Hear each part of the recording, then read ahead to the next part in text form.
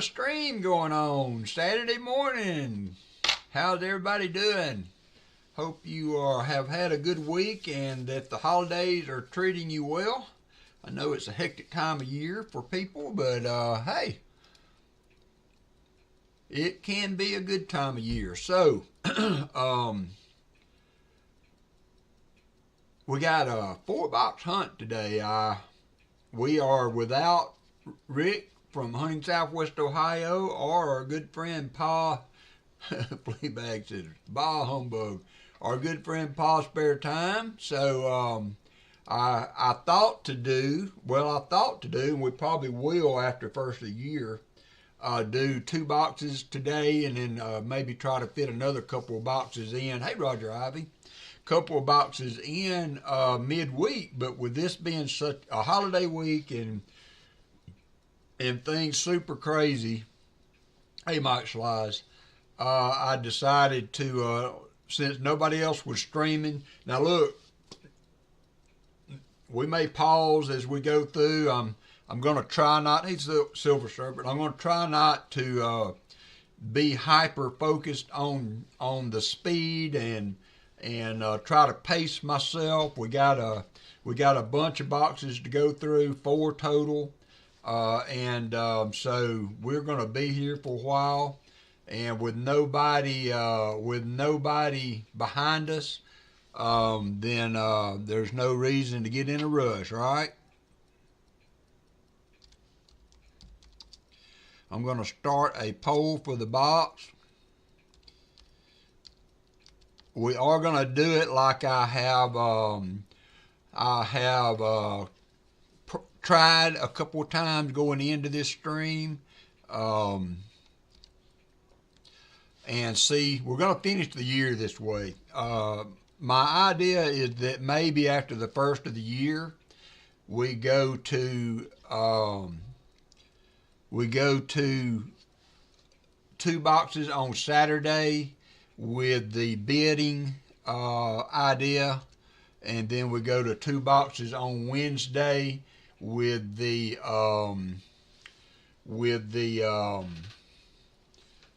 in the old style. Take pre-box donator, so we'd hunt Saturday. The 2 boxes left, we would go with those on Wednesday. I am going to try to see if I can economically afford to try to tack on 2 more boxes, or actually it would be 4 boxes, because I've got a bank that's willing to order, but they will only order 4 boxes at a time for me. So we'll see. If I do, those would all be double stack boxes. If nothing else, it would give me some boxes to hunt here at the house. Me and Hannah could play around with. But I hope everybody is doing well. See, we got 28 people up in here. Let's run through the chat while we are waiting on the poll to get filled. So BH Ringer, Blistering Barnacles, Brian Jensen, Christian Mandan, Christopher Ty. I sent you an email if you have not read it yet. Your package that from a couple of 2 or 3 weeks ago was returned. I don't know a way around it. I refunded your money. That to me was the most prudent avenue to rectify that. Although I will send you your auction item. You had a silver-proof quarter that you won in auction. I should be able to stamp mail that. We've had some success that way because of the huge volume of NIFCs and whatnot that was in the box hunt that we did. So I just could not get that through customs. So I apologize for that. I'm sorry. So I guess I will have to limit the box bidding to the U.S. only going forward. I absolutely hate having to take that step. But it is what it is. I did not know. Now, they didn't open the box. I guess I had coins on there. And I'm not sure. I'm reluctant to allow, put something on the package that it's not, and then for whatever reason they do open it, and then they do something. I don't know. I don't know how all that works, but again, I apologize, my friend. I did refund your box hunt money. Christopher Ty, Chew, Elizabeth Flood, Fleabag, J.C. Likes Pound, Jesse Kruckenberg, Jim Thompson, Michael Erickson. We had somebody else jump in. Who was that? Brian Jensen, Michael Erickson, Mike Slide, Roger Ivy, Silver Serpent, Tom Thumb, and myself. Shellbell was in here. She must have had to step out for a minute. So anyway, that's where we're at with that. Again, I apologize for that, Christopher. And don't hesitate to bid on things in the auction if you would like, that I can stamp mail like we have in the past, if you're okay with that. There she is. I didn't see you in the queue, Shellbell. I'm sorry. We will have to go forward like that. So, anywho, so Hannah was asking me what I wanted for Christmas, and so I had found the perfect gift. Thank you, Jim Thompson. Oh, and yeah, that's another point. 1,500 subs. So, you know, Hunting Southwest Ohio is doing the multi-channel giveaway. I did not participate last year, and then 3 years ago when I did participate, I was still under 1,000 subs. And man, it was like 250 subs, something like that. It was a crazy number that jumped up there. Then, of course, YouTube took most of them away. And so that kind of discouraged me. So the next year I didn't participate. And so this year I thought I would jump back in. A few weeks ago I was on pause stream. I had mentioned that. Woo-woo! Thank you, Jim. I was on pause stream, and I had mentioned that we were closing in on the 1,500. I think we were 19 away at that point. So, hey, Captain Vic. So we have inched above the 1,500. Sometime after first of the year, we'll give that time to settle down and see how YouTube treats the surge. And that's what I was getting to a minute ago. I had so many subs when I was below 1,000. Thank you, Jesse. And that's a lot to Rick. And then I forget who he credited with the idea, but a nice little way to give some silver away and then benefit the channel also. I had mentioned it on Paul Stream, and last year or 3 years ago, I was below the 1,000 sub mark. And so I gained a bunch of subs, and then YouTube promptly took most of them back away again. So I kind of got discouraged after that.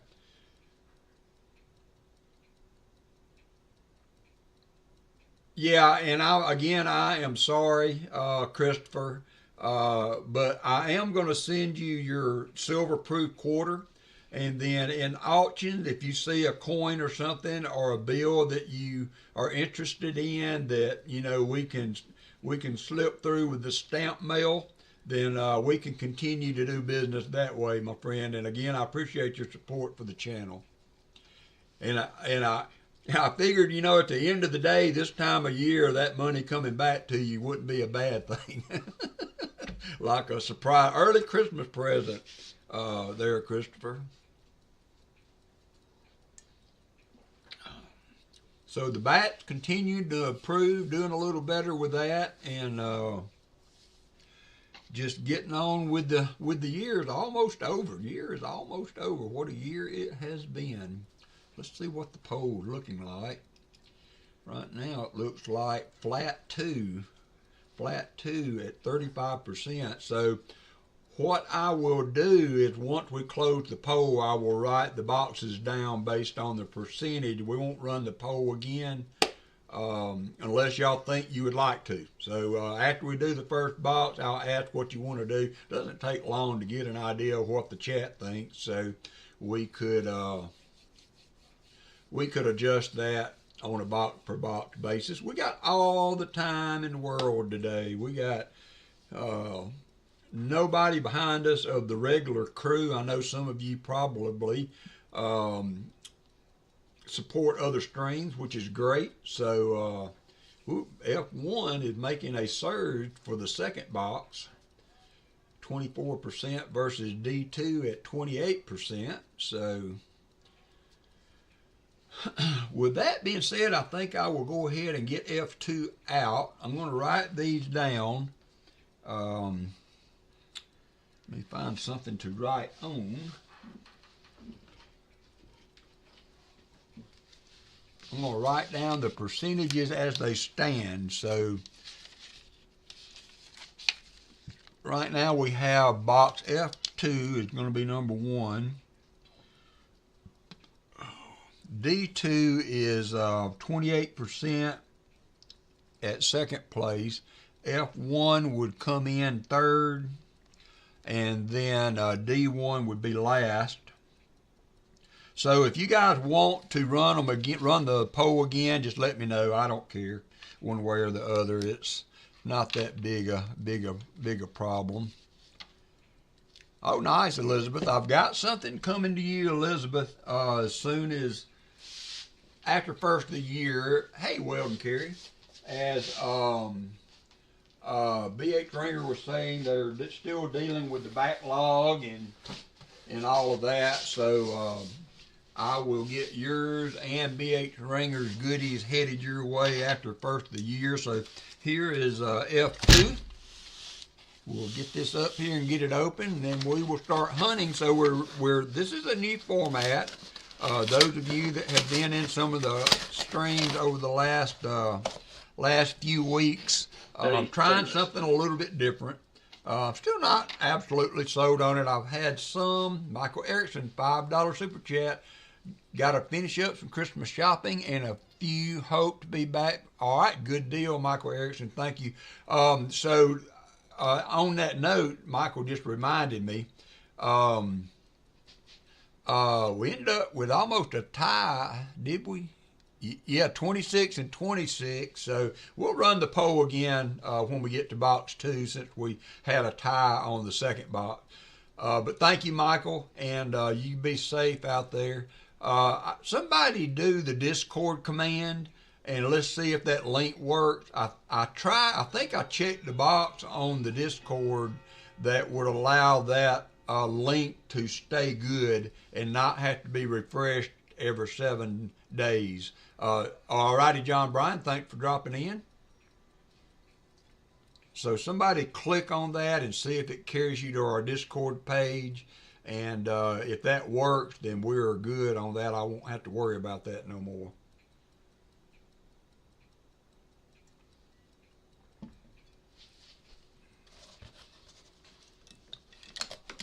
Oops. Screwdriver down.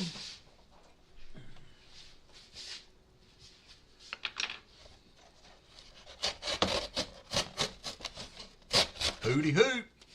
How you doing, NC? Weldon Carey, hope you are doing well. So here's the box. Has us a mix of the newer coins.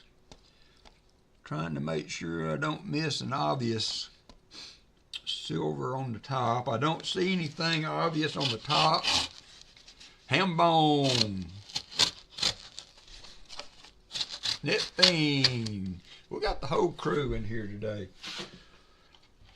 Got the whole crew digging up dirt, walking on the. All right, James, I did get your giveaway that I messed up on, headed your way. So keep an eye on the mailbox for that. And so, talking about the new format, for those of you that might not be aware, what I'm doing is still in the trial phase. Good morning, Show Me Stacker. Starika, how are you?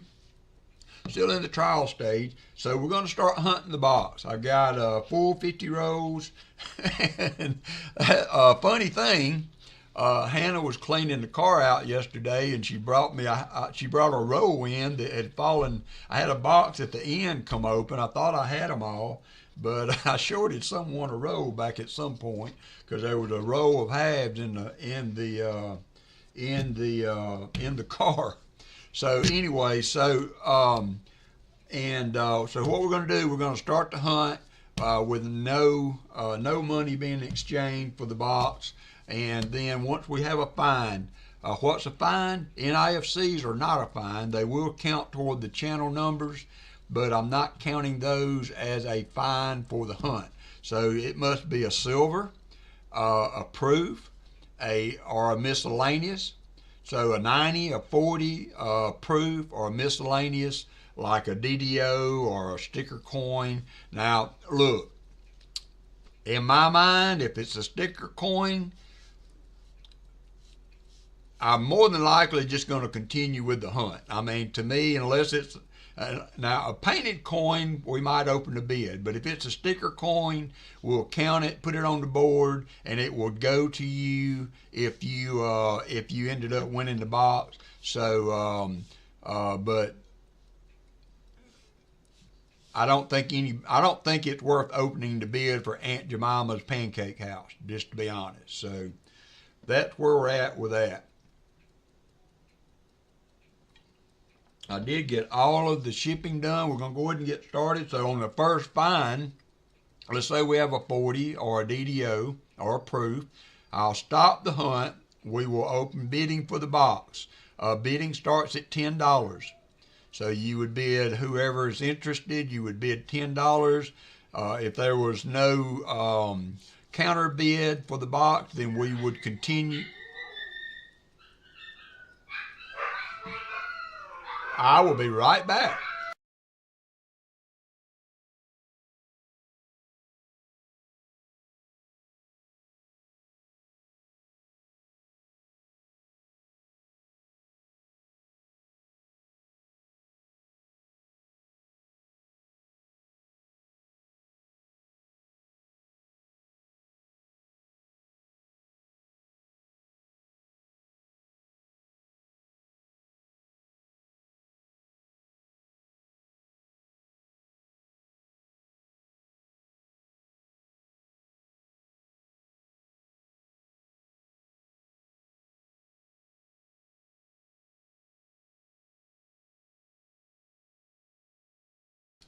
I apologize for that. Both of them go to howling. They do that every now and then, not very often, but you just have to go and disrupt them to get them to stop. So I'll put them out for a while. Yes, we will still match all the first silver found in every box. So if we find a 90 and a 40 in every box, then an extra 90 and 40 will go to each of the high bidders for the box. So that's how we're going to do it. So let's get going. If you have any questions, feel free to put them in the chat. If you would, tag me in there. Thank you, Elizabeth. So that I know that you are have something that I need to answer. So this box has a fair amount of newer coins on the top, and that's another reason that I like this format. Is because even when we get a box like this, and now, you know, hey Martin Bowen, you were just fixing to say your name, you and William. We have both discussed the fact that, you know, a mix of the newer coins is not a bad thing, but sometimes when we're hunting a box that has a pretty good amount of the newer coins, I know it's all part of hunting. You can't predict that one way or the other, but it's a bummer when you spend money on a box and then, you know, you don't find anything of note and it was just littered with the newer coin. This way I don't really have to worry about that because we can just go ahead and hunt the box regardless of the mix, and when you see value, then you can bid accordingly. So it kind of allows me a little more freedom.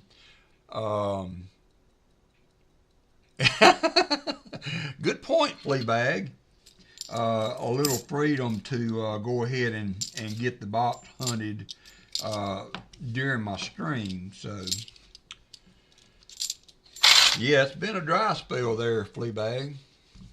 Been a dry spell, and I hate it so bad for Christopher because the box that he bought half the box, I believe, or both boxes or something, and they ended up being pretty good. So I hate that. I couldn't get that sent, but I had saw that Copper Owl had a package that made it to Poland, but they opened it, went through every parcel in there. It's doing better, BH Ringer. Just as I get up is when it's at its worst now.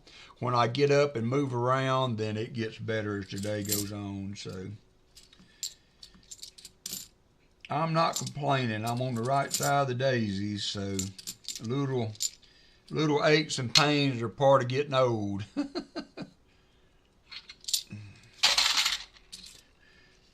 friend of mine, my brother-in-law, called and said he had his season tickets to the Alabama basketball game were available if I wanted to go. So I dialed up a friend of mine. We're going to go to the basketball game Sunday afternoon.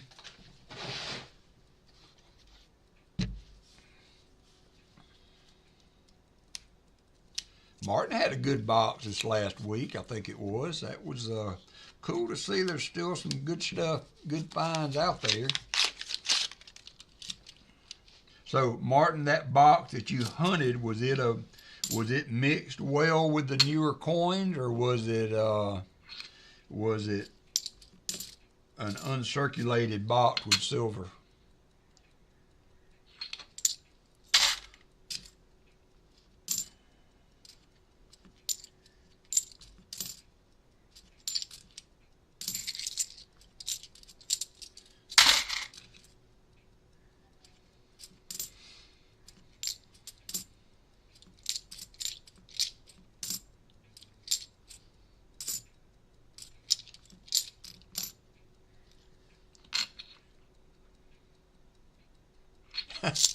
I walked in the other day and I heard the absolute awfulest noise, and I thought it sounded like Angus was doing just like an extended good mix of new and old. Martin, all right, good deal. This has hope for this one then, but it sounded like Angus was just doing this long, mournful howl. I couldn't figure out what in the heck it was. And then earlier last week, hey, Miss Corn Crew, good morning. Generous of you. Thank you so much, Michael Erickson. That is very generous of you, my friend, with his second super chat. $5 super chat. Thank you, Michael. You be safe. That's the main thing. And hey, Miss Coin Crew, I'm sorry. I think I streamed over you a little bit, or I saw that you were fixing to do a stream for what, sandblasted silver eagles? I've never heard of that. Never heard of that. 50 likes. Nice. Let's get that going. And after we, just a short premiere. Okay. All right. Well, oh, a premiere. So I got you. Dashboard. We're going to do a giveaway. And then after the giveaway, I will finish my story about the Christmas present I kind of jokingly told Hannah and Jacob to save their money for. Starting the giveaway. Thanks, everybody.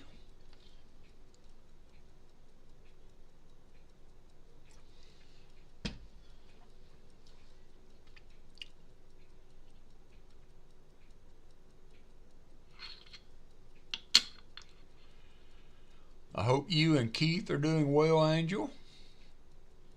Staying warm up there in the cold weather.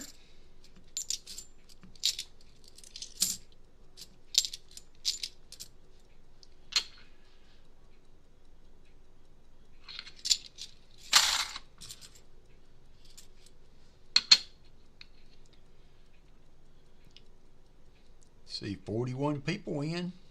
We should have cornered the market today.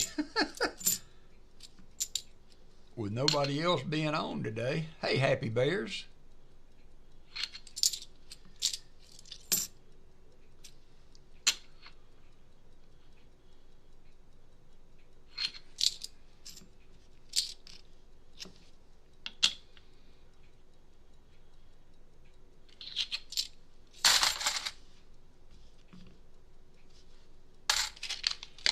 We've got a minute and 42 seconds to go. What we got, 23 people in, 41 watching, so get on in. There's Mike Slides getting in.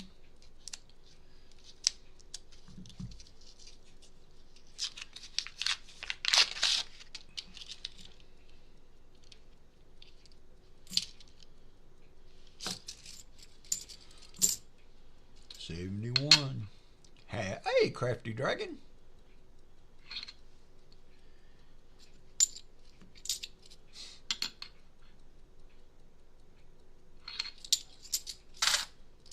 $26 people in, 59 seconds.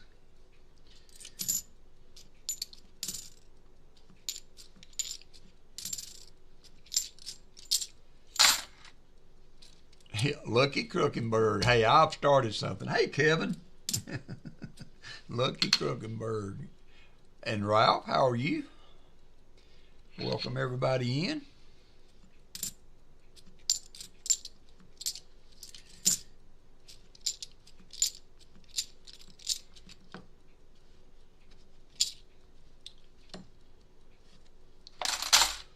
What we got, 20 seconds. Let's see if the button's going to work today. Of course not.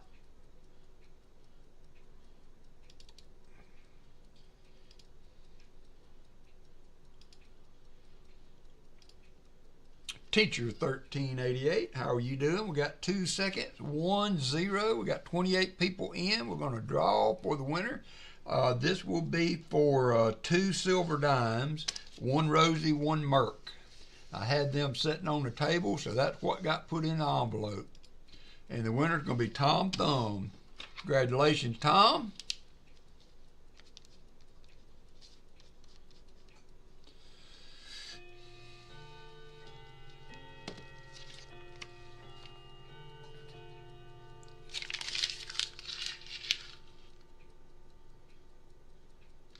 Oh,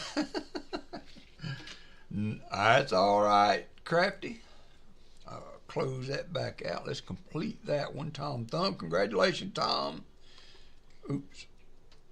Yeah, and close that. All right. Now we got, get on with the hunt. I'm sorry, Jimmy J. We got 4 boxes to do today, so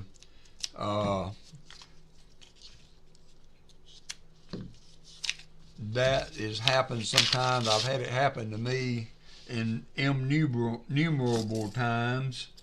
So hopefully you can get in on the next at the 75 likes. 75 likes will be a silver quarter and a war nickel. And I did something a little bit different, Shellbell. I did change the spread, or add this to the spreadsheet for the 100 likes. I decided to do a magic coin that I found today as I was cleaning up stuff on my desk this week. So I thought I would do a magic coin for the 100 likes, just in case somebody might not have one. So that was 82p.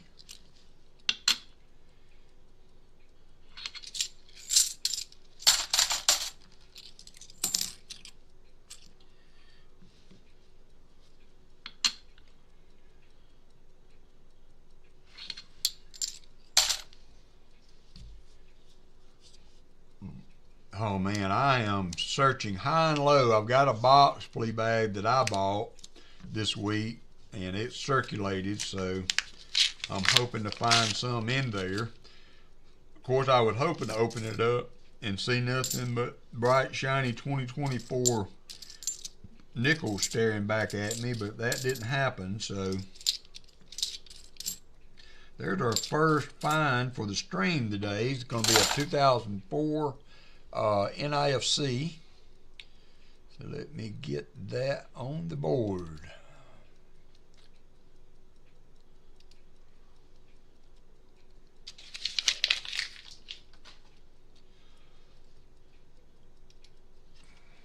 I asked my LCS guy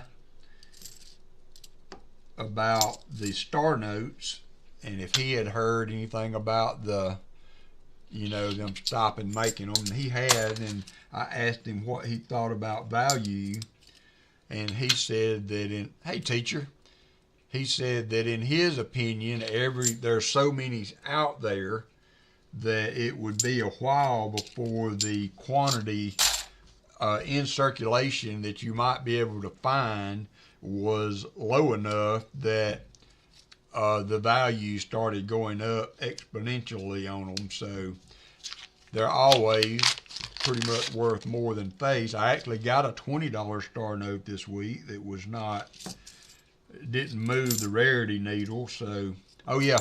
And so I was going to show you, I'm going to see if I can make this do right, see if it gives me the option. So I was telling Hannah, I was asking, what do you want for Christmas, Daddy? What do you want for Christmas?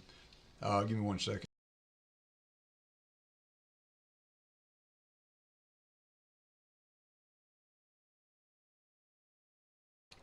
So I said, I got something, Hannah, if you and Jacob put back a little money, hopefully, it would be a good something y'all could get me for Christmas.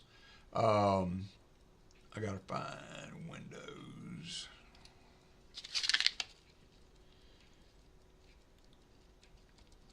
And she was like, what is it, Daddy? What is it? So I showed her this.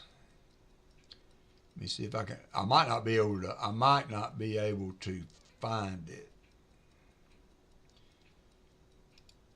I'm gonna have to flick around on a couple of screens to see if it will come up. There we go.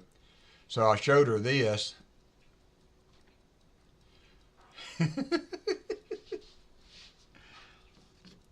And she's like, yeah, right, Dad. I thought that was funny though. So it's on Heritage Auctions. Supposedly this is a very, very rare national banknote that oh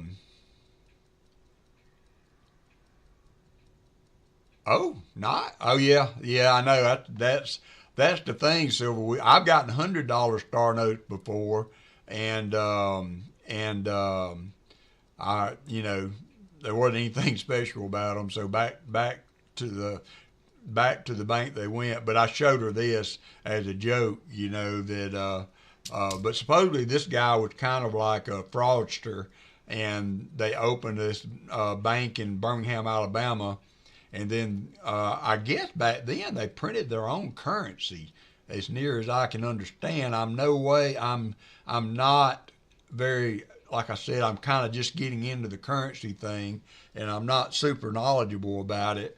And but I guess the national banks kind of printed their own currency, and so this guy started this bank and was a swindler.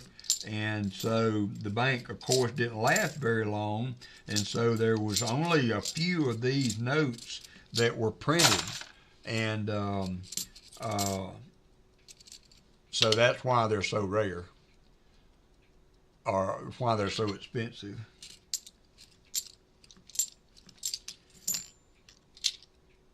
There is another NIFC for number 2. Now, as part of the bidding process, we're not open to bids for this, but should you win the bid, I will still do silver based on the number of NIFCs we find. So there still is a benefit for the NIFCs that I will still do silver for. Is Fleabag a little rusty? You have been the slot king for sure, Fleabag.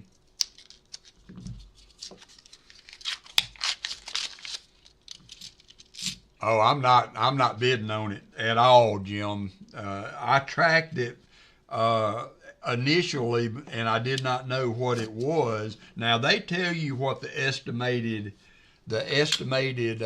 sale price will be, and so I looked at it just from an interest standpoint.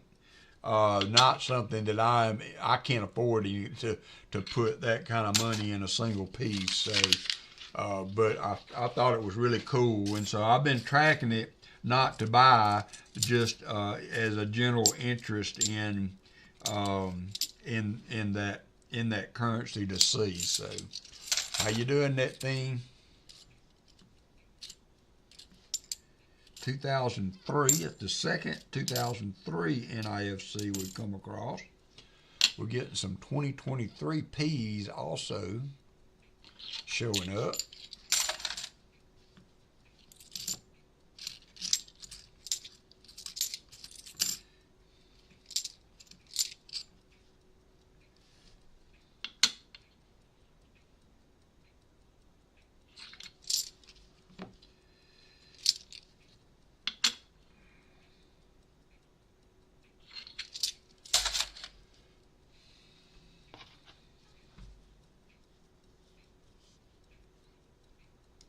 Yeah. Yeah. I asked for a truck one time where my mother-in-law was asking me, and so at Christmas time there was a little red pickup truck ornament on the tree. That was my what I asked for. She said, you didn't state how big. So next time he does that, you can just get him a little Matchbox Lamborghini.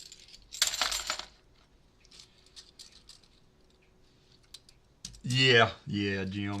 It's like I said, I'm learning about it still, and part of the learning process is understanding the collectability and value of some of that stuff. So it's out of my league. So, but it's still, I still watch and see what things go for.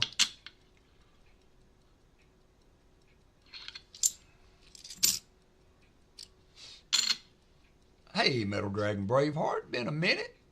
Hope you are doing well, and I hope that your holiday is going well.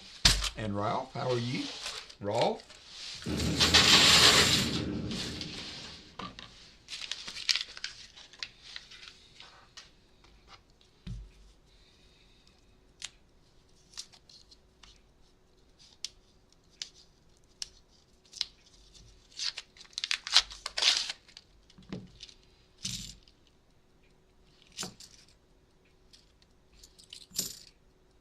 Save me two.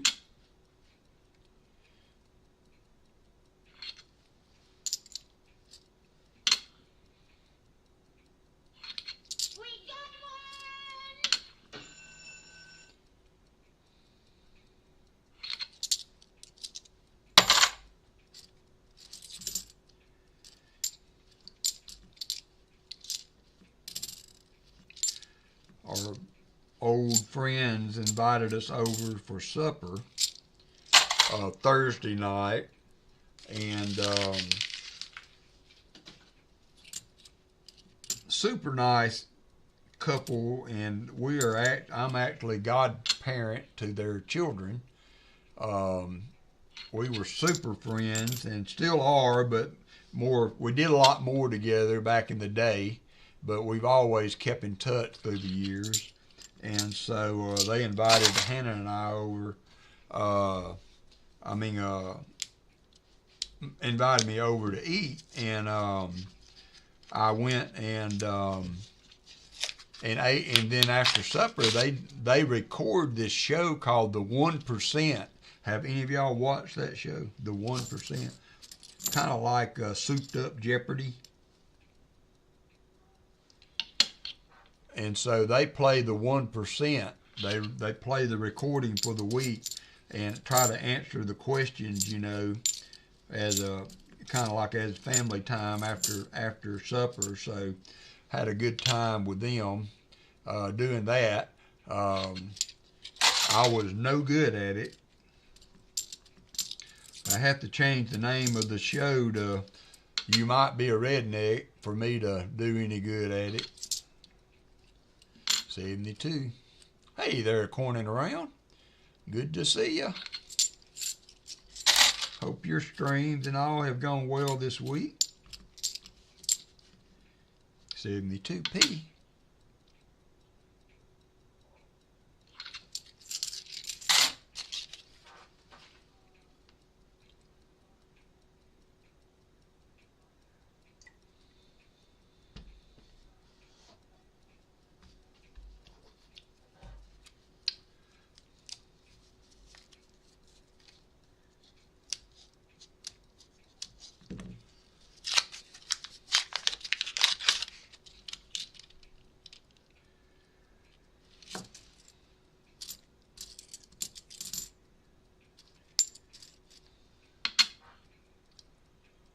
Pa has a house full of guests today, and Rick is still working on the basement. He has done a few update streams this week on their progress. It looks really good, but man, that is a ton of work they got going on. So he was supposed to go home Sunday and postponed it to Monday. I think he's off. He works for an educator, and so they're usually have an extended Christmas break, so he is off for a couple weeks, and he spent most of it working on his son's basement. He's a good man, I tell you what. He seems to be handy in that kind of stuff for sure, and obviously must enjoy it to a degree. I think he redid his LCS. He redid was redoing part of the shop for him, and he stays busy. I did get all of the Christmas mailing out, all my mods. I don't think I missed anybody. I might. So if you're a mod and you did not get a little something from me, please let me know in case I forgot somebody. I was trying to find the screen on, I don't know if it's on, oops, I almost knocked my coffee over. I don't know if it is on YouTube Studio, but it used to be a thing that would show all the mods, and I was trying to find that. For some reason, I couldn't remember what page of that it was on. So I kind of went by my list that I have up here, and went that route. If you are a channel creator, I try to keep some of the like Southern Metal and Paul's Spare Time as mods because they are channel creators, and they might want to promote something going on their stream or something like that. So I want them to have the ability to do that without having to ask somebody else to post. And so with that being said, I did not do of the mod stuff for them for Christmas.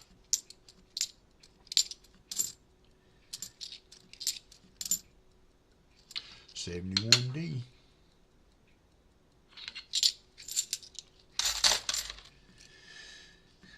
Pa called me the other day. Part of Pa's deal with his membership is that he gives them a call. Now, I'm not an upper tier member like I used to be, but he gave me a call just to check on me. It was nice to hear from him this week. They are busy, busy, busy.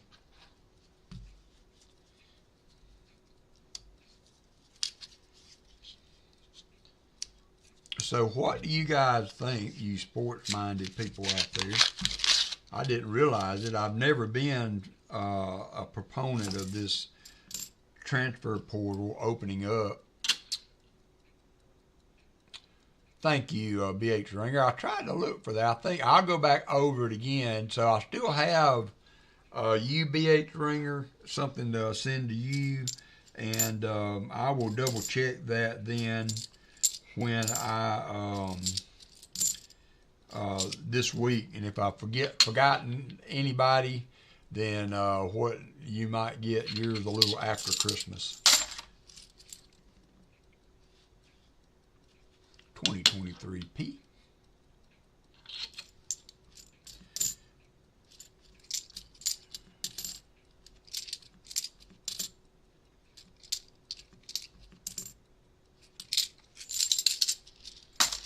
So I may end up pausing the auction for a little bit. I'm kind of running out of stuff.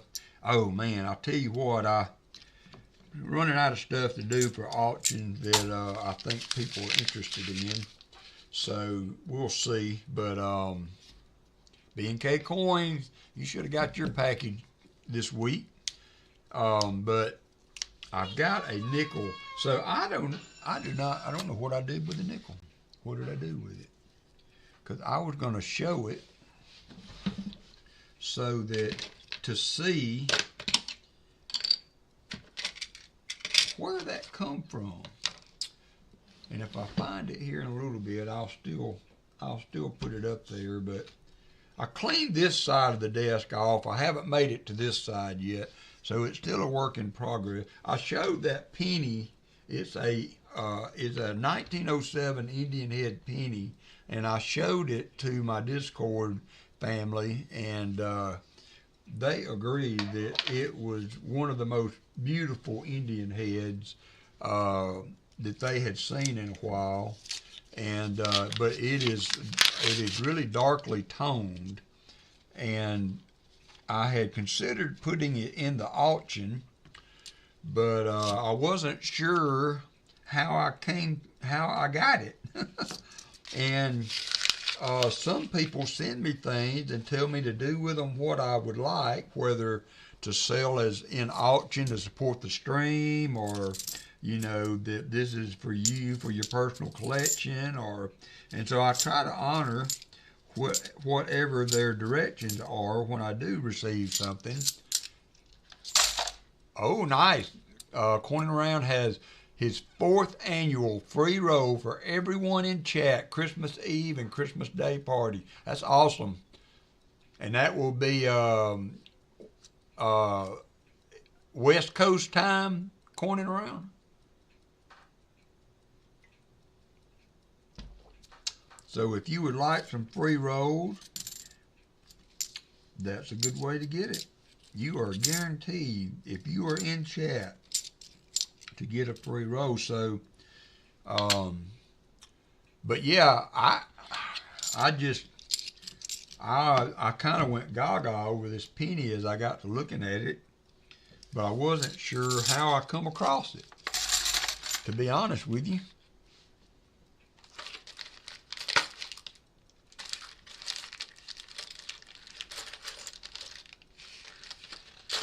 Oh, there it is right there. I'm going to show this to y'all, and if you would like to send me an email, or if you're in my Discord, if you would like to let me know if you've given me this, and so that I can attribute it to the proper person.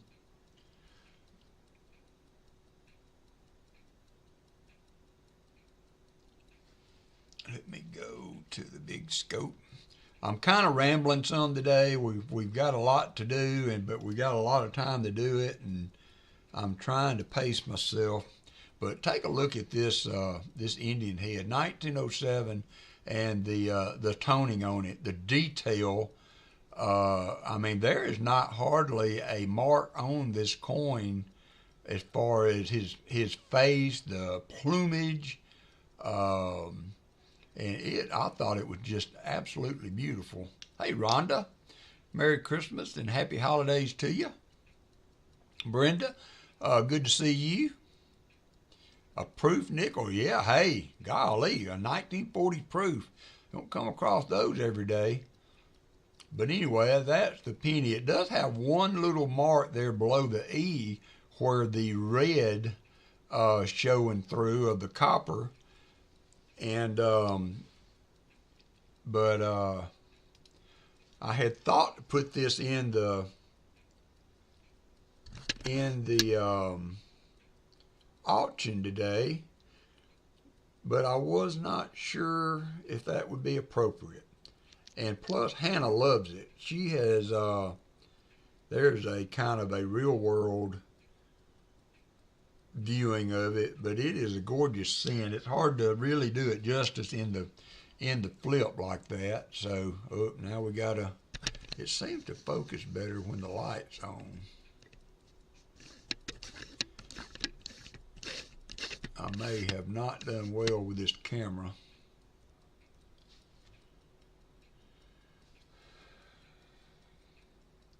Yeah, that will probably be its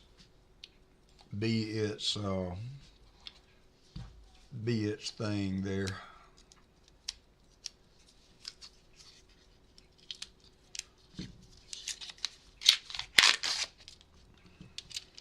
Welcome to the party, pal. James Benson subscribed. Thank you, James. So we may get some of those as we go along because of the multi-channel giveaway that's going out for Hunting Southwest Ohio. So thank you, James, for subscribing. Hey, Dimebag, if you are in the chat, good to see you, and thanks for subscribing.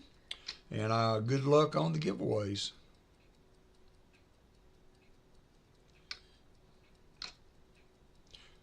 There he is.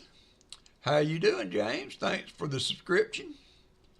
And if you are doing that in response to the giveaway that's going on, then good luck to you.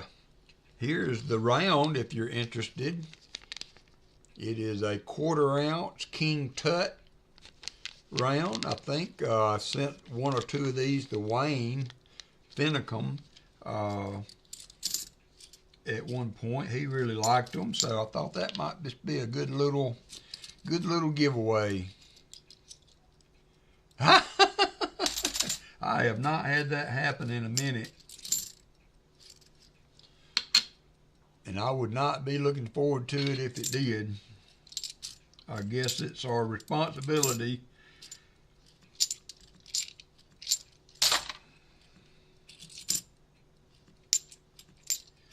I have only successfully made it through the process once into the pool, and I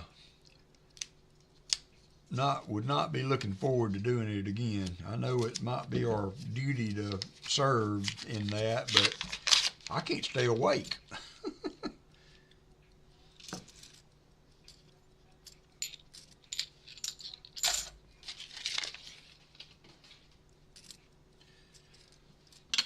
Shell Bell, are y'all getting a white Christmas this year? All you northerners?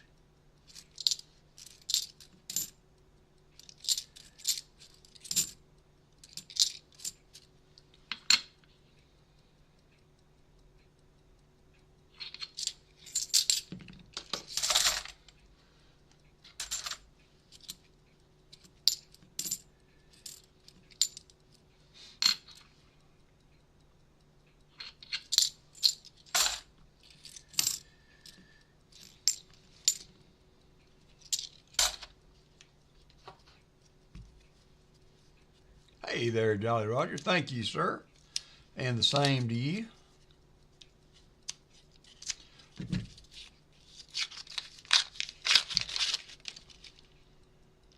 Looks like a proof. Yep, we have a...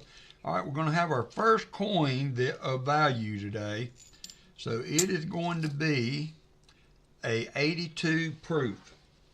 82 proof coin. So now we're going to just stop snowing. Got 8 or 9 inches overnight. Wow. 8 or 9 inches of snow for BH Ringer. It looked like you were getting snow in your area, Shell Bell, when I looked at. I'm not meaning what Jolly, I think it was Jolly Roger said stalking much, but I feel like I'm really close friends with Shell Bell, so I look at their weather every now and then to see what the weather's like. So we got a pretty nice 82 S proof. 82 S proof. I'm going to weigh it just to make sure it's not silver. It did not look to be a silver proof, but better Safe and sorry. Nope, it is a clad proof. So this is going to open the bidding process.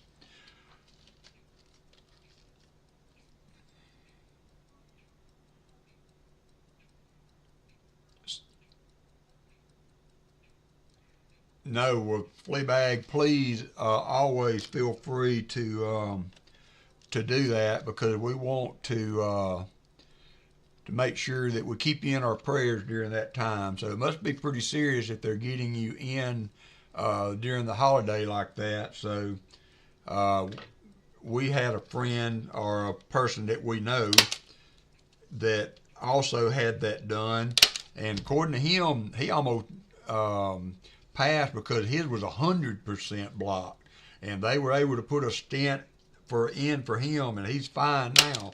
So I hope everything goes well. And woo, 3 degrees. Goes well for you, Fleabag, and keep us posted, please. All right, so we do have a proof. This does have some value. So if there's any consideration for the box, if there's anybody that is interested in a $10 proof, and this is where this comes in at. Is that proof worth $10? Probably not. I don't know. It got some circulation damage, but B&K Coin says it's worth $10 to him. So B&K, you have the box right now for $10. Is there any resistance to the $10 B&K had? Hey, Gatita has bid. Is there anybody else interested in $10? So far, you have the proof and 3 NIFCs. Now, I did not change the description. I forgot to do that, but I'm capping the NIFCs if you want to keep them at 10. So if you want to keep the NIFCs, you can get 10. If not, I will exchange them for silver up to a 90. So Shell Bell at 11, B&K is at 12.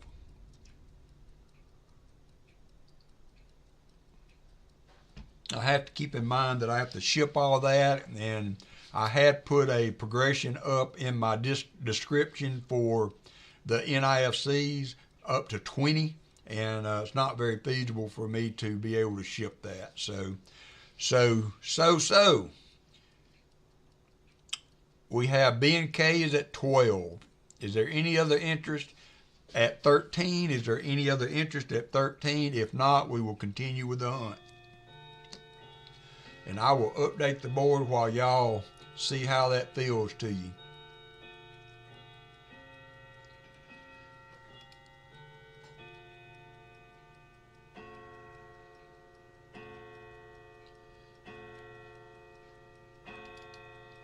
So we've got 3 NIFCs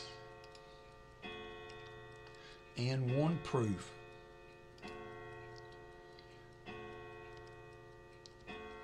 All right, so we are going to continue on. So Shell Bell and the mods will keep up with the rolling bid. You know what I should do is I can't do it today. I can though.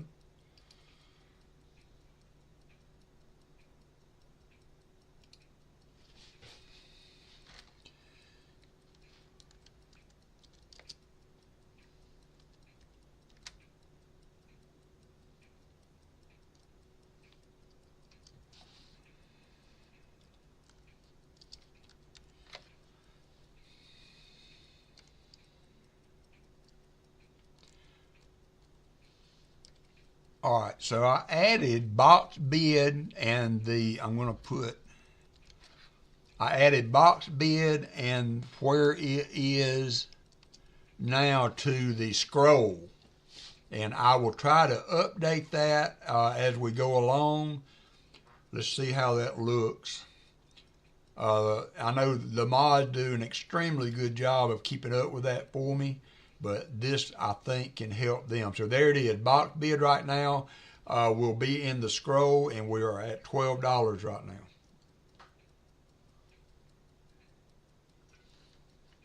So thank you, B&K. I take it, B&K, you were satisfied with your box goodies. You should have gotten your package in the mail.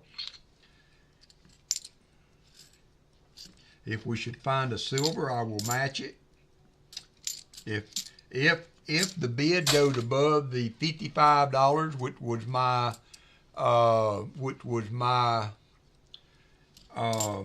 old box price, if we should surpass the $55 on bidding, then you will get all the benefits of a full box donator, which will be matching silver. And that's a caveat to that, Fleabag, you were asking earlier. I will match the silver as we go along, or I could do it at the end of the box. Hey, Hunter. But you have to bid the full box donator price of $55 to get all of those benefits, like matching silver and that kind of stuff.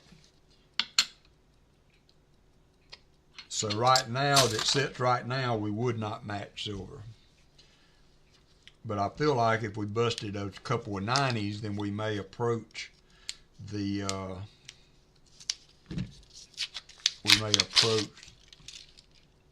full box donator level.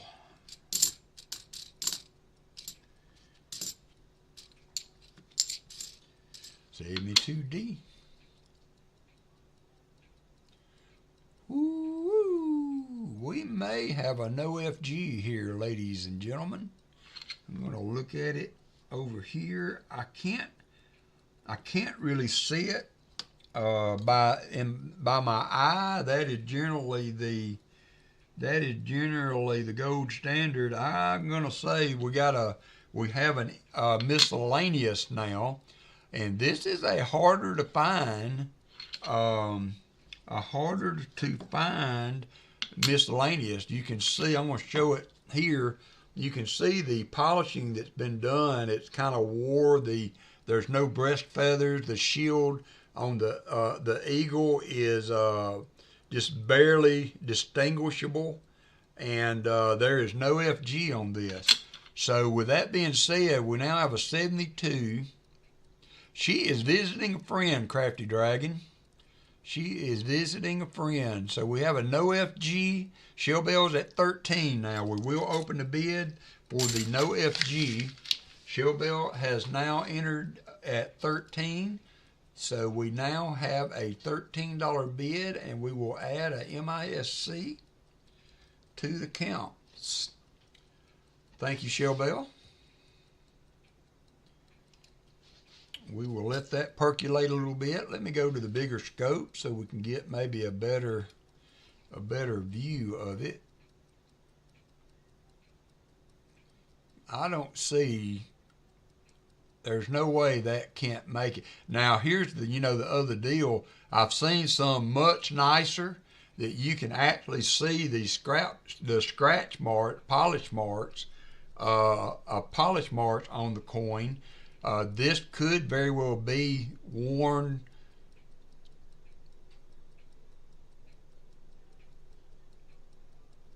Oh, I got you. I see you there, Gatita.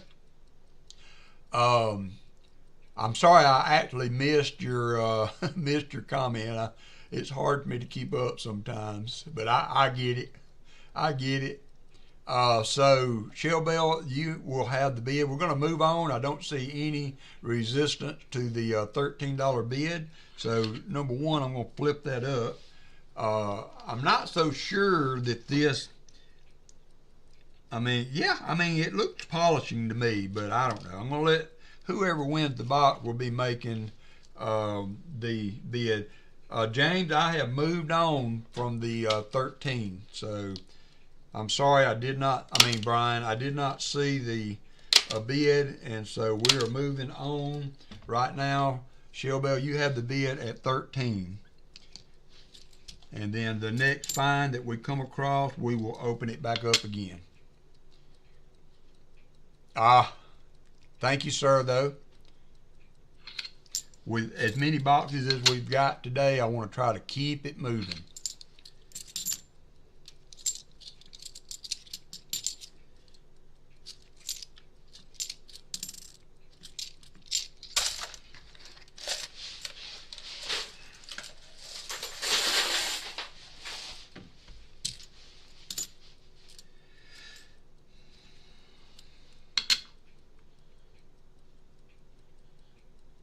Oh, you comment? Did you comment that in Nam Nam stream and you were on mine? I've done that before. I can't tell you how many times I've had a Discord go. Oh, thank you, Showbell. A Discord chat box open, and I was in a stream on the other screen. Shellbell hit the slots and was trying to make a comment in the chat on the stream, and I was doing it on the Discord page. So yeah, I feel you. I've been there. What we got here? 2023P.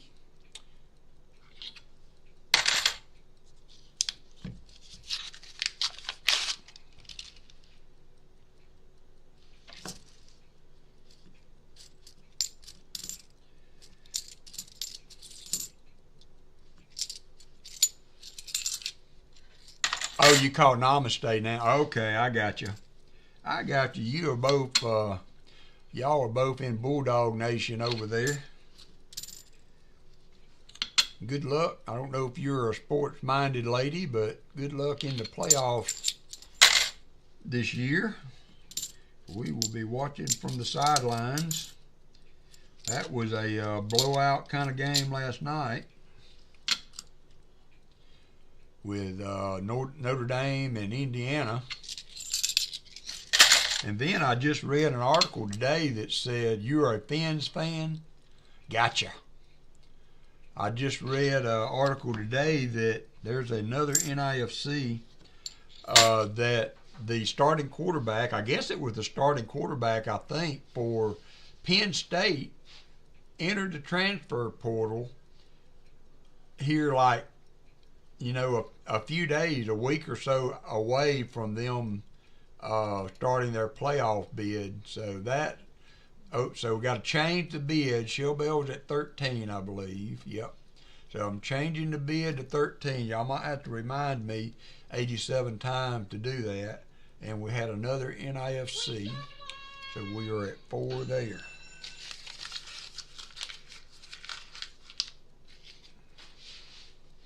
And that should have the board updated.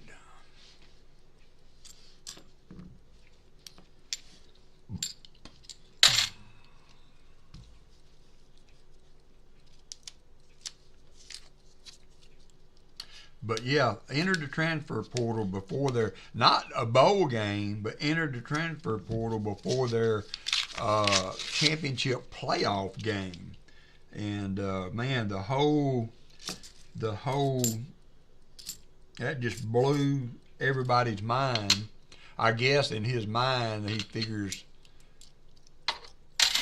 I had stopped the bid before he bid, B&K. I had already said that I was Fleabag. I had already said I was moving on. So he will have the option to jump back in on the next fine. But that just kind of blew the whole college football world crazy. I guess in his mind, Penn State didn't have a really good chance of winning, maybe, but so he thought, why take a chance on injuring myself? I get it, but I don't agree with it.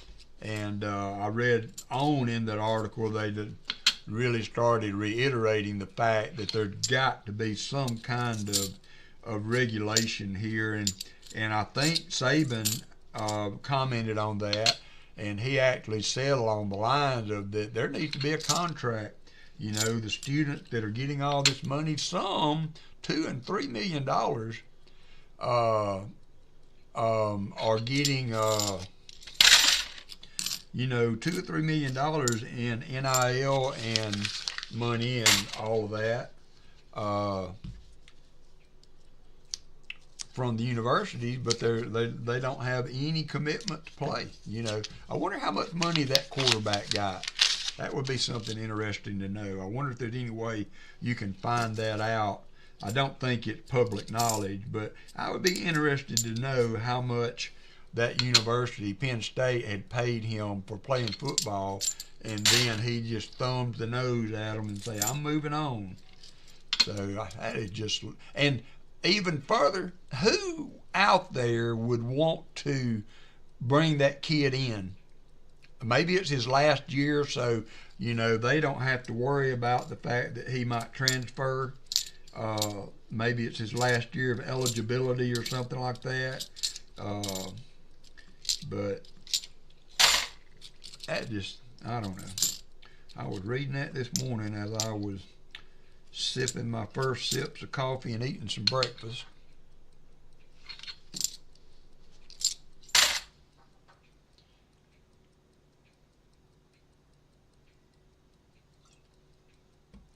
Well, I just think that he should have been under a contract to play. And then it would be like, it would be kind of something like the coaches when if he's not, be nice, Metal Dragon, be nice. But I don't know. It's just like the wild, wild west out there right now for all of the stuff going on in the college football world right now.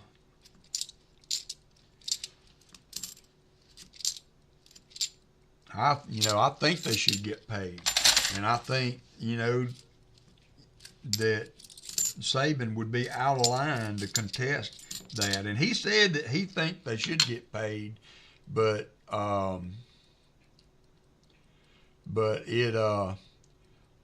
if it was just extracurricular kind of Crafty Dragon and intercollegiate, if you would, or something like that, and there was not a big dollar figure being made by the universities, then yes, I agree with that. But if the universities are going to make tens to hundreds of millions of dollars a year for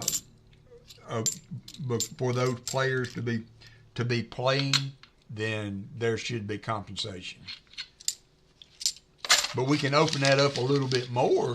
We can say, that the volleyball players and the soccer players and the softball players and all of those, why pay all the big money to the football players and not have it across the board so that other people benefit from it? And I said last time we were talking about this that I agree, Metal Dragon. There should be rules around all that. But I said too that if you got somebody making 7 figures, they shouldn't be on no scholarship. I mean, that is absolutely ludicrous that somebody they're paying to play a seven-figure salary to play football, that they should be under a scholarship. That is absolutely should change. That one of my there's so many people out there that are brilliant minds and could benefit royally from having the opportunity to go to college on scholarship, and $1 million football players shouldn't be some of them. They should have to pay to go to the school if they're now they could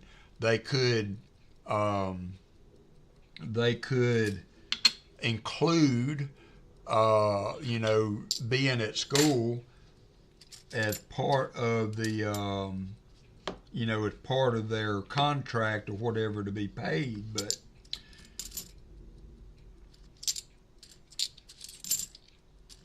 they shouldn't be giving scholarships away if they're paying them that money, in my opinion. Yeah, that may be. That could be.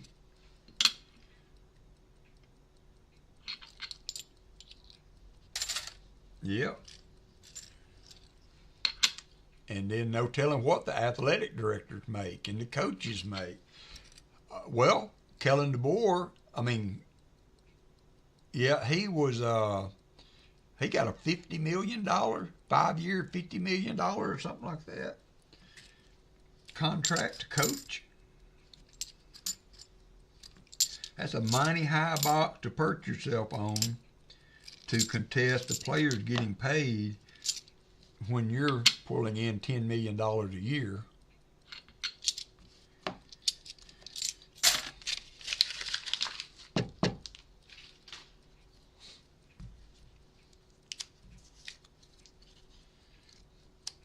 I don't know that I would, and I avidly watch every Alabama game, and I do watch I watch all the playoff games this year, but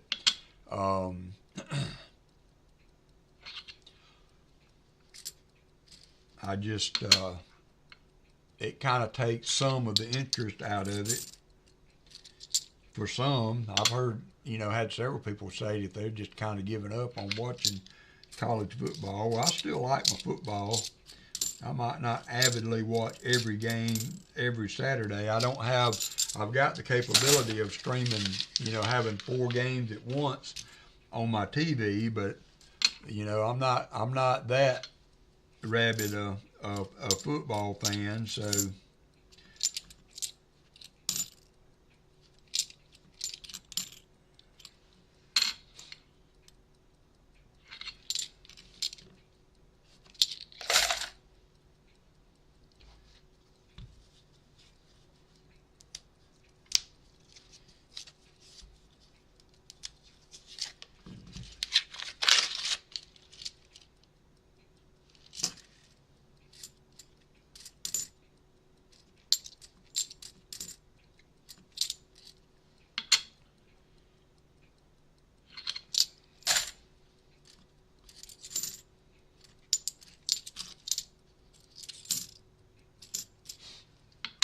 $71 like. Thank you, Fleabag. We got a quarter. I want to say it may be a 54. Silver quarter and a war nickel. I'm not sure what year the war nickel was. Will be our 75 likes. And I deviated a little bit. I had found a magic coin when I was sorting through coins today. Sometimes when I get ready to stream, I've got coins from here to here, and I just take them all and throw them in a box. And needless to say, sometimes the box is 4 months deep, or a month deep, or 6 weeks deep. So occasionally I have to go through. Back from lunch. Okay, all right, Martin. Well, better be safe. Don't text and drive.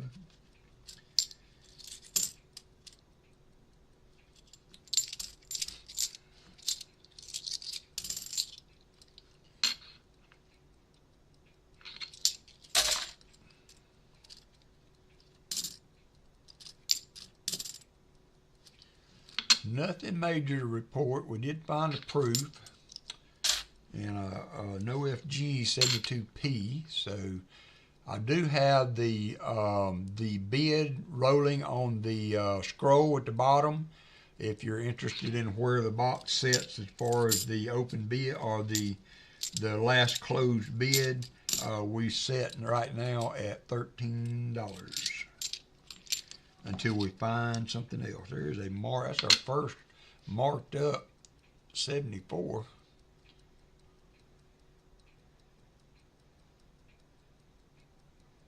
I agree. But isn't that the world over that, administrators and managers make more than the workers? It's always been that way. When I was a supervisor at Mercedes, I made more than my line workers, and they were doing all the work.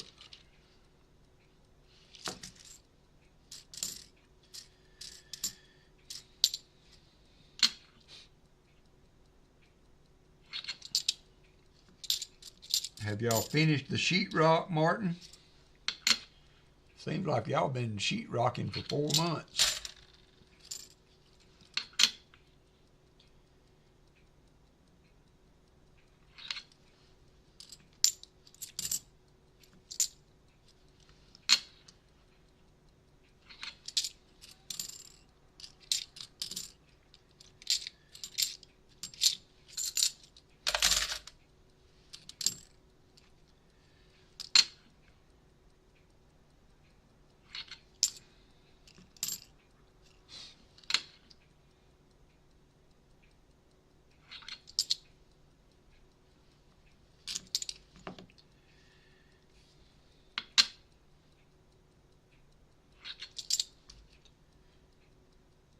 Oh, oh, nice. Have you got how deep do you have to dig a well out there to be able to get water, get good water?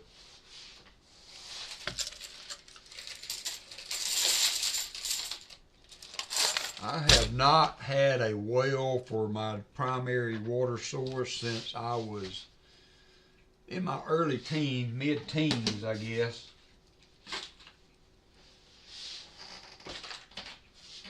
How many of you, 360 to 400 feet, how many of you have had well water as your primary source through at some point in your life? Yeah, the mudding is the downside. Well, I figured you. Oh, B&K does now. Wow, in Florida? Wow. I guess I know that's, you think living next to the ocean and all, but they do, of course, have, yeah, Fleabag grew up on well water. I did too. All we have here says Metal Dragon. JC when he was a kid.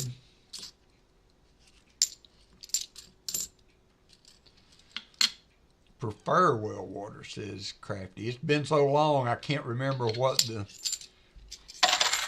Jim Thompson had well water till the 90s. Jimmy J says I have well right now, but it's pretty rusty. Yeah, I had a friend that I used to work with that had well water, and it was hard water, they called it, and it had so much iron in it. Everything he washed, it changed the color of it.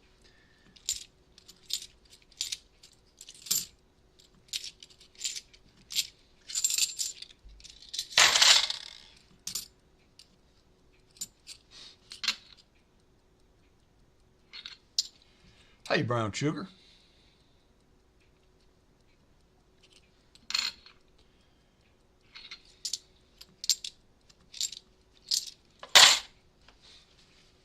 My nose is a little athletic today. I used to say when Pa would always have, he gets the sniffles.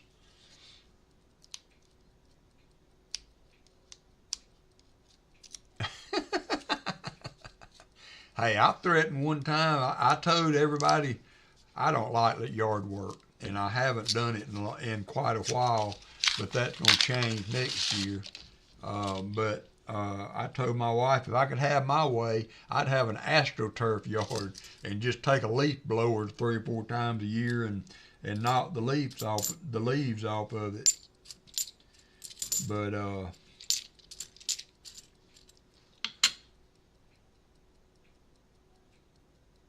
yeah, everything he had was that way, Jimmy J. Everything he wore, it was so bad that it was going to be a considerable expense for him to put in a kind of a water softener or whatever the deal is. A green cement yard, yeah. I tell you what. And hey, you know that would be in line with the Save the Earth environmental progressiveness. I know a lot of people, like in California, of course, they push a lot of the climate change stuff, and people are letting their yards and things revert back to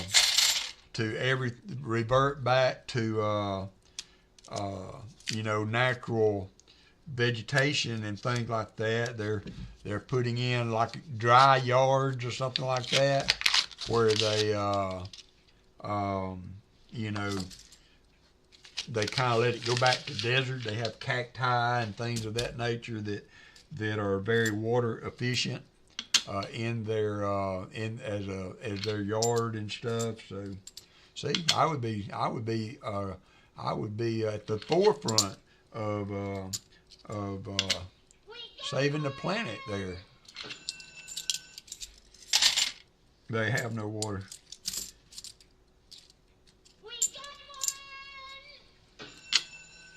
Brown sugar hit the slots.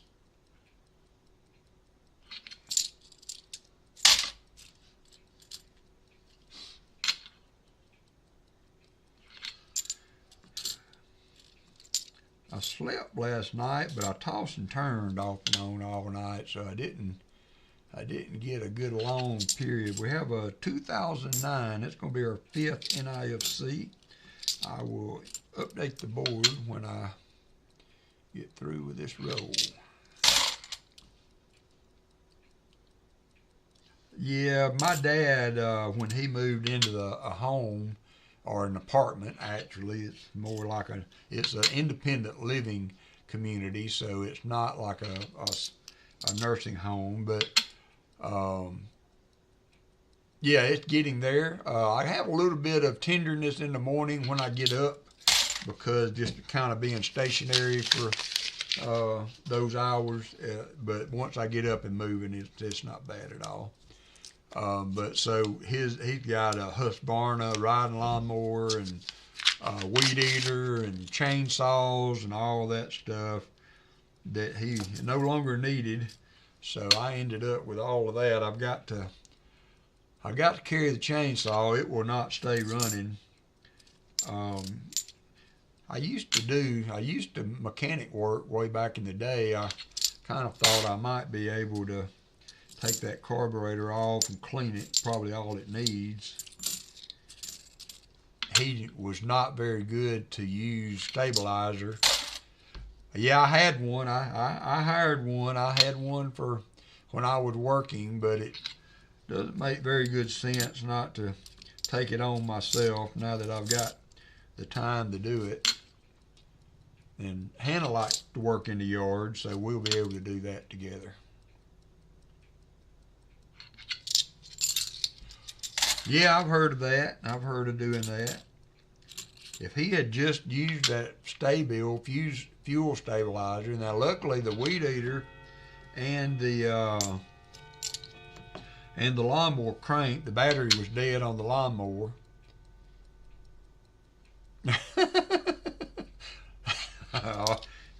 Yeah. I'm gonna leave that one alone there, Metal Dragon.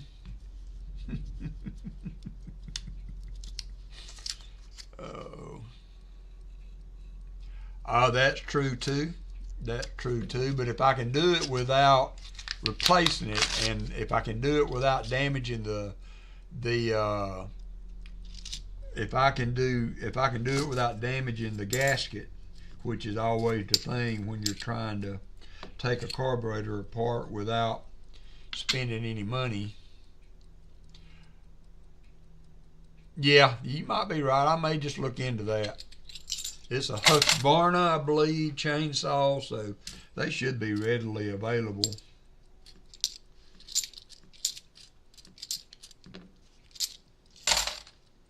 Crazy Jim, how are you doing? Yeah, you never know what you're putting in your tank when you fill up, because they've got that notice on the pump, that it might have this percentage of ethanol.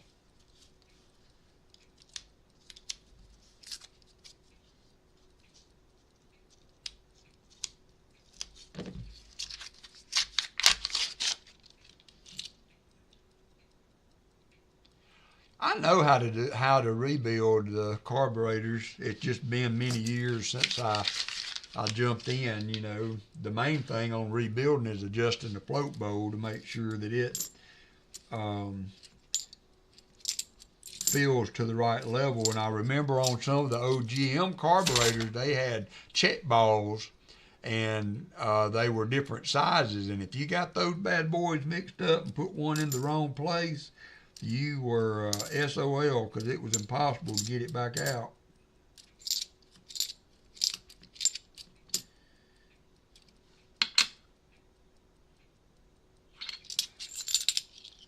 Yeah, I used to do all that back before I got into the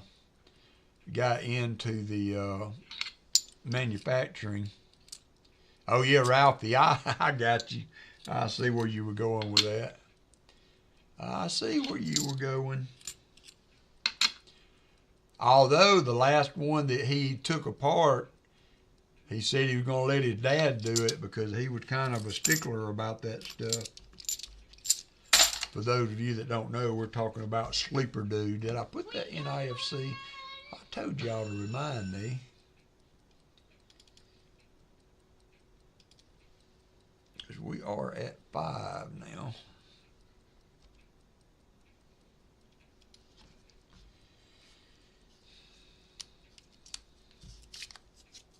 But the Sleeper Dude YouTube channel, they work on old cars and stuff. I wish they'd get an El Camino in there, Metal Dragon. That is my favorite older vehicle. Oh man, I saw a old Titan. I can't remember who made it. It was, I don't know, a 50s. Got the huge metal grill and all on it. It was like a 1-ton truck or something like that. Had a 4-wheel drive kit under it. They built the truck on a Suburban frame, so it had modern braking and all that. Man, that was a gorgeous truck. I wish I had a place to work on stuff. That would be an awesome retirement project to have something like that to tinker on. You can't do anything anymore on cars. They're just so computerized and all.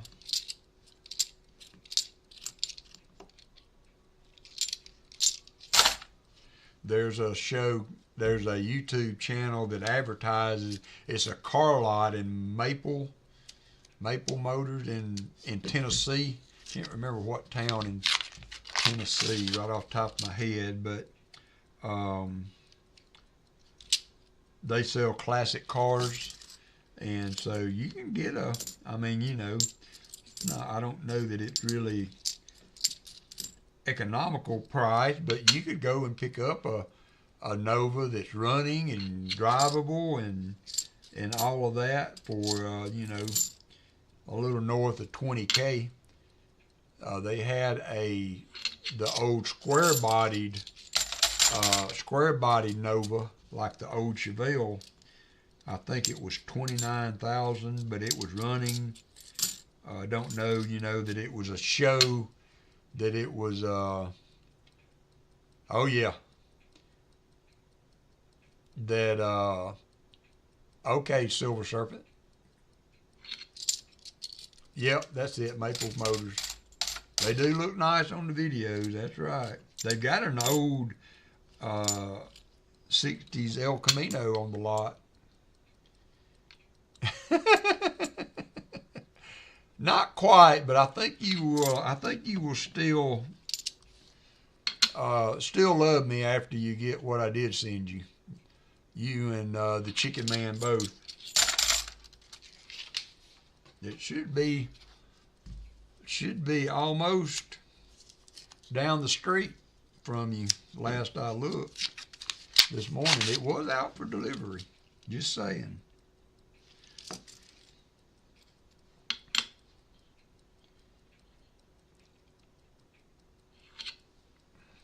Hendersonville. Yeah, Henderson, Tennessee. Yep, that's it. Maple Motors.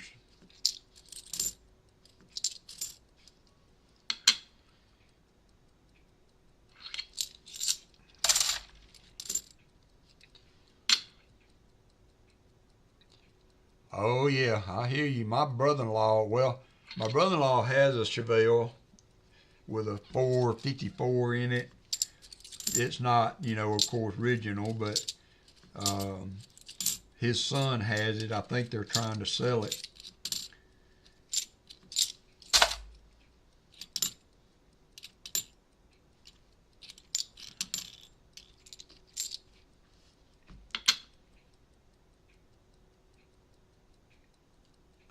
Yep, Z28 too. I like the Z28. I guess that is the Firebird. Is that not right in that thing? 10 rows to go. Chill Bill, you have the bid still at $13.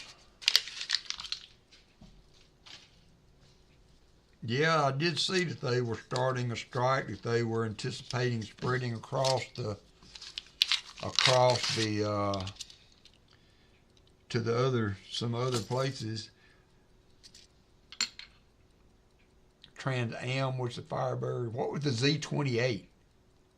That was a Camaro, right?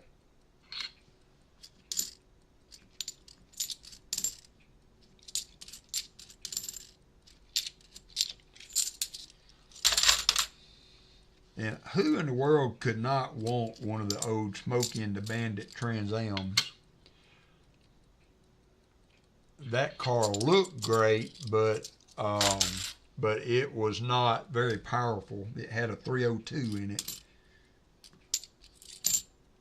It was not the hot rod that people assumed it would be based on the movie. But it was still a cool looking car. I had an 82 El Camino, and then the oldest vehicle that I had was a 60s model C10 Chevrolet.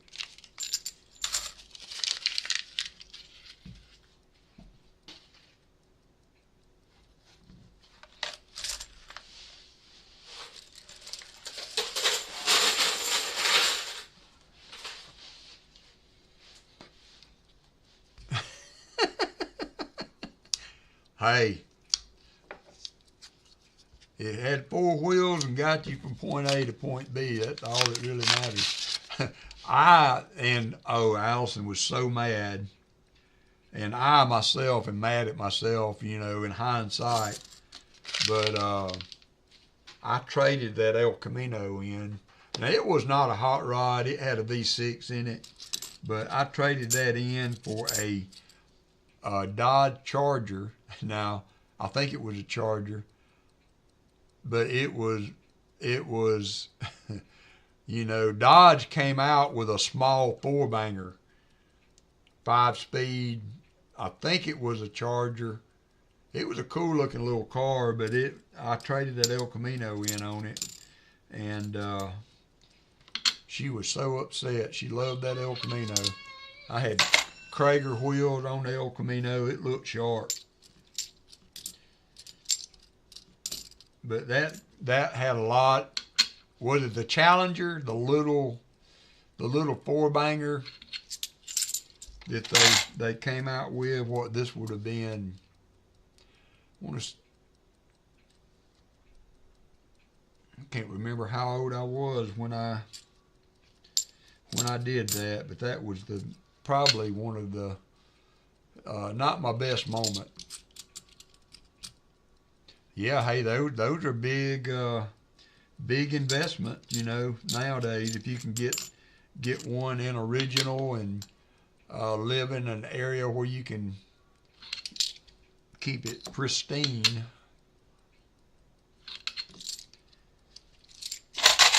And you know, just about anything you can buy.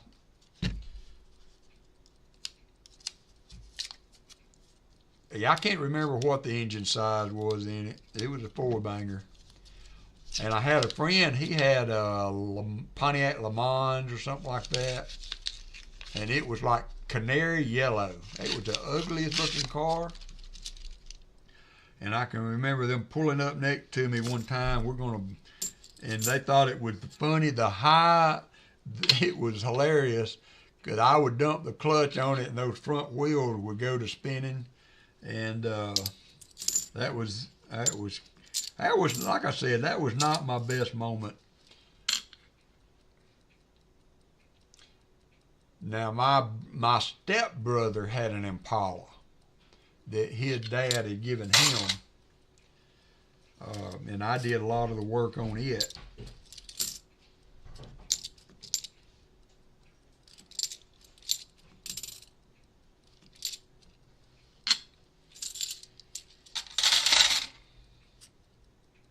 Yeah.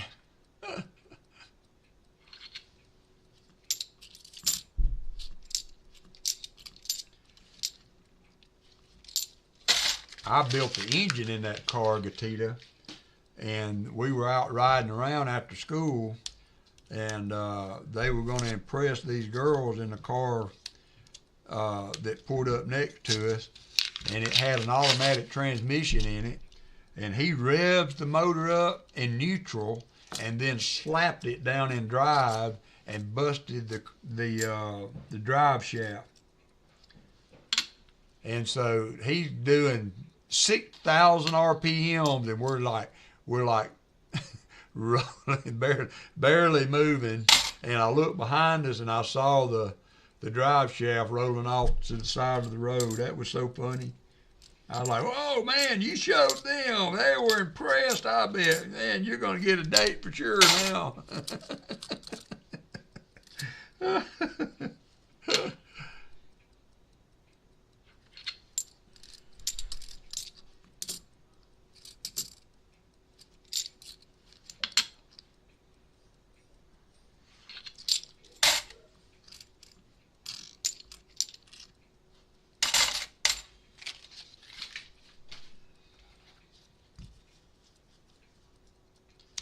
And my uncle, I know I've told this story before, but my uncle he had a 70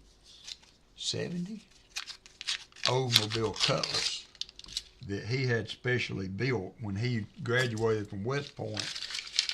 He bought that car. They lived in New Mexico in Lovington, and he was going to give me that car if I would come out and get it, and my mom wouldn't let me go and drive it back because I was only 16. I guess it was probably for the best, but man, that would have been a keeper.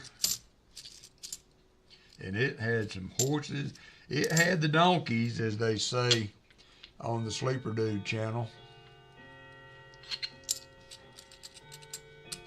Yeah, I heard that, the big fad right now is jacking the front of the truck up. And I heard they outlawed that in North Carolina, I believe. And I hate it. I hate the look of it.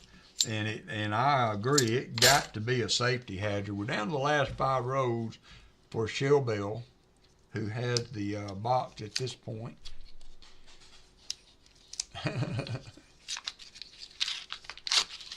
Yep, there you go, Crafty.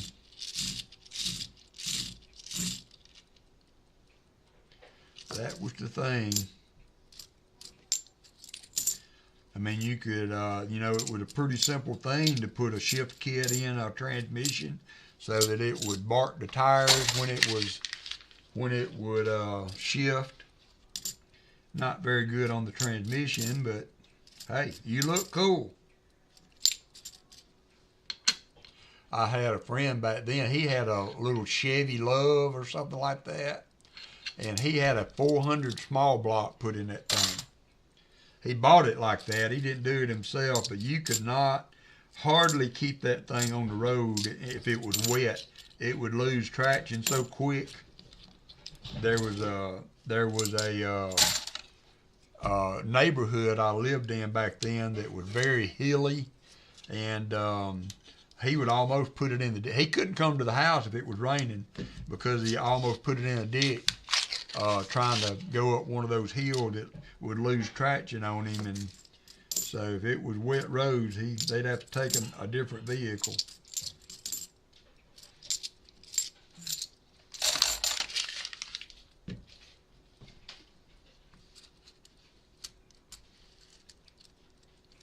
Oh man, Jim, that would have been a nice one.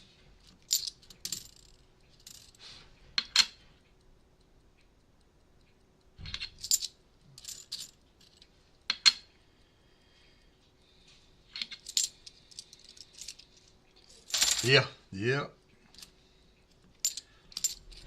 I had a guy I used to work with that was from Ohio, and they were big into the tractor pulls up there. 49th anniversary Fairmont silver rounds. So far found 3, all in Australia, and they won't ship to the U.S.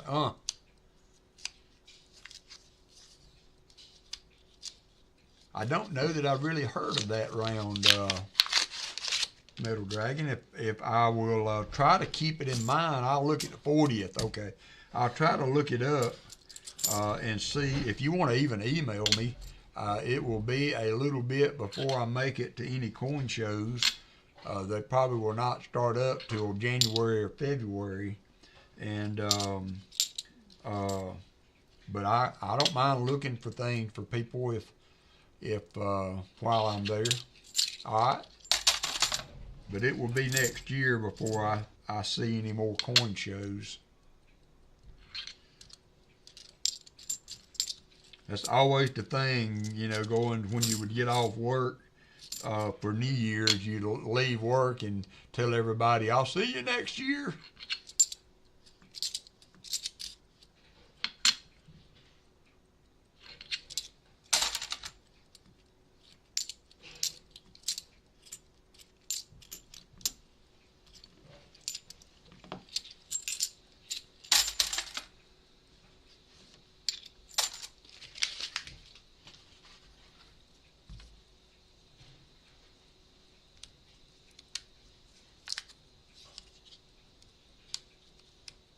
You would be, Brian. You know, I always see these YouTube videos and news articles about somebody that, you know, a car collection that somebody that opened a barn door and they were all these old cars sitting in there.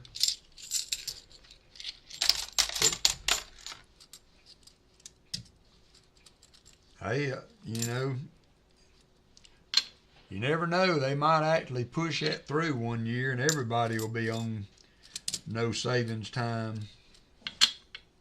Would be okay with me. Although I do like it. I do like, so what would it be? I guess you would have like summertime hours year round and not, you wouldn't have the wintertime where it gets dark at 5 o'clock. Now I don't care. But back when I was working shift work, when the time changed, that was my favorite time. Last roll for Shell Bell, and actually the bidding was closed anyway for the last 10 rolls, so I forgot about that. I got to sit down one day and get these rules written down so that I can pull them up and show you guys at the beginning of the stream, because I know y'all are like, well, he changed the rules again. Yeah, well, you know, for me, trying to sleep during the daytime, this was back when I worked at the job before I worked at Mercedes. I worked for an injection molding, and we did 3 shift rotations. So when I was on nights, I didn't go in till 10:30, I think it was. And so, man, in the wintertime, when the time changed, I could get 3 hours or so of sleeping in the dark. Oh man, that would bliss. It would be like I would kind of struggle sleep all day long, and then when it would get dark, I'd kind of shift up into overdrive. How many people have driven a car, that just reminded me, with 3-speed on the column? I know there's a lot of 4 speeds in the floor, but how many has driven a 3 on the tree, as they used to call it?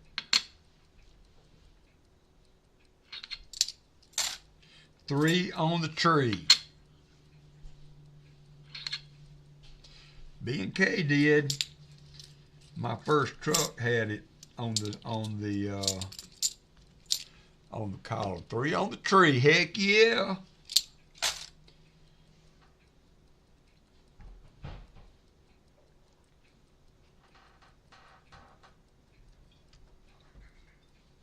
All right, the coffee is gone, and so are the rolls. Box 1 was not a total dud, no silver, unfortunately. But Shell Bell, you will get. Would you like the NIFC? They're pretty nice, Shell Bell. If you I'm sure you're probably good on your album. Of course, there are 2003s. Well, actually 2. So I can do a war nickel shell bell if you would like. I'll send you a war nickel with your no FG and your 82P. 82S proof. If you are okay, nickel is good. All right, let me get you an envelope. Got some right here. What did Tom say? Oh, now you got 18 gears. I could have went into the truck driving. I had 2 uncles that did it for a living, and my stepdad, my mom's second husband, he owned a trucking company. Well, was in partners with somebody for it, and so I could have just said the word, and I could have driven a truck. I'm glad I didn't, in hindsight, but I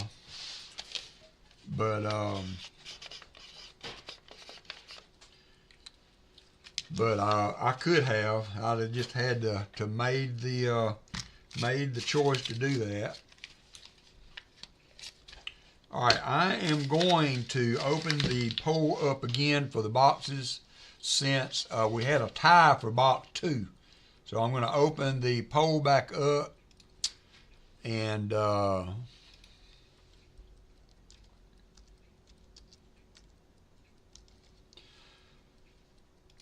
so we will have 3 boxes to choose from. I tell you what, a man that can get out there and get at it can make a good living driving a truck.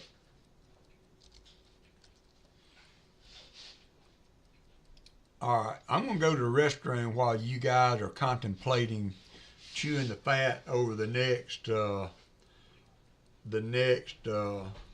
you're doing a dump truck. My uncle did both. I'll be right back.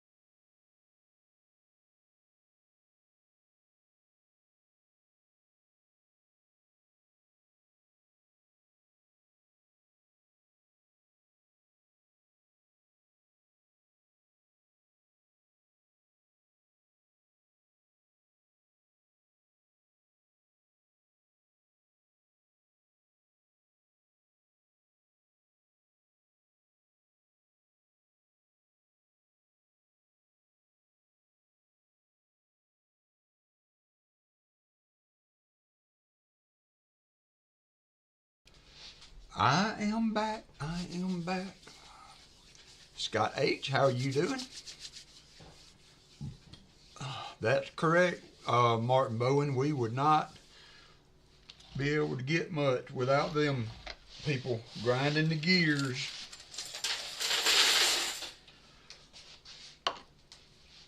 The cool thing about truck drivers is their ability to shift without the clutch. You know, I don't know those of you that have never experienced the over-the-road type truck. You know, you only push the clutch in to get it started. The rest of the 18 gears, you never even touch the clutch. You shift it by RPMs. Oh, Brian Jensen says 75 likes. We will get that in just a second. Let's get this box picked, and then we will, and then we will get that going. Yep. That's so cool. I never really drove enough. When I was working on them, I drove them around the yard, so I never really drove them enough to learn that technique. But that was so cool. I remember the first time we had to go pick up a truck that was broke down, and I rode with the mechanic that went out there, and that just amazed me, the drive that way without ever using the clutch. That was cool. Hey, Coin Silvers. All right, so we're going to see what box we're doing next. It looks like we're going to D2. D2 will be the next box. I'm going to get that out now. D2.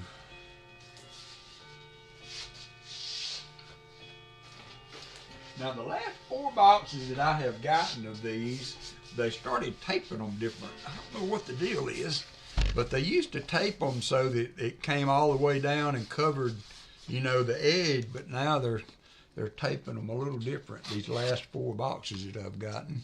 I don't know if that means anything. So what was that box? Let's see on this. They numbered, I wanted to see what this was the older number. They put a number on the boxes, on my flat boxes. That 7868 is the one that I used to get, and they changed to 8,000 number on last week's 2 boxes. So I was hoping that number change was going to result into maybe some silver, but it didn't on the flat boxes. So let's, golly, I got it upside down. Killing me. Smalls.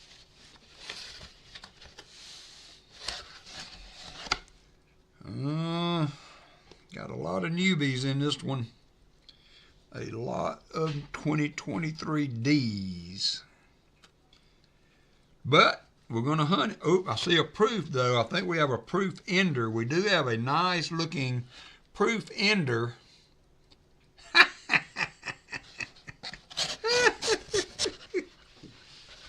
If you don't like it, Shell Bell, I can take it. I can send it back. If you don't like it, I can send it back. We got a proof ender, so when we get to this ender, we will be able to start the bidding for this box. So we do have a proof ender. It will be row number 8. Yeah, just let me know, Shell Bell, and I kept the receipt for all that, so I can send it back if it doesn't.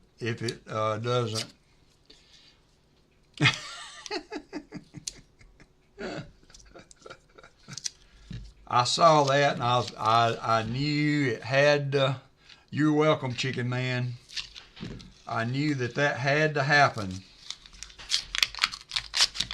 All right, so we're going to see some new coins in this, because just looking at what's on the top, but it is a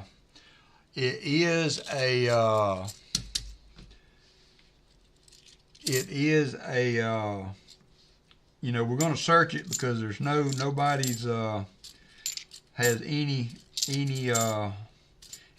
on the line for it, so it is circulated, which is a good thing. Oops, almost lost a coin.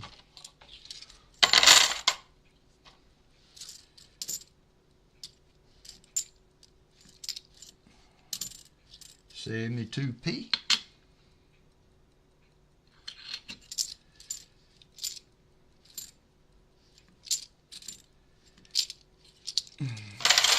Oh, thank you, Brian. Let me get that going. We got to do 75 likes. All right. Thank you, sir. Thank you for reminding me. Y'all know how scatterbrained I can be. How you doing, Silver Man? Aloha to you, my friend.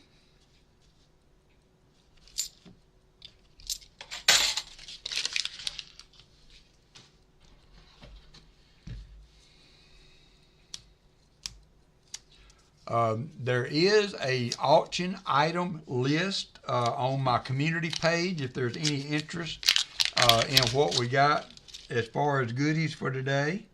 If you are looking to start a Liberty Head nickel, or better known as V nickel set, I have just about all of the 1900s with the exception of two, and I threw an 1899 in since I didn't have the other two.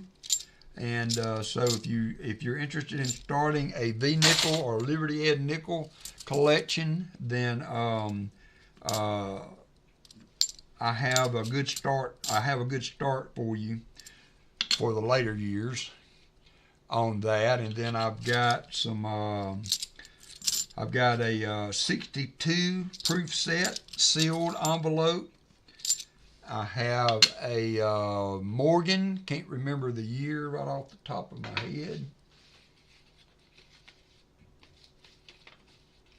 The Morgan is a 1898, and then I have the $20 Confederate States note. $20 Confederate States. I hope Rick might be able to pop in. He bought the first note. I don't know if his intent was to get the set, but and I might have been a very bad person to break them up. We got a minute to go on the giveaway. A minute to go on the giveaway.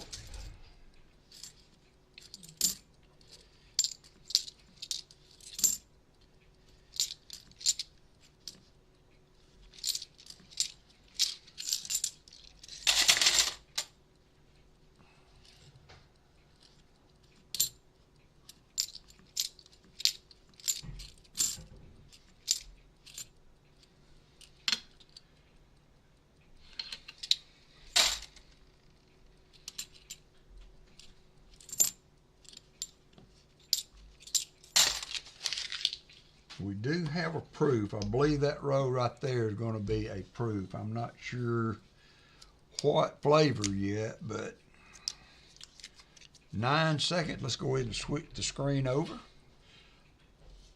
We're drawing for the 75 likes. I appreciate everybody being in. We're still sitting at 41 people, so we're going to pick a winner here. 41 people for 75 likes is going to be Silver Serpent. The Silver Serpent.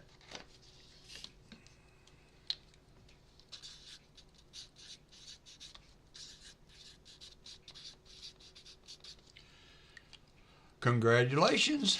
Thanks for being part of the stream today, Silver Serpent. Let me change the screen. Let's complete that so that it'll be out of the way. And open this thing.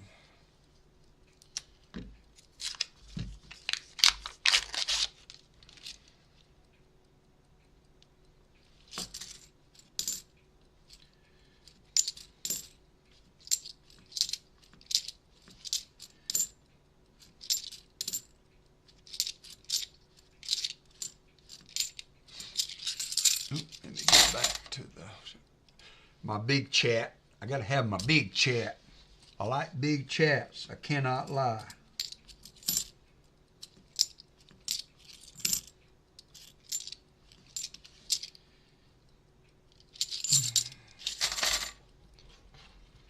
I hope you're doing well, James. I did get that error on my part rectified. You should be getting an envelope with a 40%er in it. Woo! Look at all them newbies. All of them newbies. Although I do need to look at them for the 2023P. All these have been Denver Mint so far, but I do need to look at them. Silver Serpent, I'm sure I probably sent you something before. If not, I will need your address and all. If you could shoot me an email. Chicken Man Dan has put the email up there, and if you have not won a giveaway before, or if you have not received one of my screwdrivers and a sticker, if you would like that, just let me know, and I will send you one. Getting a lot of new coins here.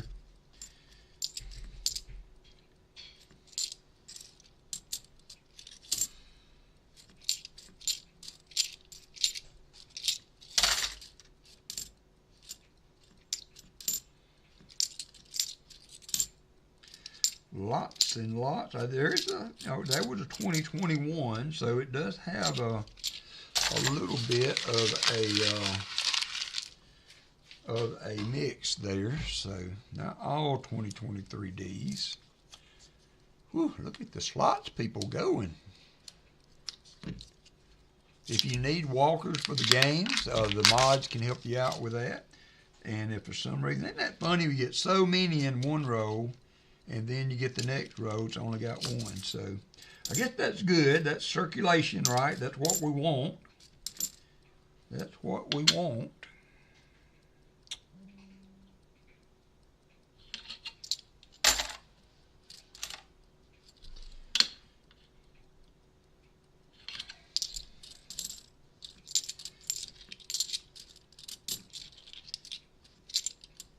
$71D.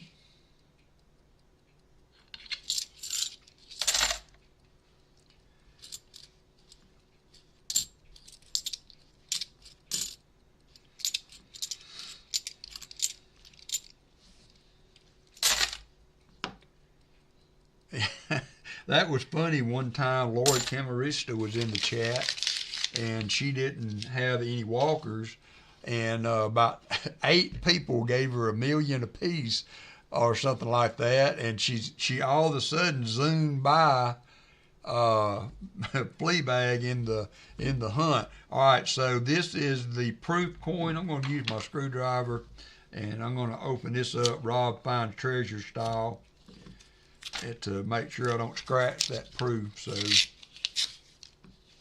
try to keep my fingers off of it.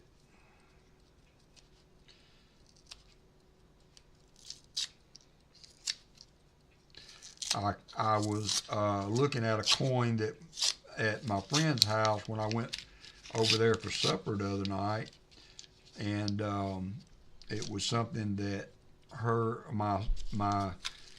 husband, they're both good friends, but the husband's grandmother had left, the husband's mother had left, I hear you, Fleabag. The husband's mother had left their son a Ike dollar, and they were calling it a silver dollar. And so I was explaining the difference. Ooh, what a nice proof. This is the 1988 proof, and this will kick off the first bids for this box. It is a clad proof. This will kick out. It's funny, we had a nice proof in the flat box, and now we have a nice proof in the double stack. B&K is in at 10. All right, I don't even have to try to wipe that one off any. It is so pretty. I don't understand how they can be that pretty in circulation. So B&K has the bid at $10. We will let that queue for a few seconds, and then we will move on.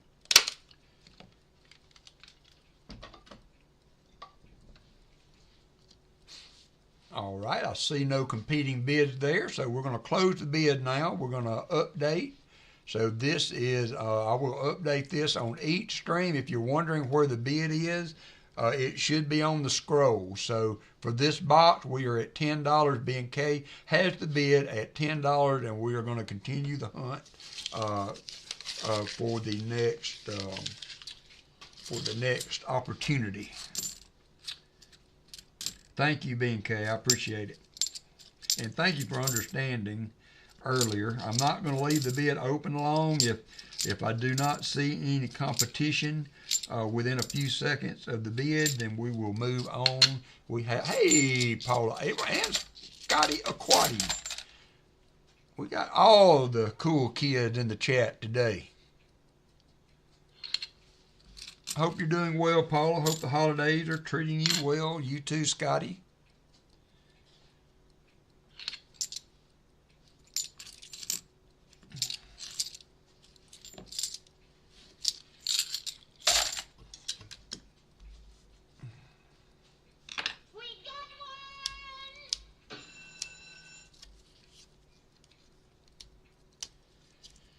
Oop, JC hit the slots.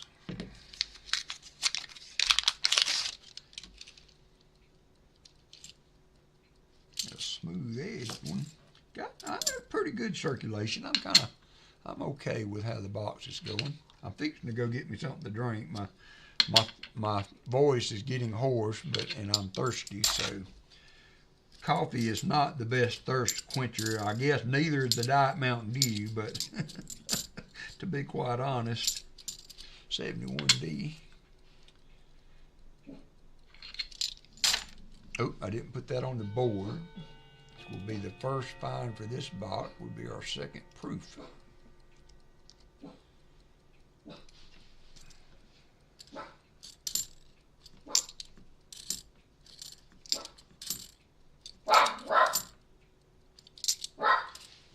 What are you barking at?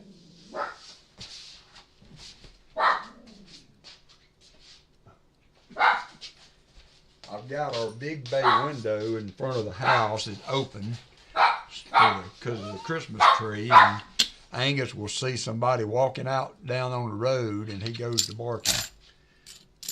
He's a yap dog.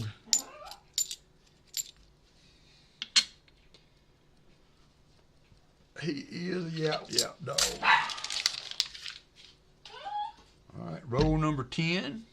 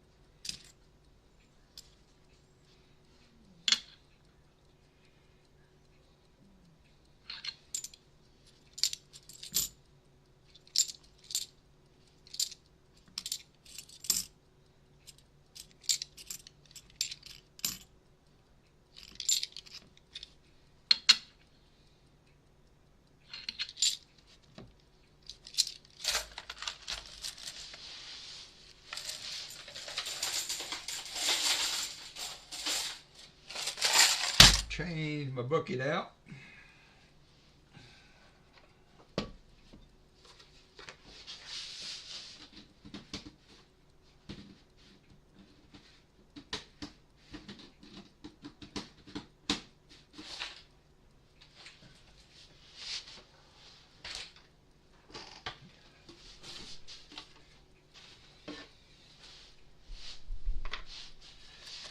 Maybe a little loud.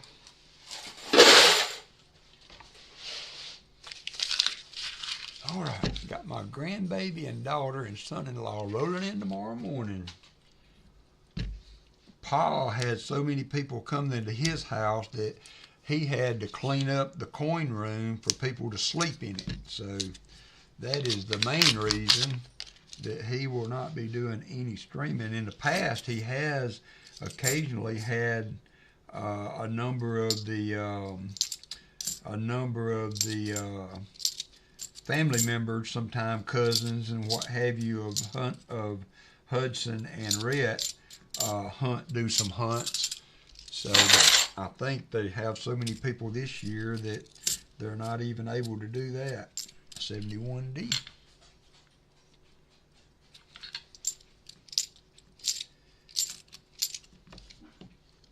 $74D.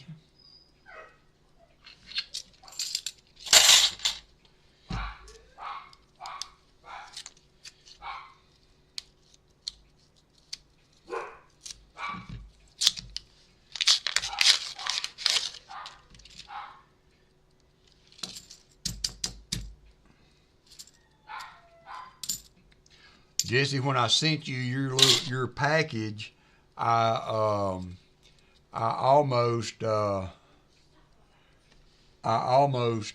instead of putting Jesse Kruckenberg on the envelope, I almost put Lucky Kruckenberg.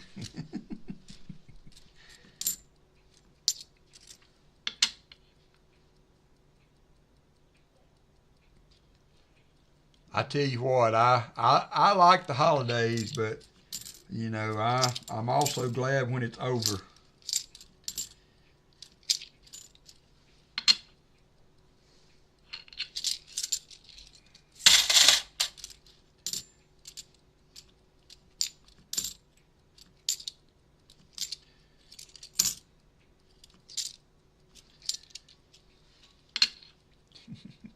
So when is the appropriate time to remove the Christmas tree? How long after the big event do you leave the Christmas tree up? Now, I've got an aunt, they just put some plastic over it. So some plastic wrap, and it stays up all year long, but they have a big house. Metal Dragon says now. So they got a den that they can just leave it up all the time. And New Year's Day, January 1st.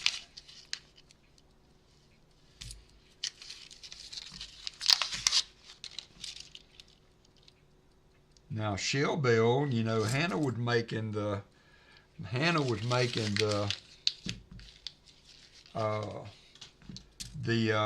claim that, you know, in the 1st of November it's okay to put them up, and I put the kibosh on that.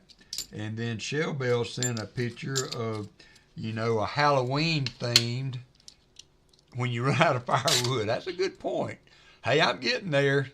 Hannah said we got to start having a morning fire one day, and I was like, no, wood's expensive. You know, to get a little load of wood. I mean, and it was decent. The load that I bought was decent load, but still, it does not take long when it's cold. You know, stop doing trees when all my children left. We got a fake tree, so it's not a big deal to get it set up. And a few years ago, instead of a tree with lights, I bought a fake tree without lights, because the one we had, and we alternated. Some years we would do a real tree, some years we would do a fake tree. And now that we have this room usable, or getting there anyway, you know, I could probably see maybe trying to do a real tree one year, because it would be super easy to get it out of the house from where it sits. But yeah, that sounds like that one's loaded with newbies. That sounds like the general premises there, Metal Dragon. But anyway, I went after Christmas and bought a tree on sale that was pretty expensive tree that was ridiculously cut back, and but it doesn't have lights. So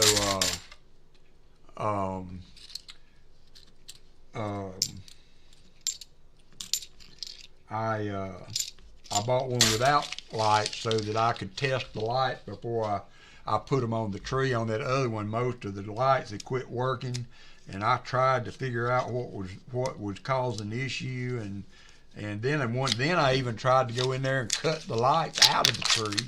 I guess I just could have left it in there, and that didn't go well. But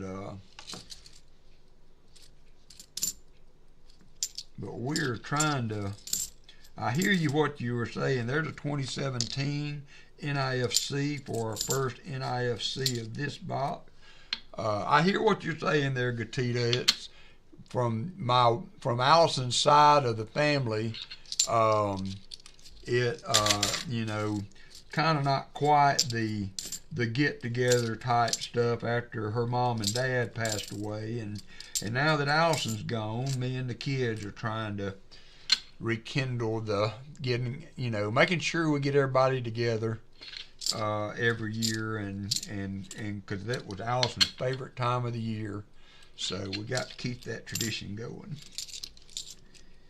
2007 NIFC, 2 NIFCs in one row. Let me update the board to 7.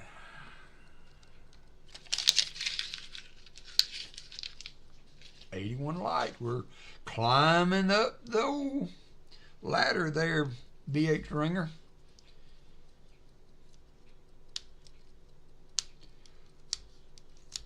I am trying to get out more myself, Paula. I think a lot of my back issues is that I'm not getting out. Now I get out. I go to the store and I do all that kind of stuff, but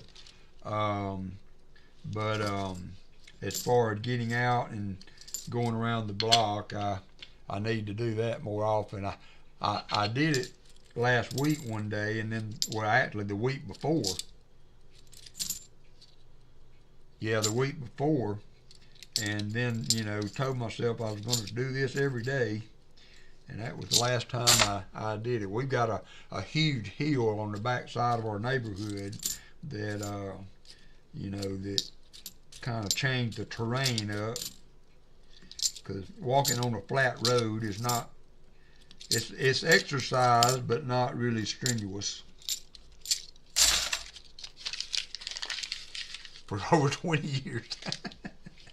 Now, if it was outside lights, I would be a proponent of leaving them up and just turning them off till the next year.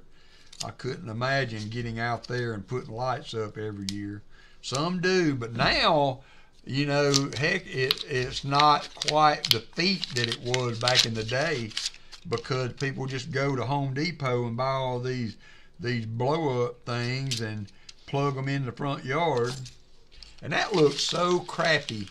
Do y'all agree it looks so crappy during the day, because most of the time they don't leave them inflated all day because they're lighted. So they only inflate them at night, and then during the day they got this, it looked like somebody had a bunch of white plastic trash bags strolled across the yard. But that's the fad now is, oh, nice, Paula.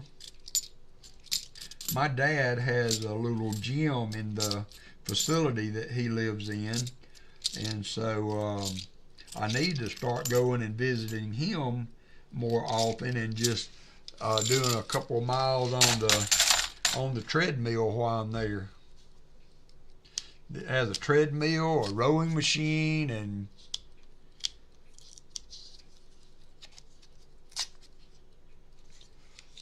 yeah, Gatita, that was, you know, now, Allison, even at her worst, when her mom was alive, which was prior to, well, I think maybe she was a year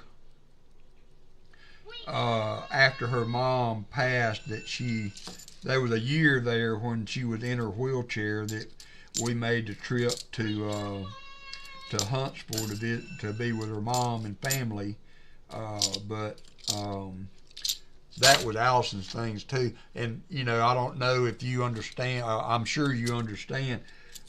Your house is set up to accommodate you, you know, and Allison was always most comfortable at home.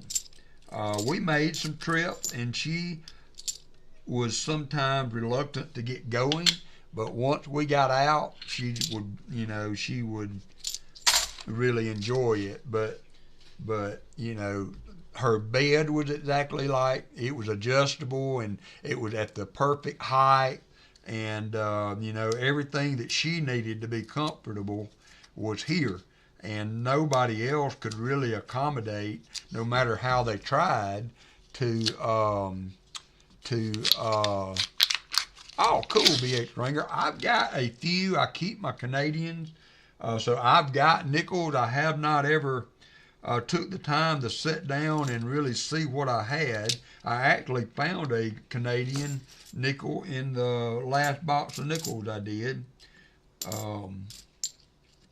So yeah, I have not sat down and put an album together for them yet, but I do have my Canadian coin. Shell Bell and Daniel, or Chicken Man, started a Canadian cent album, and I was doing some of Jim Cantor's pennies, and that he sent me a box of. I've been trying to do a few rows here and there. Found one more dime in there on the last 5 or 6 rows I did, Jim, if you're in the chat. And so I found a 49 Canadian cent penny when I was doing that box, but I didn't need it for my book, so yeah. Hey, I understand. You know, Allison was, she had her, we got a decent house, a nice house for us. You know, it's not anything really extravagant, but Allison was really, I mean, she had 2 rooms, bedroom and her desk. So, and I tried to accommodate everything around that. So my 2017 NIFC, my goal in life every day to get up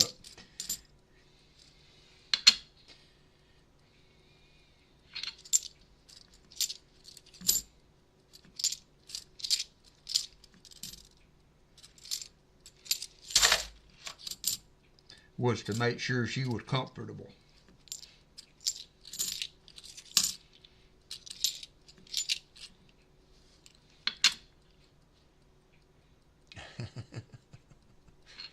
That's iconic there, Tom Thumb.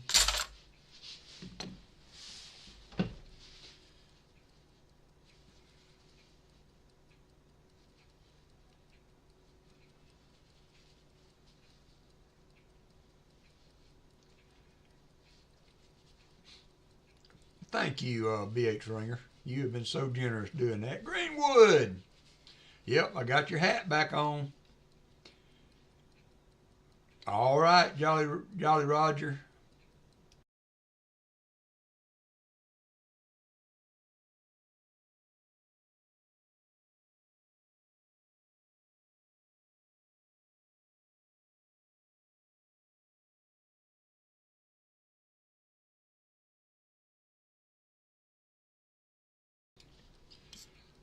Welcome, welcome. Yeah, all the cool kids are here today, Kenneth.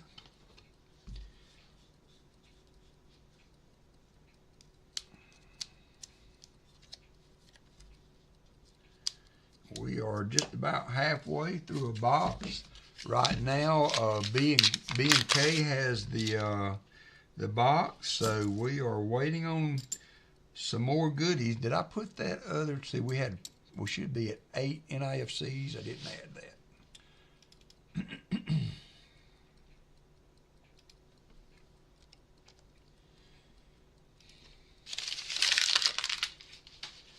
8 NIFCs.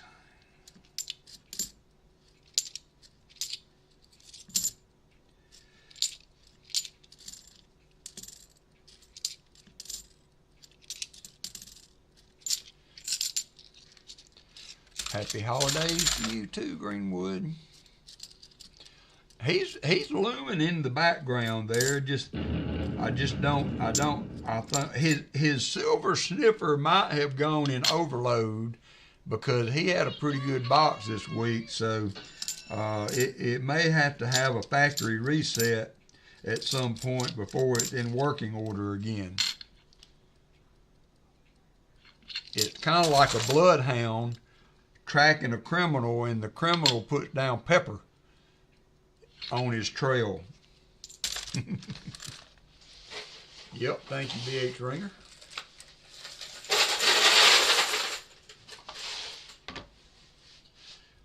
I did a little something different for the 100 like today.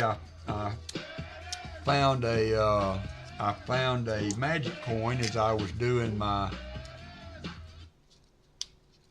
Yeah, he had a good week. Oh, flea bag oiling up the slot machine. But he may have to have a factory reset before he has reliable intel again.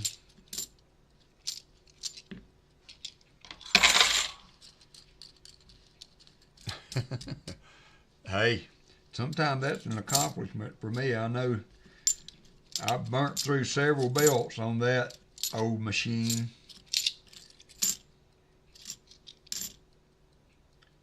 $20.23p. So we've cracked the 1,500 sub plateau with the by doing the multi-channel giveaway with Hunting Southwest Ohio. So if we can maintain that, let's get over into the new year and make sure that YouTube does not hit me with attacks, the subscriber tax, because sometimes if you put on too many too quick, they like to take some back from you. And as long as things stay static, we will do a special a stream or a giveaway or something to commemorate that. Always nice to see growth in the channel. I am one that is super fine with slow and steady, so we did get a little bump with the multi-channel giveaway this year. Oh, okay, that's the, like, they do the blood work and all that kind of stuff. I've gotten bills from them. That's why I know I've gotten bills from them. Brian Robeson's in the house. Paul says, I have finished all my Christmas shopping. I called my kids and said that I'm spending so much money and they could go and buy that much or what and let me know and I would send it. Next year, I am going to, because there is surprise, but we don't have anything really under the tree, so to speak, you know. And so next year, I'm going to make the kids, including my son's girlfriend, give me a list so that I can pick what I buy. Of course, you know, it's got to be in the lower stratosphere, but in that way I can buy stuff and wrap it and put it under the tree. But this year we are not going to have anything really under the tree. May have to buy a dog toy or two so the dogs will have something. All right, we are halfway through the box for B&K with nothing more to report but that beautiful proof, and it was a beautiful proof, an 88S, and it was an ender. Always nice to see an ender, gives you hope for the box.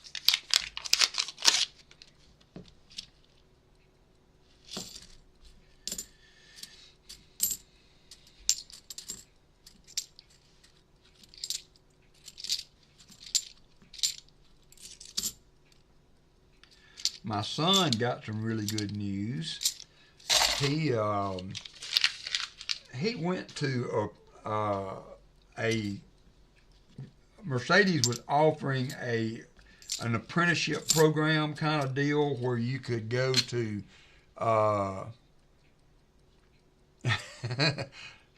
we used to do tricky things like that, flea bag, you know, like I bought Allison a ring one time and I wrapped it in 8 boxes.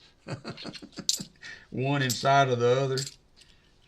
But anyway, he did well, but he had one little class that he didn't put his full mental prowess 0.2, and so it knocked his grade point average down. Just like he missed being straight from into maintenance at Mercedes by 0.2 GPA.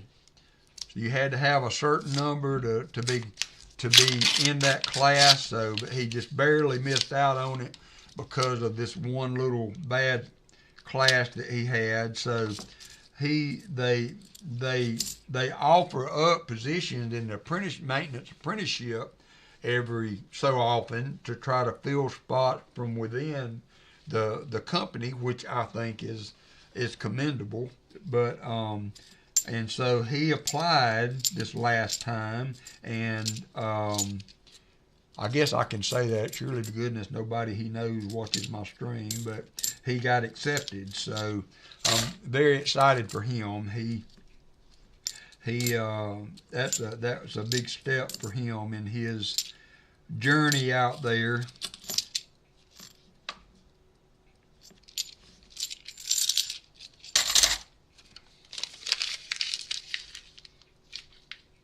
I hear you, JC. Oh, nice.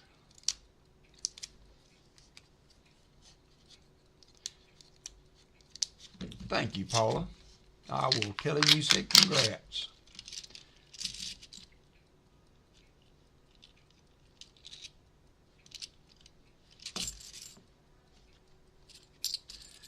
But, you know, you always like to see your kids doing well, and both of mine, I think, have been blessed in their journey to be where they are now.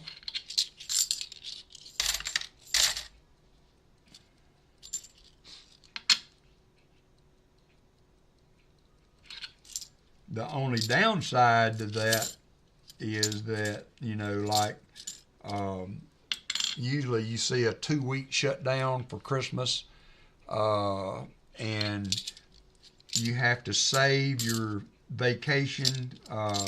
4 days of your vacation has to go to what would be the July shutdown, because in the facility as big as where I worked at, you can't stop production to fix things or do yearly or maintenance on things. So there were some parts of that process that could only be shut down for, you know, had to be shut down for extended periods of time to do the proper maintenance and cleanings and all that had to be done. So as in regular production, you got that time off. Now at Christmas time, it was paid, but in July you had to take vacation to cover some of that, and so he won't get that option anymore as a part of maintenance. And he knows that. He knew it when he put in for it, but it was always a nice little perk. And I didn't get it for 17 years that I worked before I moved to a different shop, but because I was in an area that work had to be done during shutdown, so we always had to work. But he's not really had to do that. And they were at the 12 on rotation thingy somehow or another. And the way that all will work out is that he'll get a week off every month, but he'll be working the rest of it if he's not on vacation. So I'm not sure how he's going to like that, but we'll see.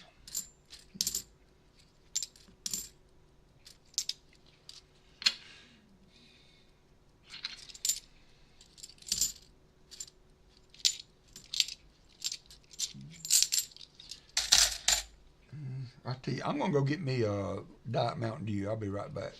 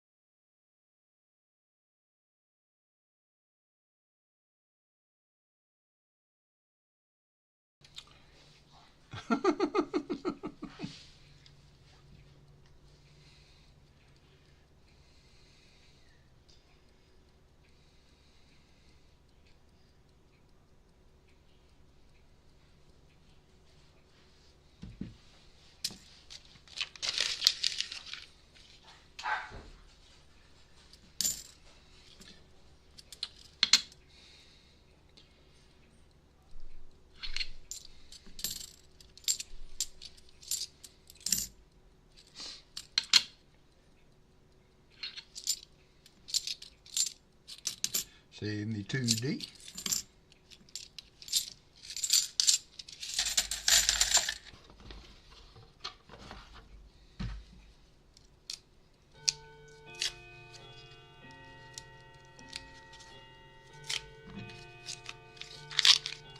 I think the high today is supposed to be in the 40s here. Last Wednesday it was 73. And today I think the high was 49. Yes, it is better, Jolly Roger. Still, I get little tender in the morning when I get up. But as soon as I get up and get moving, it gets better.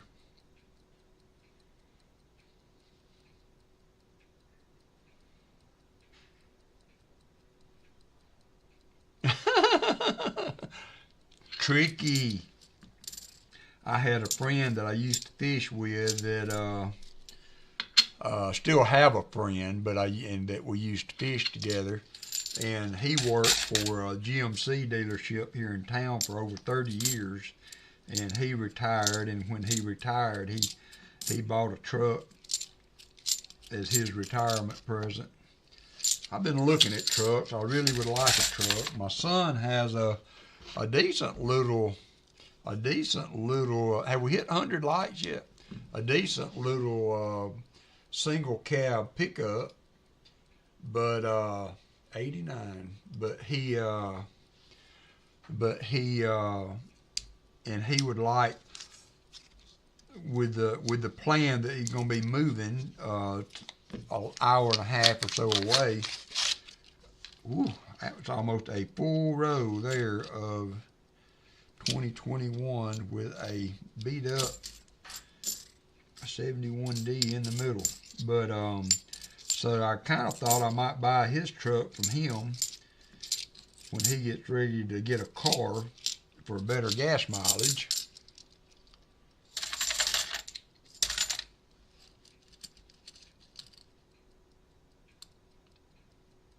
Good. Allison had one of those. Like I said, she used to use it on her neck and shoulders, but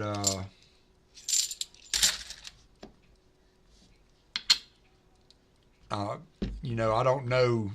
I would not consider my back issue chronic. I overdid working in the house, so if it ever became that, I could see that could be a good medium to get some relief. And she swore by it. She loved it. My insurance is so iffy about paying for medical devices like that. You never know when they're going to cover something, and it always frustrated me so bad to have the doctors offer a method to alleviate pain or do something that could be extremely beneficial for her, only to have the insurance balk at paying for it.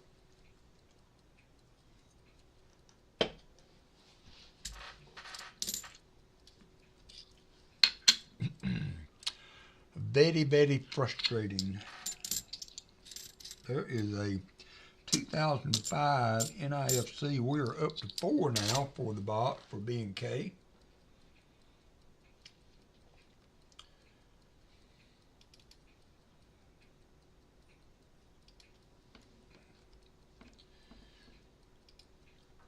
If I ever get to where, and I hope I don't, that I'm, am living with the back pain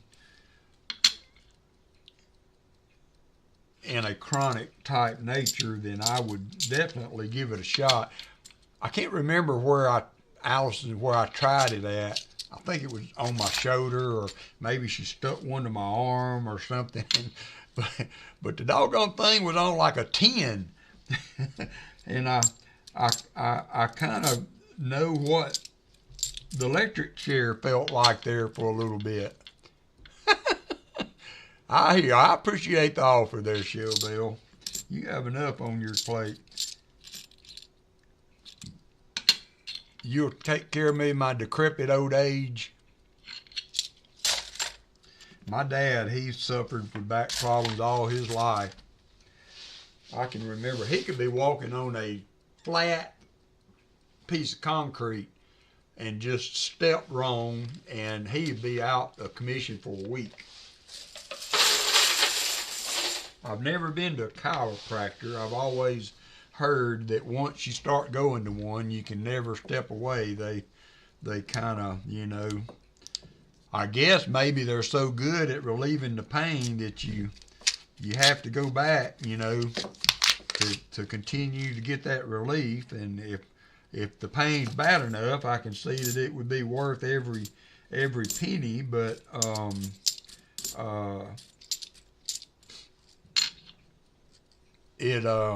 I've never been to one. I know people that swear by them. My doctor, my family doctor, is a sports practitioner. He actually is the he actually is the doctor with the Alabama basketball team when they're playing at home. He's there at the games in case they have a medical issue. We actually had one of our star players go out with an Achilles tendon rupture recently. So, but anyway, so everything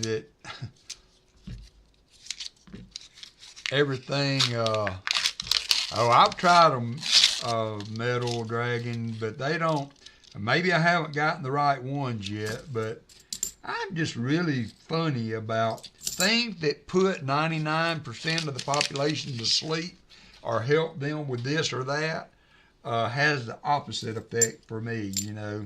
I've heard all the time about gummies. Take a gummy to help you sleep. And I know there's some of you out there that are all about the, just living a clean life and what have you, and you'll be able to sleep like a baby and all of that. I'm envious of you, but I have always, and I contribute a lot of that to over 25 years of working rotating shift. But that looks like an NIFC ender, but the gummies have not really worked for me. They tend to hype me up more than they do put me to sleep. Because I'm all about some sleep now. Nope, that was a shiny 93. There you go. You got to find what works for you. And if I could find the right combination, I was getting, because I tell you what, if you can naturally sleep and you've got, your mind is able to, because I know people that they can push a button and they're out like a light. And I know people that, are not that way. And so, sleep is important for your overall health. And so if you have to, it's important that you do whatever you need to get a healthy night's sleep, at least on occasion. So I'm up for whatever. I'm game for whatever it takes. I wish I could clear my head to the point where I could hit the pillow and 9 hours later I'll wake up. But I bought my dad some of those Skechers slip-on shoes.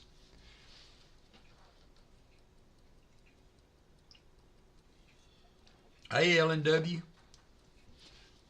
I bought my dad some of those Skechers slip-on, and he loves them.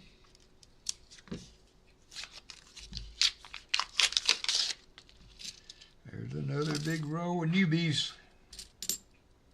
74D. Yeah, I got a pair of Skechers, but they're not slip-ons. They're not slip-ons. I think the name, I'm saying that wrong, they're step-ins or something like that. He doesn't even have to bend down, and at 82, he don't need to be bending down. That's how he broke his hip.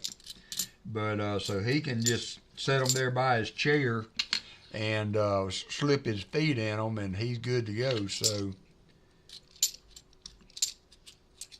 good to go. He loves them.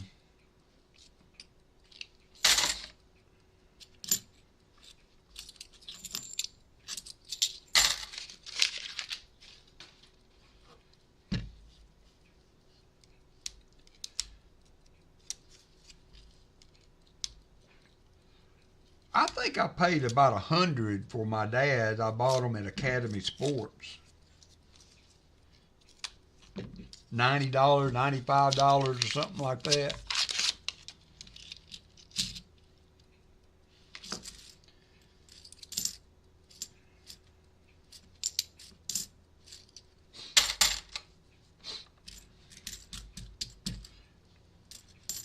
My feet sweat. I've got some house shoes Hannah bought me, and like last night I was watching the ball game and I had a nice fire going and I had to kick those shoes off.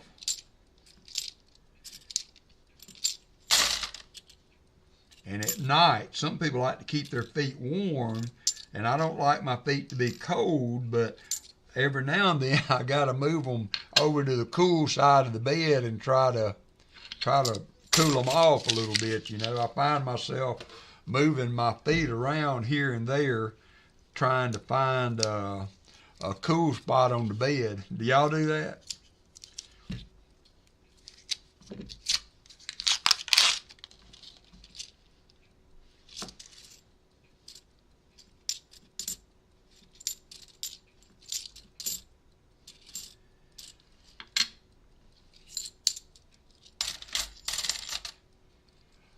Yeah, I guess any good pair of shoes sometimes takes a break-in period. I with that. Now, Allison's sleeping pill was in getting in the car. We could get in the car to go somewhere and she would be asleep by the time we backed down to the mailbox.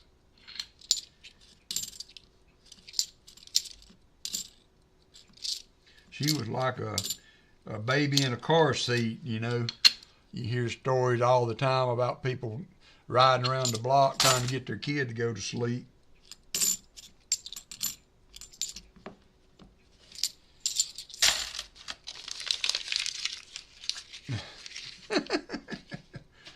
My goddaughter bought a new puppy. She bought a golden retriever puppy. Yeah, golden retriever. And we had one years ago, and they were, I mean, Walker liked to chew stuff, but that golden retriever was the worst I've ever had for chewing stuff up. Well, you know, I live in Alabama, Metal Dragon, so, you know, we've had the heat and the air on last week. Is that a P or D?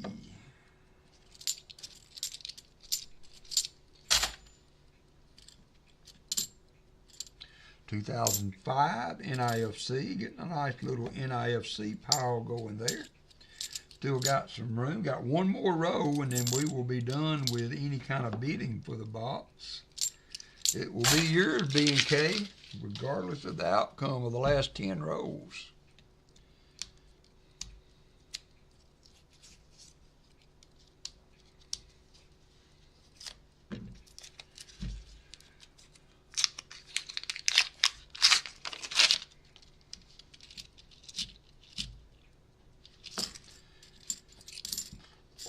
Me and Allison were polar opposites on the comfort level. Now, we were later in her life. Summer, winter, or fall, he had hey Ron Pierce, a heated blanket on the bed, and then when she was at her desk, she had a space heater under her desk that blew air on her legs and all. Wore sweatpants and a hoodie type jacket year round, summer, winter, fall, 101 or -1.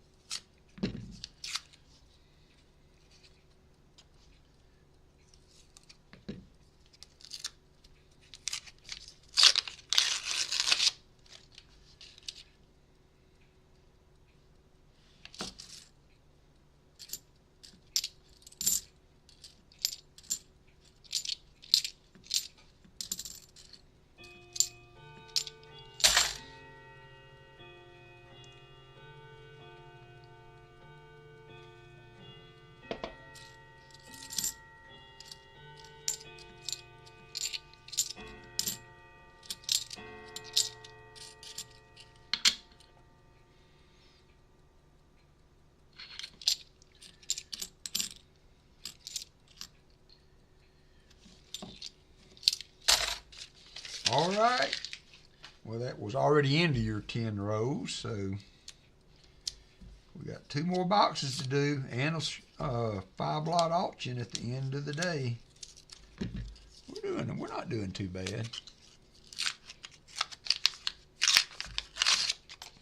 Yeah, my grandparents, as I said before, and they lived in New Mexico, and one of the things I loved about going out there was in the summertime was when I was, out of school, that it was that, as hot as it got during the day, you could sleep under a blanket every night.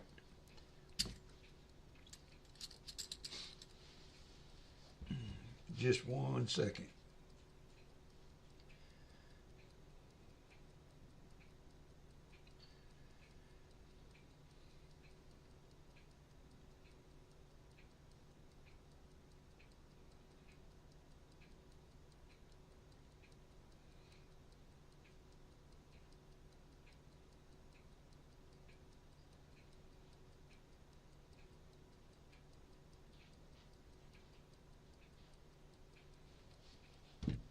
All right.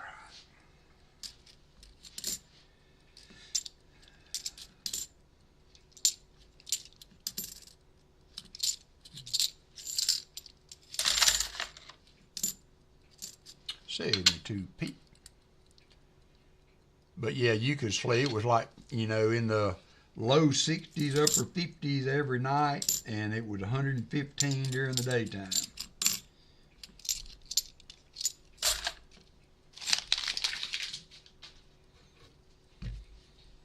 Oop, Fleabag. There's Fleabag. No, that was JC. Almost Fleabag.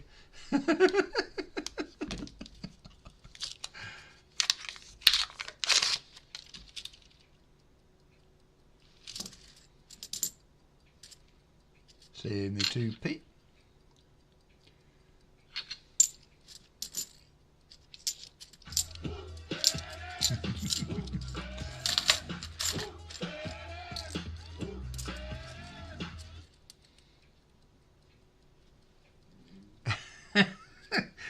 They got me excited, Fleabag. I saw your name, and then I was 1 off, though.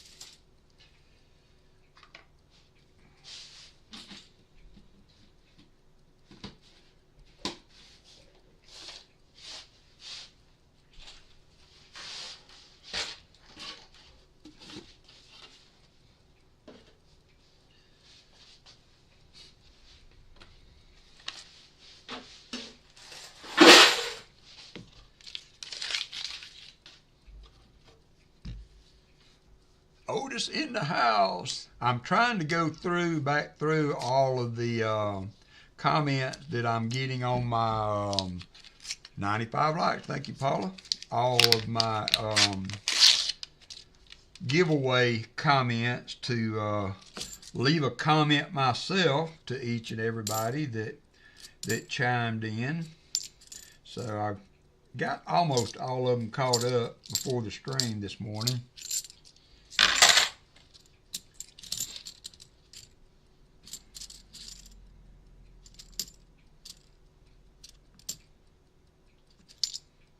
$72p.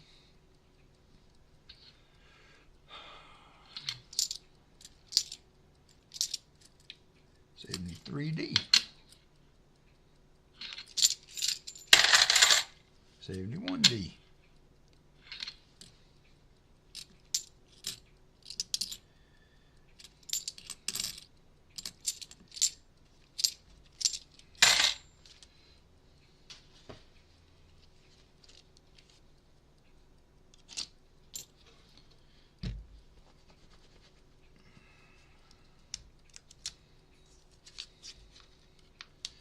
So Georgia plays tonight, don't they, Gatita? Well, I know you said you were a Dolphins fan.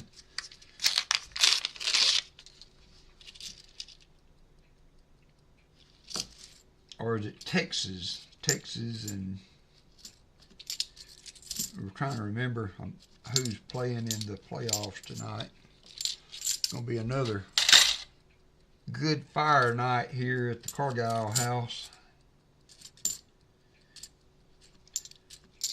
Angus will be laid, sprawled out in my chair with me, and Walker will be on his leather bed. Hannah said that she wanted to buy him a new bed because he is, you know, kind of long in body length, and he tends to hang off. So that's 5. We should be at 10 total for the NIFCs. I need to add 1. Double digit. And he'll have his head hung off the end of it. I told her he loves his bed. You better not get rid of his bed.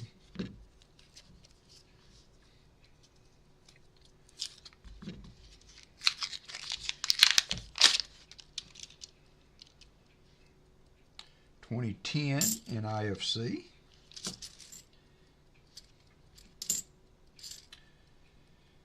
71D.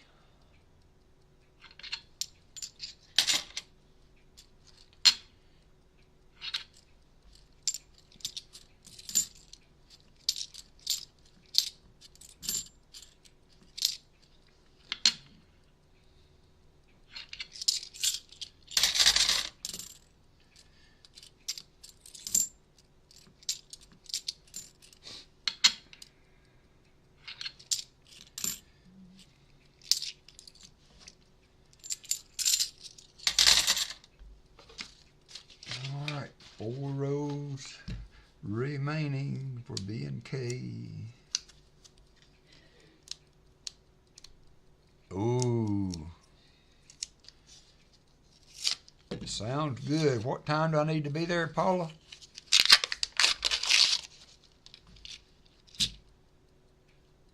You be safe. Thank you for dropping in with us today, Paula. Happy holidays and Merry Christmas to you.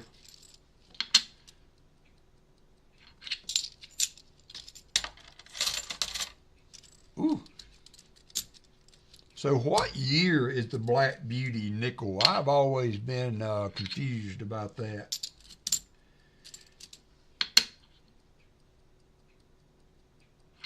And if I put a nickel out on my grill long enough, would it be a Black Beauty?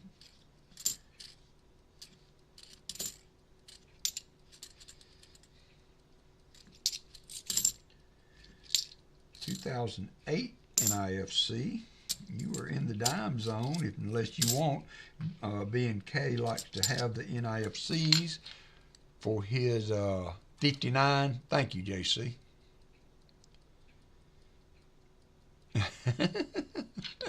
No, I guess I'll have to catch you next time, Paula.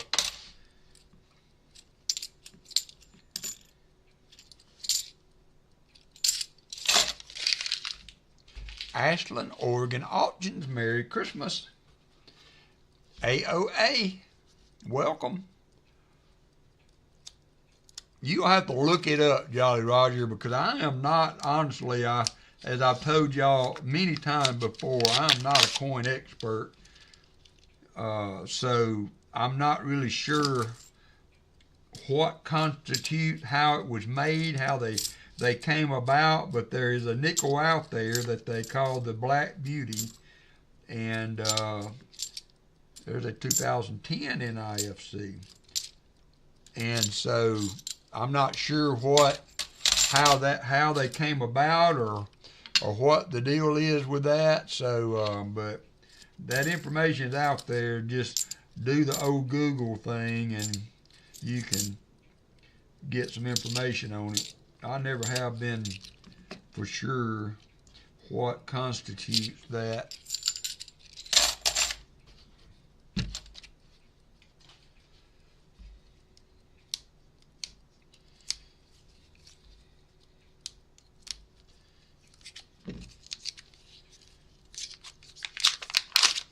There's Jolly Roger's link. Incorrectly annealed planchettes. All right, thank you there, Mr. Ty.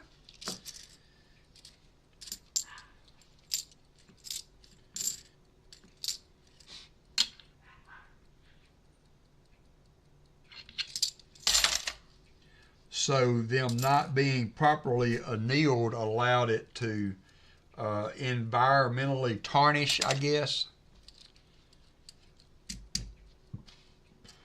Well, there's no doubt if you find it, Paula, because it's going to be black, so it ought to stand out.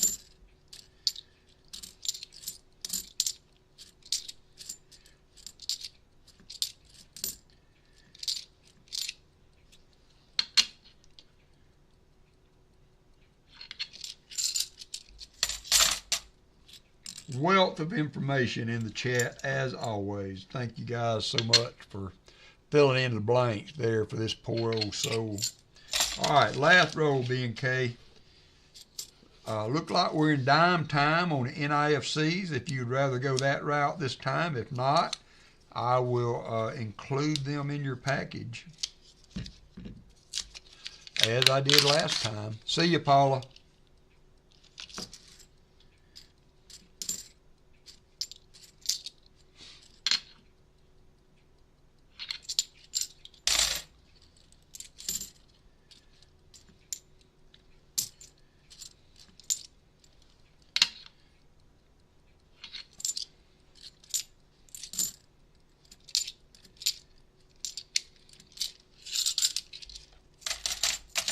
B&K, are you in the chat? Are you in the chat? How do you want to handle your NIFCs? Because we are done.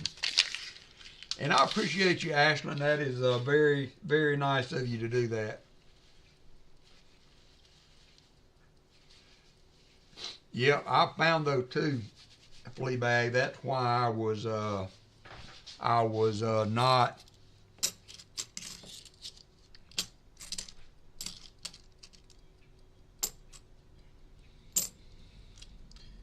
We had 10 total, 9 total there. We had, so I think we're at 11. Is that right?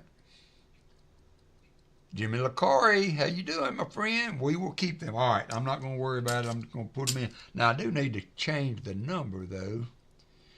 First box had 4 or 5. How many did you have, Shellbell, in the first box?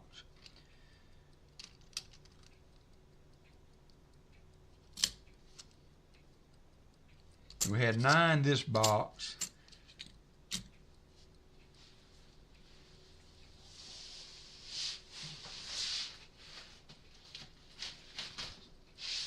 Four, I think. All right. So we should be 13 on the NIFCs.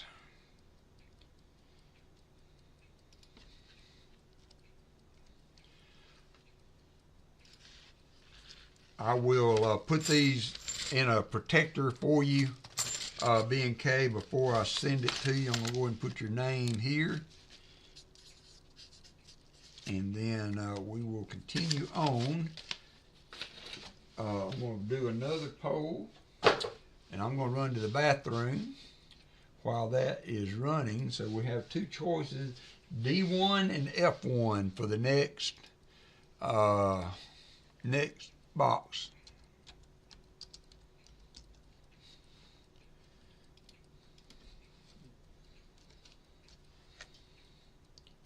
And I will be right back. Okay, all right, so I need to add one to the stream. Let me do that. So that's going to be 14 total. And starting the poll, I will be right back.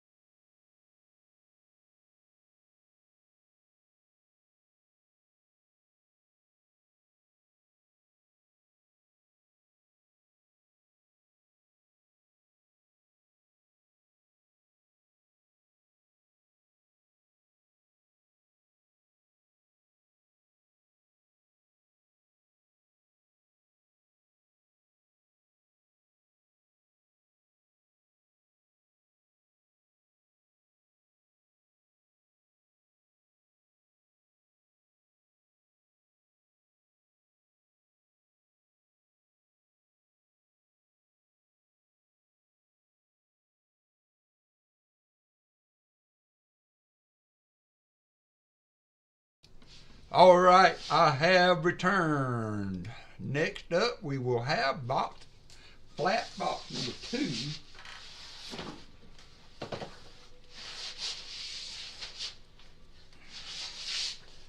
F2.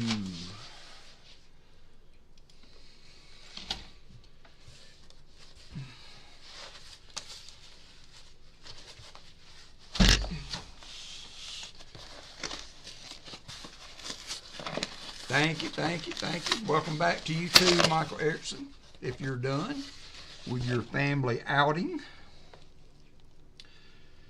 So, I don't see anything overly exciting on the top, but it does have some pretty good circulation, so.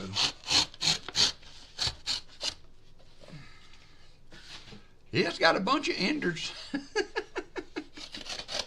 Matter of fact, it's got 50 enders, Martin.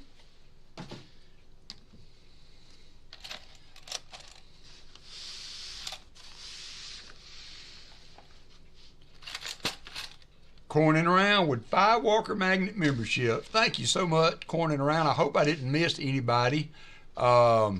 Nick Molnar, J. Dud, William Fowler. How you doing, William? Good to see you. Weld and Carey and 7 Stacks, all gifted membership by Corning Around. Thank you so much, my friend. I appreciate you doing that.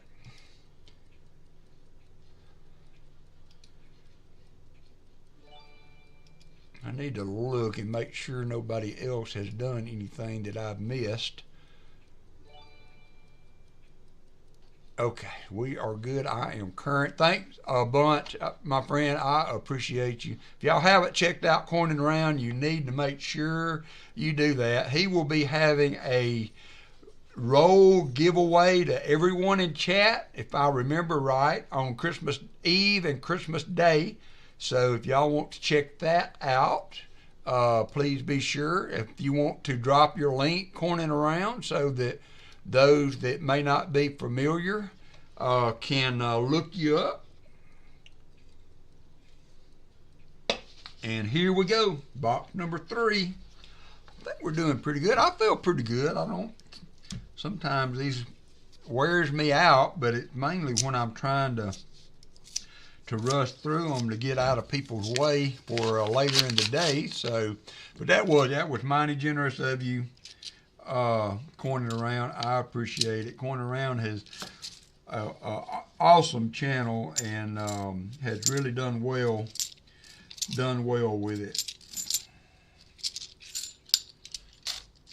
Young Cantor, I've been bird dogging NGC and PMG for you and Martin, and we still do not have liftoff.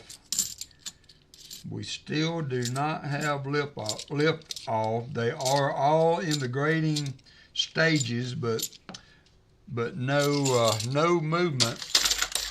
I think our coins, Jim, they are actually in quality control. So they have been graded and moved to the next step, but they have not posted what we got yet on them. So when those get back, I should have, unless I've misidentified the coins, I should have 4 graded 62P type 2 reverses coming in that will be graded, that we may see as auction items at some point in the future. 72P. And then Jim sent a couple of items in. One was a delamination error. All right, Jim, on a Benji that looked awesome.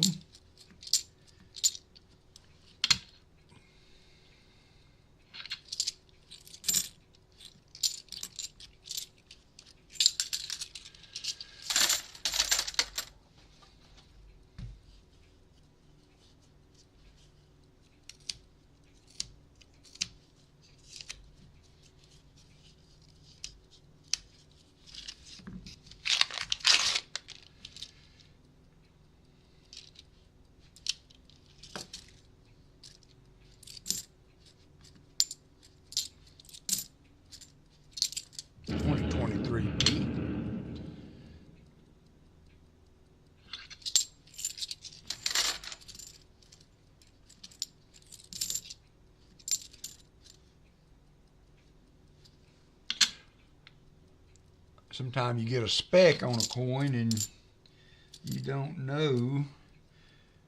Ooh-wee, I think that says 77. Let me take a closer look with my. There's so much dirt on it.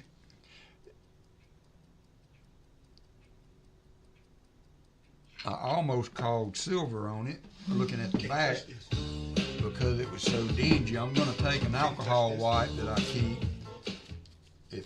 although they're old, so I'm coming across some that have dried out. But I want to try to clean enough of that dirt off to be able to see what year that is. Y'all can probably hear it. I'm not so lucky. Yeah, it's a 77.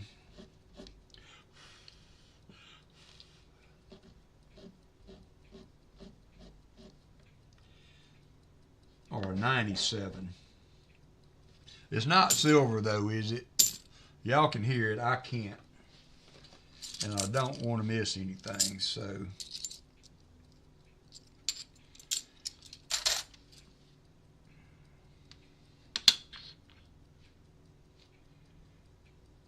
Oh, cool, flea bag. Yeah, it's a 97. 71D. Thanks, Chicken Man.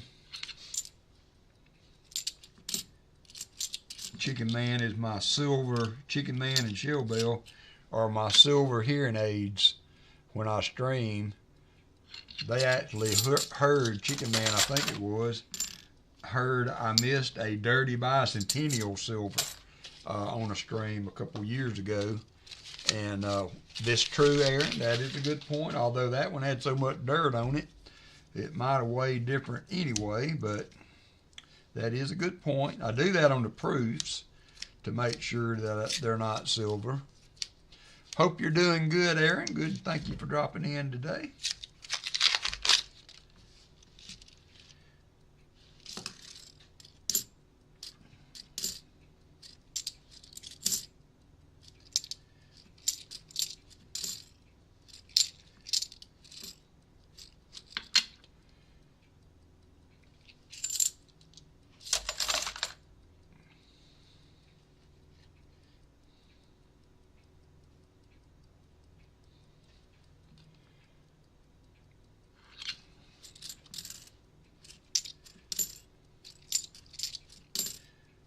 Everybody remember to keep Fleabag in your thoughts as we go into Christmas.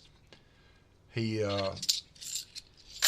said earlier he's got to have some stents put in if they believe they can get things, the ship righted with that. So, hey, mean one. I ain't not awful terrible, mean one. We found a no FG. We found a couple of proofs, so not total bust, but no silver. No silver today so far. We got another, really 2 boxes to go. We haven't really gotten into this one good. This is the 5th row, so we'll have to see what we can see on this one. But the jury's still out.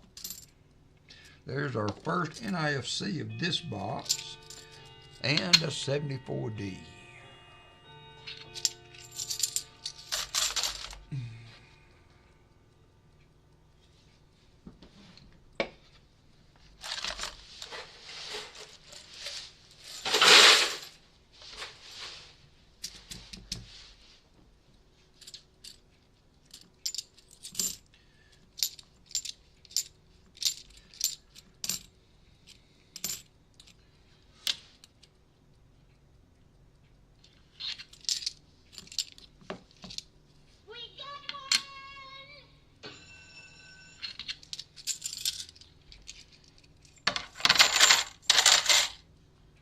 Well, I mean, you know, I tell you oh, I got to put that on the sheet. I don't think I did.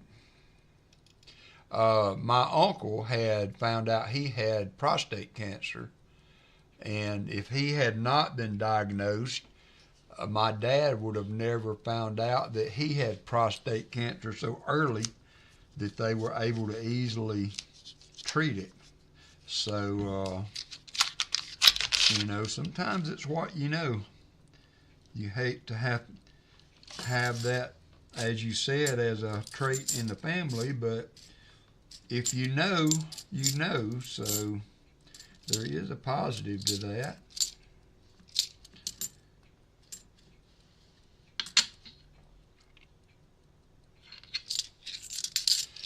Dinner is in the oven. Who knows what that phrase came from? Wait, she left a note. Dinner is in the oven.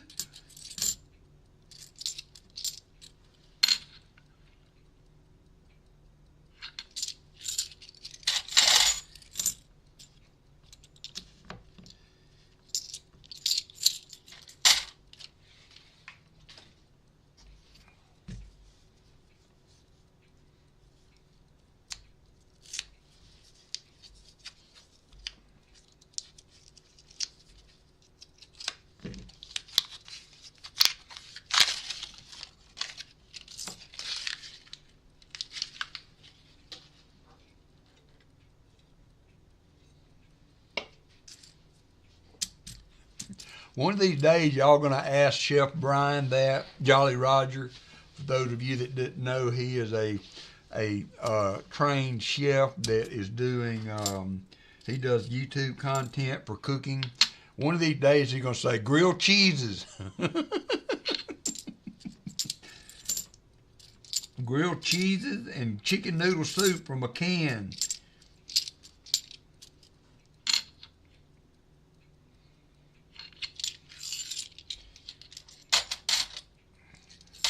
No, Martin, I would think it would be in line with what I've already got, but I don't know. They're still, you know, they're in the grading process, but as of last check, and I can look again, it won't take but a second, and they could have done a late update that I didn't see, but they are still scheduled for grading. No movement yet. So, but no, I think they're in line with what I've got already. Oh, Boomster. So I did something a little different this time. I found a magic coin as I was going through my stuff on my desk and in my drawer and what have you, and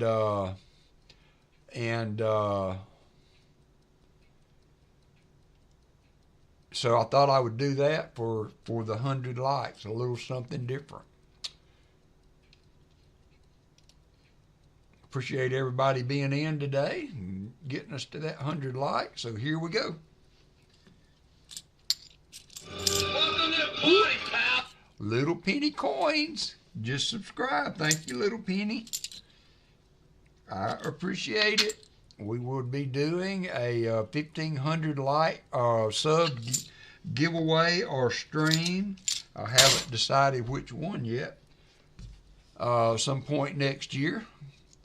I want to make sure that YouTube doesn't hit me with a big tax on the sub count. Sometimes when you make, Mark Spafford, how are you? Sometimes when you make sudden moves, they like to come in and take some back. Oh, excuse me.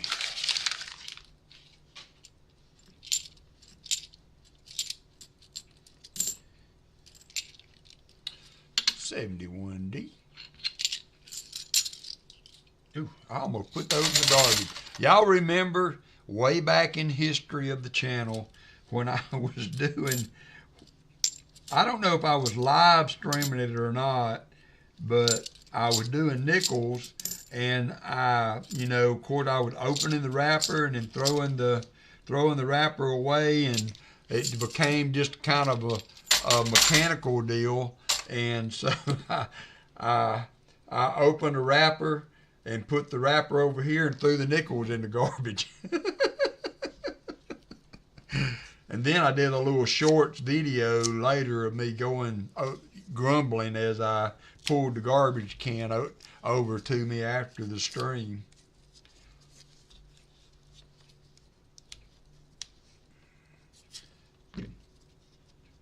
Yep, threw all the nickels in the garbage. I did. I sure did. And then I went back and got every one of them out, too.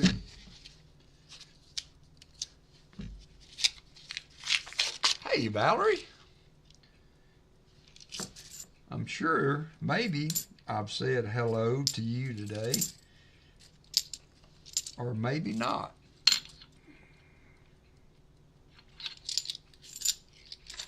Oh, 40 seconds. 40 seconds to go. Take a break here while we get this done, and then we will get back to the hunt.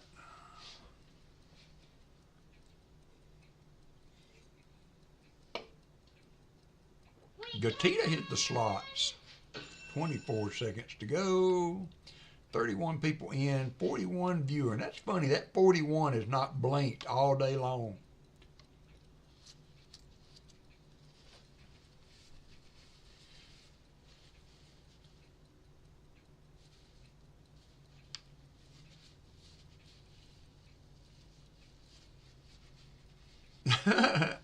No, not really. All right, so I got to open. I'm going to resume the entries for just a second to get this 1 second off that seems to be, yeah, yeah, that's even worse with halves there cornering around. All right, I'm going to close the entries back. We're going to pick a winner. I hate having that 1 second on there. So we got 37 out of 41. That's not too shabby. And the winner of the magic coin is going to be Silver Serpent. Silver Serpent, didn't you win earlier? You can't win two. Yeah, you won earlier. I'm going to have to pick again. I don't allow repeat winners on the likes video on the likes. So you are eligible. Yeah, you are eligible for the hunt for the EOSs. So I'm going to have to repick. I'm going to pick another winner, and that's going to be Crazy Jim. Crazy Jim, you have won the magic coin. That is 100 likes. I don't know if you had one, so I thought I would put that in as a giveaway. It is a 1980, an 83 magic coin. I couldn't find my bang ring. I got one here somewhere, but if you don't have a bang ring, you can put it in a plastic container with a lid and shake it around, and it should come open to you. I've had it open before. You are welcome, my friend. Thank you. Sorry about that, Silver Serpent. You are going to have to change your name to Lucky Silver Serpent, like we did Jesse Kuckenberg. All right, we're going to complete that and go back to the other screen and continue with the hunt. I cannot hear the magic coins as I hunt them. The way I find them is when I run them through the coin machine. Because of the weight differential, the coin machine will kick them out. So that's how I find them. If I knew where my bang ring was, I would open it for you, Otis. But I'm not sure. I'm not sure what I did with it. Like I said, you know what happens when you put in the effort to organize things, you don't know where nothing is anymore. So somewhere I've got a bang ring. Southern Metal makes them. Okay, good deal. That makes me happy then. That makes me happy. Southern Metal 3D prints them. So, oh yeah, you know, I have forgotten all about that. It's been a minute since I've done that. Let me see how I'm going to do that, because we got this whole new format going like this. So let me contemplate that for a little bit, because the premises was I was going to try to push or entice participation, and it really wasn't.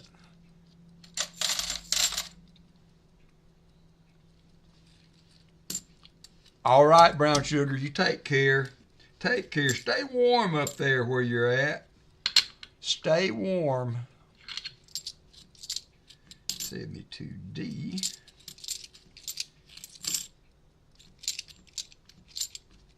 Ooh.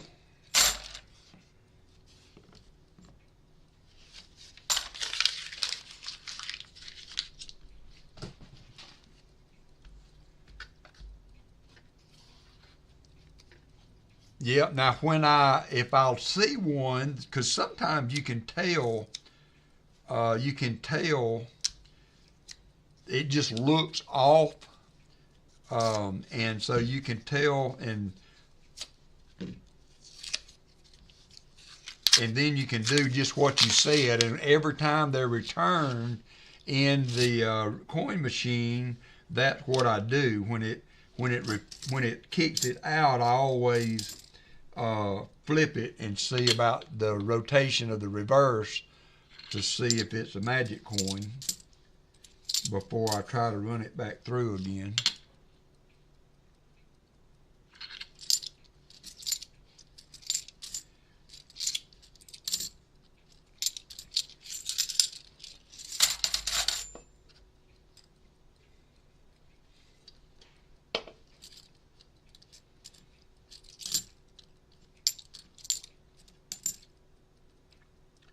That's a close NIFC, but it looked good without magnification. Let me put it that way. But yeah, I can't hear them, so that's how I usually get them, is when they go through the coin machine. Now, if I was hunting by myself, you know, maybe I flip every coin and look that way, but it's kind of hard to put that kind of attention to it doing it in this format.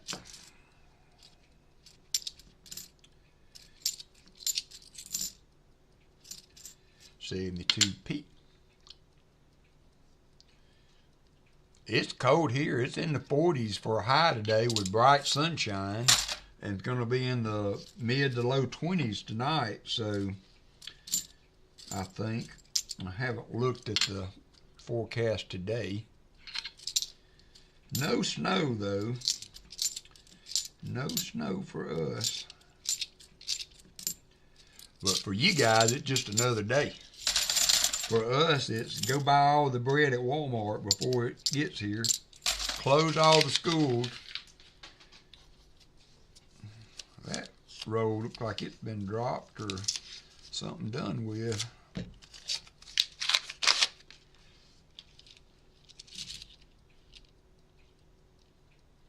Oh, well, thank you, BH Ringer. That is so nice to hear that. I appreciate you remembering her that way.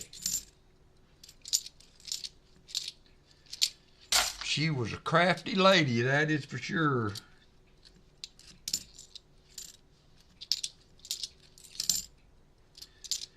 Put on the bracelet for luck.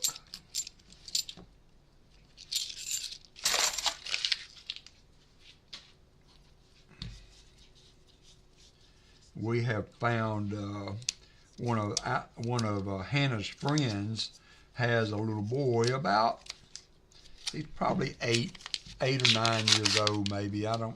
Can't remember, but he loves to paracord and do the paracord bracelets and stuff. So we gifted a good bit of her paracord material to him, and he has made bracelet after bracelet with that paracord.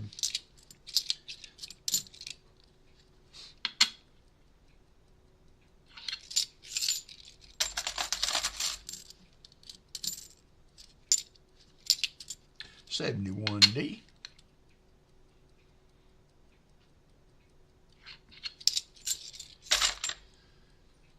Tom Thumb. See, Otis, that how Tom was just giving you a, she is visiting a friend, Martin. She is visiting a friend. Tom Thumb was just showing you how to do it, Otis.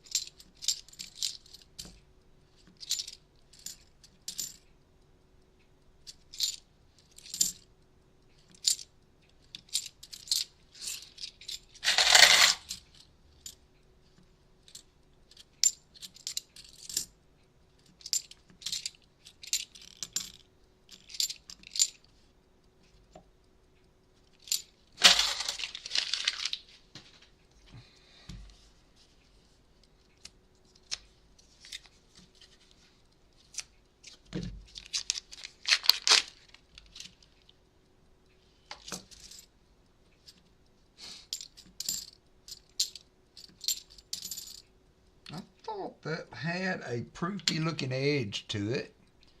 It's not as nice as some of those that we have found. Scratched up a little bit, but that will prompt us to open the box for bids. So this is a 79S proof.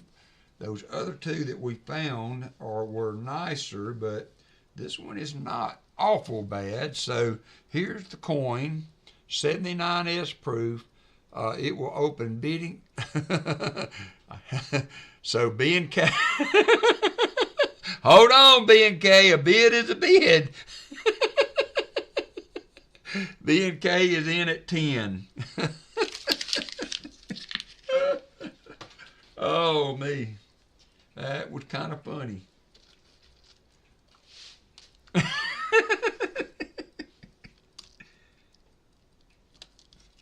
So we do have go big or go home, says B&K. So there we go. And I will imagine that will be where we're at.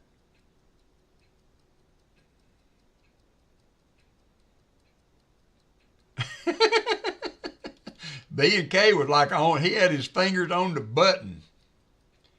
He had his fingers on. All right, so we're good on the bidding. We are. The box is the box is good now for the proof. I got the proof there. We are at 1 NIFC, and so we're not even quite halfway through. Actually, we are halfway through for what you have in the box there, B&K, because the last 10 rows bidding will be locked. So thank you, Michael Erickson. 71D, 72P,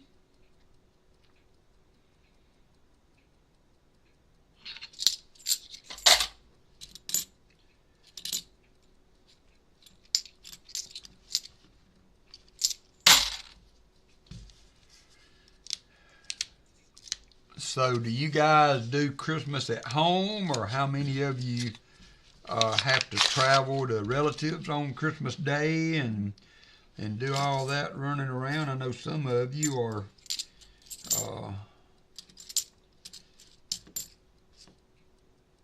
do, and some of you don't. We used to Christmas Eve when the kids were young, and even in later life, Brian Robeson, we'd stay at home. Every Christmas Eve we had to load all of the gifts up and hide them in the back of the car, put a blanket over them, because we had a Suburban, so we had to put a blanket over them, drive all the way to Huntsville, where her mom and dad lived, where Allison's mom and dad lived, and then and we always waited till that night, because we did Christmas Eve with the kid just amongst ourselves. Me and Allison would exchange gifts here at home before we went, and then the kids would get into bed, and Santa Claus would come and put all the gifts out. And one year, though, they got a trampoline, and it couldn't make it to Huntsville. So, that doggone Santa Claus elves came in, and they put that trampoline up while we were gone so that it would be ready when the kids got home.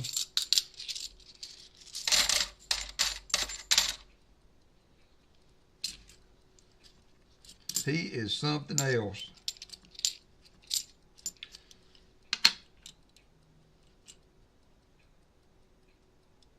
I'm sorry, B.H. Ringer. Yeah, that's kind of can be a touchy subject. Sensitive subject here also. Emotional subject, let me put it that way.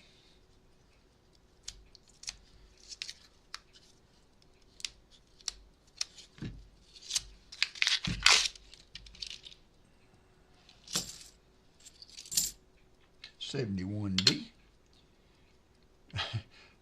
Yeah, they are dangerous. We had a net all around it. Now, for what that did, from what I understood, the net caused more injury than the trampoline. I remember my brother one time. He was trying to get off the trampoline at my aunt's house, and about the time he did a little hop over to the side, somebody did a big bounce on the other side, and next thing he knew, it was elbows and you know what holes out into the yard. Good, BX Ringer. I'm glad you got good friends around you. Not just here, but at home also.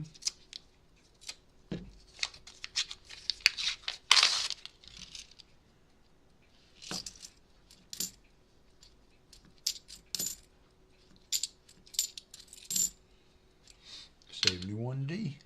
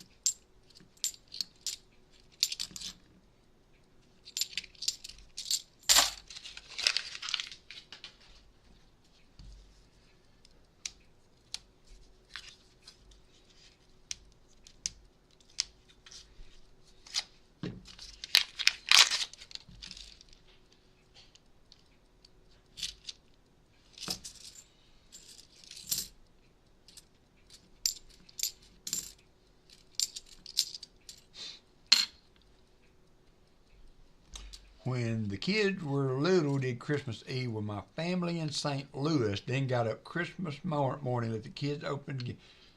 Wow, that is a lot of driving. We were, I guess my situation, I was really lucky because we would go up and stay for the week because I would at one time I was off, but then when I made it into a job at work where we had to work during shutdown, we would drive up and do the Christmas Day thing, and sometimes I would have to leave that night to get back home to be able to go to work the next day. Oh, nice, Otis. That could be profitable. You bust a couple of 72s or a 71, even a 73. I don't look at, there's so many varieties on the 77, and I try to focus, as you know, doing it as part of a live stream. I try to, yeah, that's a little better there, Ralph. I try to do it, you know, I try to stay with the FS 101 designation for the DDOs, so it kind of gives me a little tighter window to look for, because it's tough to look for everything in this format. 71D.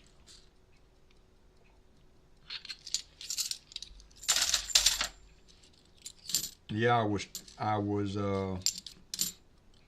talking to a lady in the neighborhood the other day about, she lives on the other side of the neighborhood where there's a pretty substantial hill, and I told her I bet it got dicey getting out of their drive when there was, you know, snow or something like that, and she was saying, yeah, and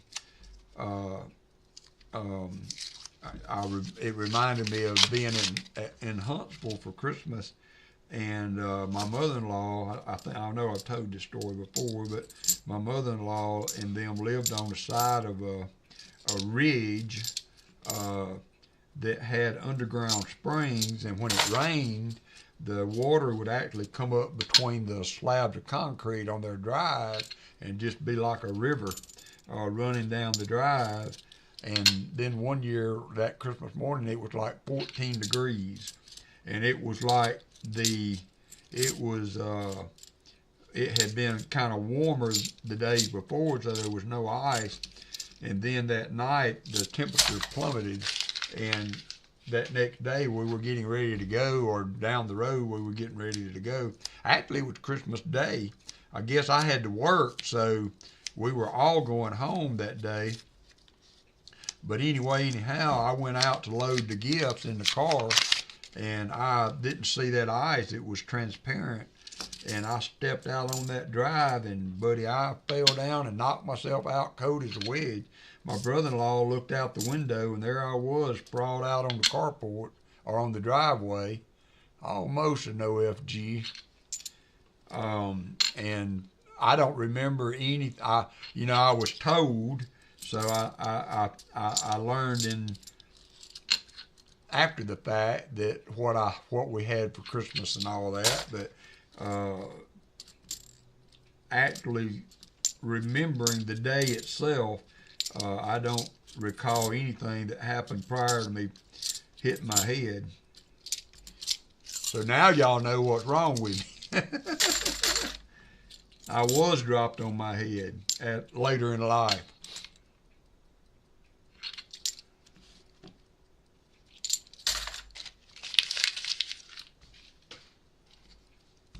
So we are 15 rows away from locking the bid on this box.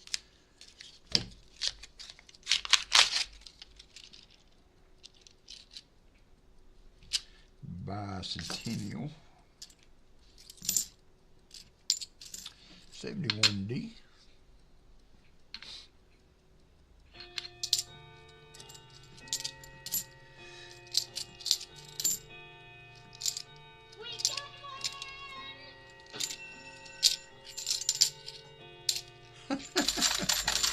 It survived, Martin.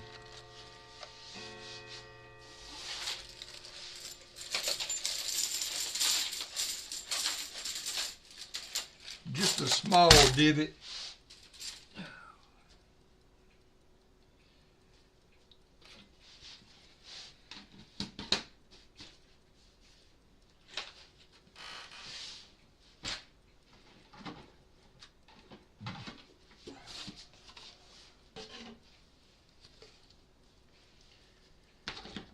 Hannah helped me load I heard that, load the coins in the car before she left, and I had a one of these containers full of copper pennies, and she put it in the bag by mistake, and I didn't realize it. I got there to, thank you, Michael. Oh, I am so sorry, Tom. I am so sorry. I am so sorry. How long ago was that, Tom? Was she later in years? I tell you what, that broken hip is not a good thing as you get older. My dad was lucky enough that he has recovered from his ordeal, but 2016, so what, that was 11 years ago almost.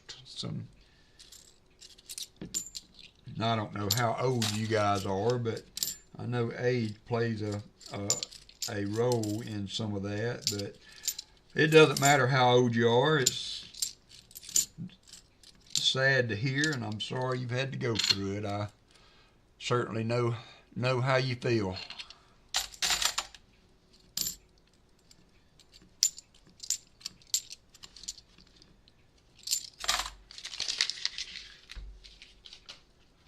Time numbs pain is what have learned after losing a son and now a wife. I don't know that it heals it. 72p.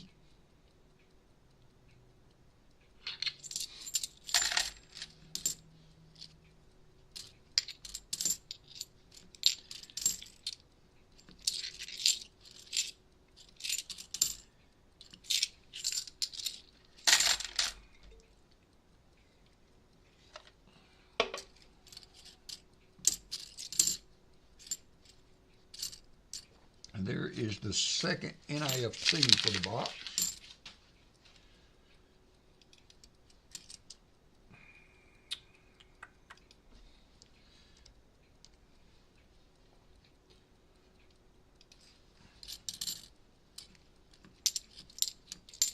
$71D. AU driver, thank you, sir. I appreciate that. Hope you're doing well, and you be safe, and happy holidays to you. Merry Christmas and Happy New Year and all of that. Yeah, this time of year especially brings out all the feelings for that. It's hard to get through a Christmas that way. But the alternative's unacceptable, so you don't have much choice but to keep on keeping on, right?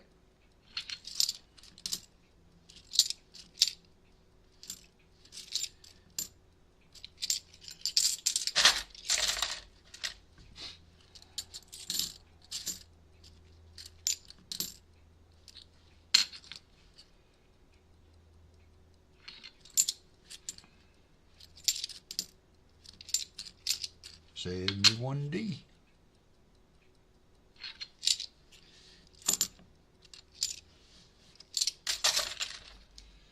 We are 10 rows away now from locking the box up for B&K.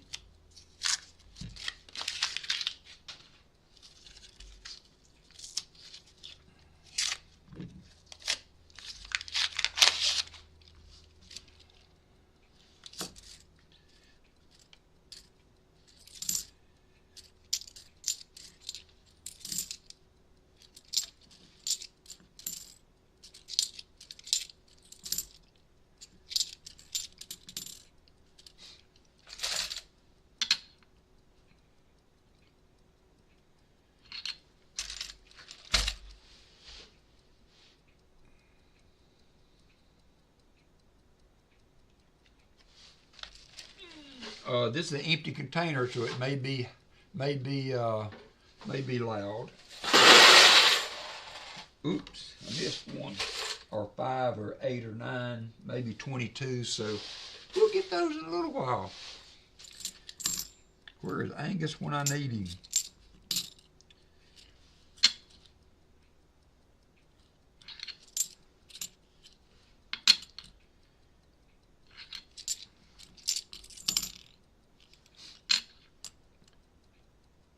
Oh, how far away? I am probably, well, I am 8 hours from Bella Vista or Bentonville area of Arkansas. So I was 12 hours from Tulsa, Oklahoma. If that is any, now that would stops and what have you. So that, if that gives you any indicator of the distance. So probably between 10 and 12 hours of drive. Not a bad drive though. I drove to Tulsa for the coin show last year, and then I drove to Chuck's house, coin show 2 years ago, and I drove to Paul's house last year, so it's not a bad drive. The interstates are not. The worst part of it is all the exits. Heck yeah, man. I'd love it. The hardest part of that drive is just there's a bunch of quick exits in Tennessee that you have to navigate, but Sally gets me through all that. That's what I call my map app when she talks to me. Her name's Sally.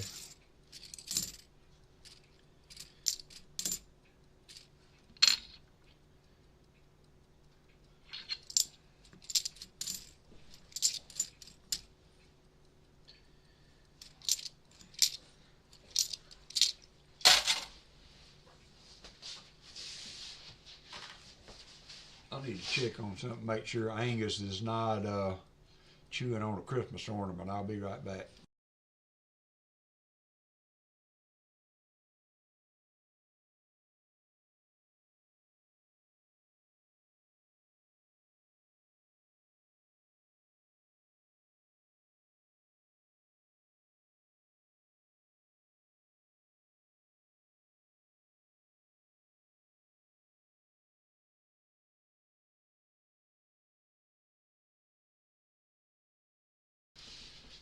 No, he wasn't. I have to watch him. Hannah decorated the tree. Yeah, because you had one job. You had one job. I got this ways out. And so if you see a car on the side of the road, you can report that it's still there or not. And then if you see something, you know, a hazard or whatever. Thomas tripped on a nickel. How you doing, buddy? I know you. I think you were in earlier. I know I haven't said hi to you.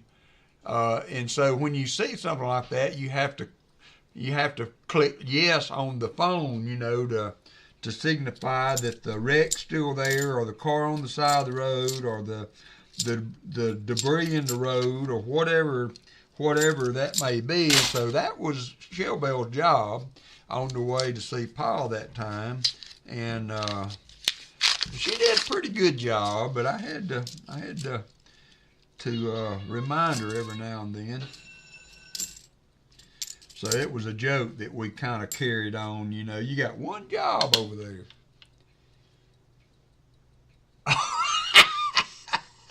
So that's a funny story. So when we got started, my car where the radio is, there's a little shelf that kind of where the radio insets. And so when I'm using my phone for directions, I set it up on that little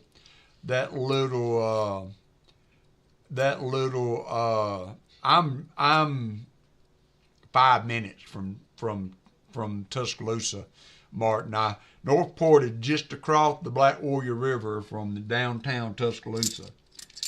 But so when I put my phone up there, I accidentally hit the seat heater in Shellbell's seat. And so we hadn't gone very far, and she was like, "Is the seat heater on in this thing?" It was lighting her up over there. I didn't do it on purpose. It was an accident, I swear. But yeah, when I set my phone up there, the way my fingers were, you know, protruding a little past the edge of the phone, it hit that touch screen and turned the seat heater on over there. Woo! And this was in June, so it was not needed.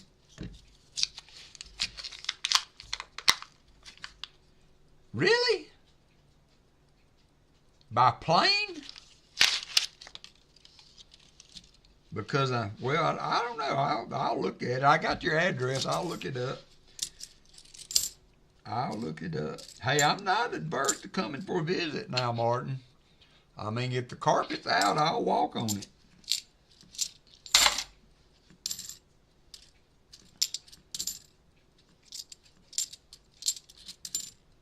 Because I don't mind a good drive.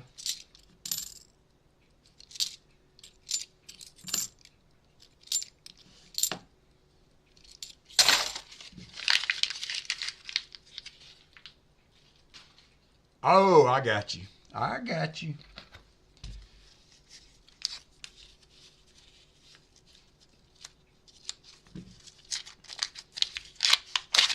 Yeah, because you do spend most of or a good portion of the trip to Pa's house, getting north. I mean, we could have made it in 6.5 hours to Pa's house if I had let Shelley drive.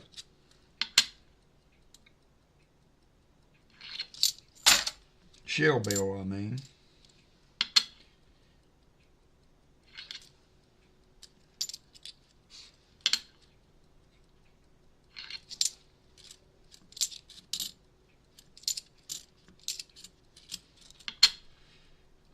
Oh, those were good movies. Well, the first one was. I didn't. I think I want to try to say I watched one of the other, but that first one was the best one of those movies.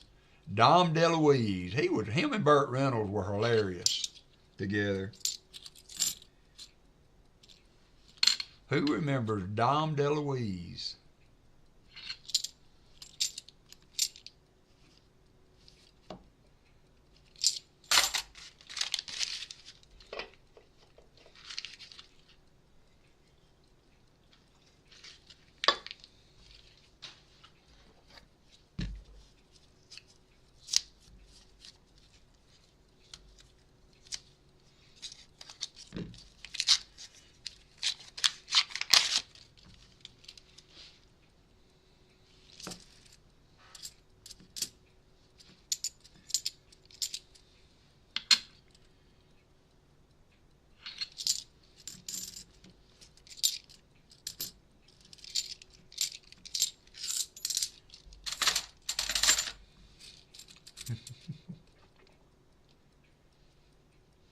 Yep.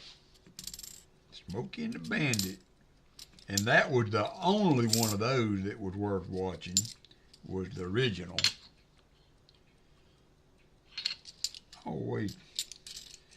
Kind of thought Sally Field was a looker when she was younger.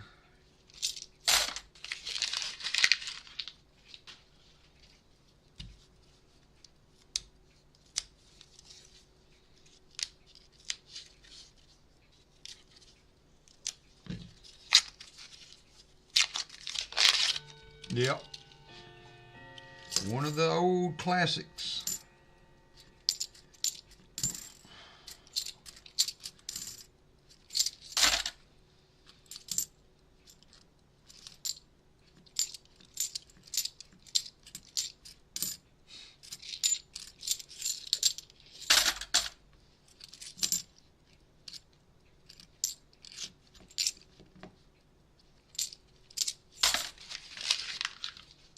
Yeah, the first Cannonball Run was good. The rest of them didn't live up to the hype. Same way with the Smokey and the Bandit movies.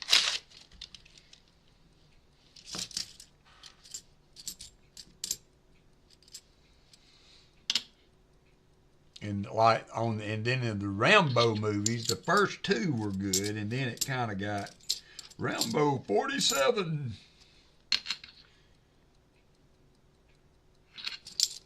Or was that Rocky? Rocky and Rambo.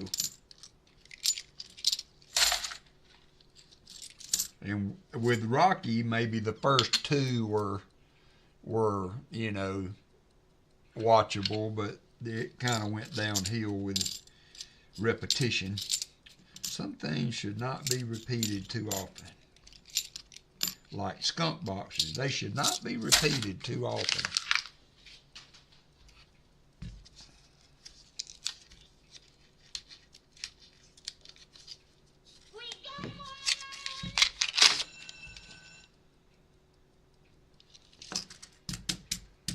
Tom Thumb hit the slots.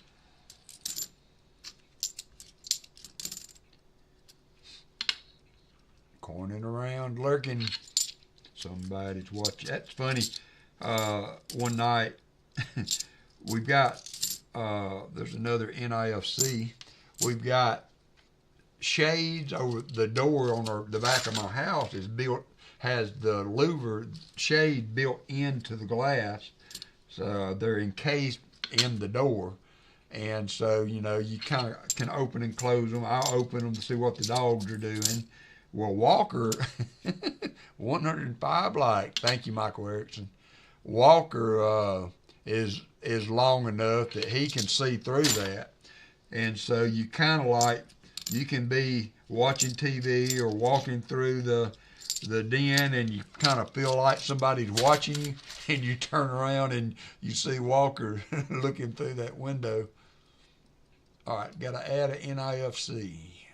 I'm going to put us at 17 for the day.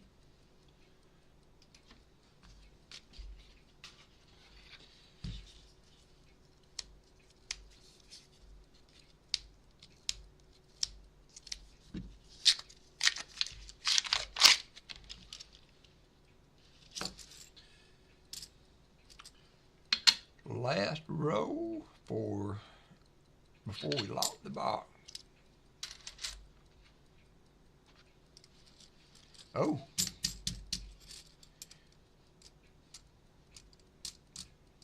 You won't be dreaming. You'll be living the dream. You will be living the dream. That is really, as idyllic as that sounds, it is not and never has been a wish of mine. You know, maybe when the kids were young, but, you know, and I guess actually in retrospect though, it would not be that bad because everything's closed on Christmas Day anyway. If you don't have it in the house, except for Waffle House, there's not many places you can buy stuff on Christmas Day. So if it snows, they'll shut the all right, that's it. You have the box is locked now for the rest of the box there to B&K. Thank you, sir.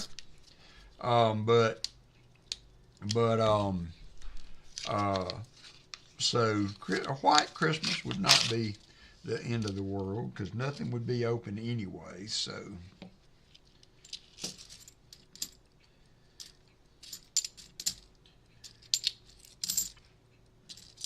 and it's not. And we did have snow one time that wasn't enough to, but I remember it because we were driving to Huntsville through it. And we were on the interstate heading to Huntsville. I've always liked to drive when it was snowing, but not drive after the snow has done its damage. Thank you, Michael Erickson.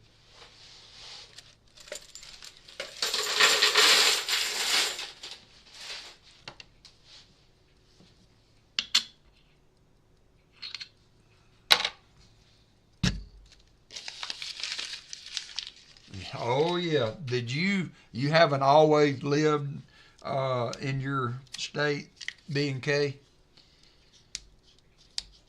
I was born, I say now I'm going to tell what state you live in, but I was born in Florida and moved to Alabama when I was a child, so I was born in Orlando.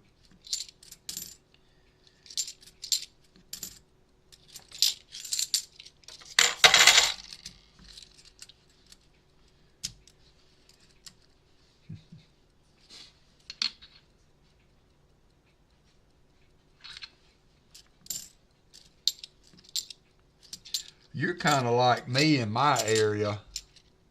Oh, okay, I got you. Martin, you were born, you are where you live now anyway. You know, you can have snow and then every now and then, but it doesn't last more than a few days generally, so.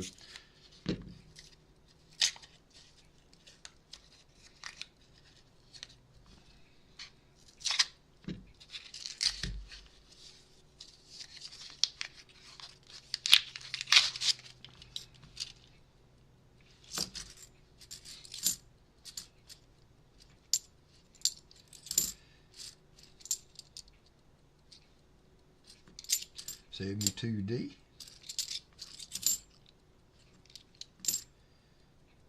$2023P.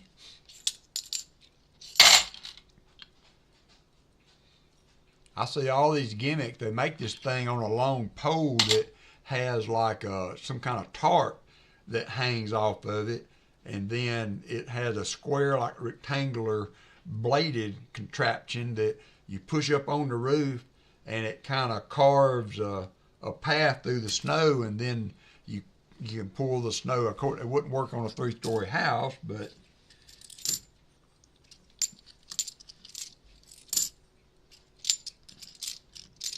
never had to worry about snow on the roof.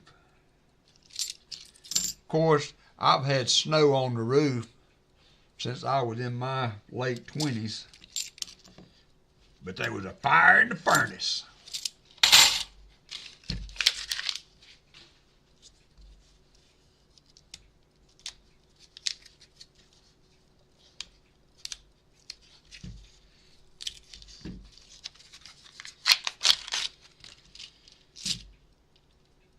Oh yeah, yeah.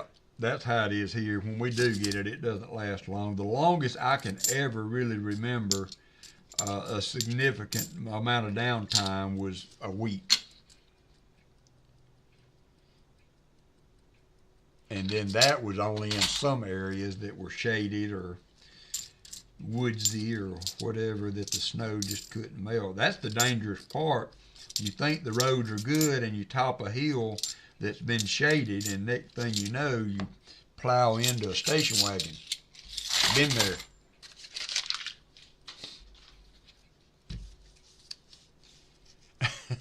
Hey, Metal Dragon Braveheart threw that out in the early hours of the show there, Jim. If you did not catch that comment from Metal Dragon Braveheart, he kind of threw us off in the ditch off the bat.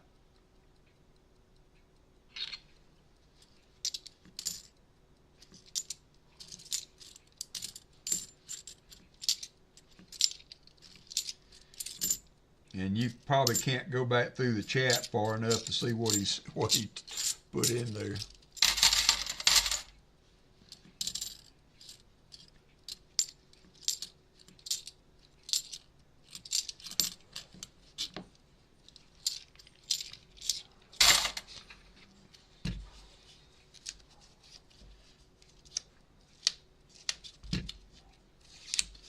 There's still fire in the furnace, but but it generally just means I got my chair too close to the fire.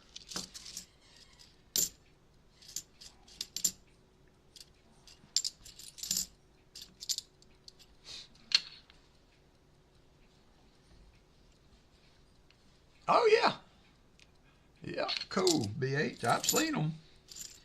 I don't have any experience.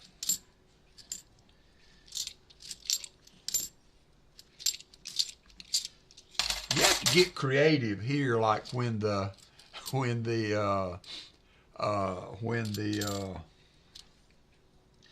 it snows. You know, there's very few people that actually have a sled.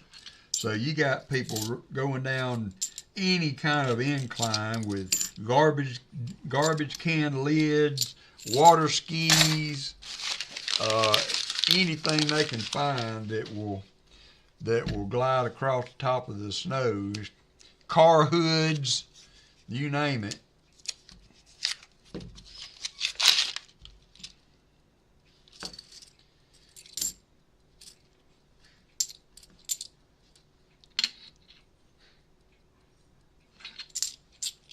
Cardboard boxes. We had one of the, I think it was in the early 80s, 82, I think it was 82. We had a really, they call it Snowmageddon here for us. And it snowed and iced, and, you know, being the resourceful guy that I am, I managed to get trapped at Allison's house. And so we were trying to find things to slide down a big hill that was close to her house. And so her mom and dad got trapped out of town. So it was like me and her and her brother and one of her cousins that were all at the house together. And so we thought it would be a good idea to take a set of my future father-in-law, I might add, a very expensive, stop.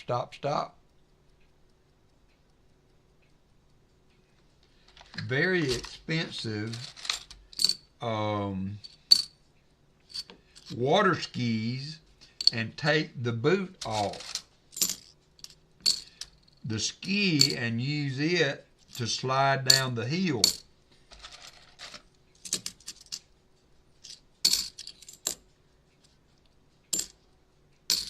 Which promptly ruined a very expensive set of water skis. So needless to say, he was not very pleased with me in particular.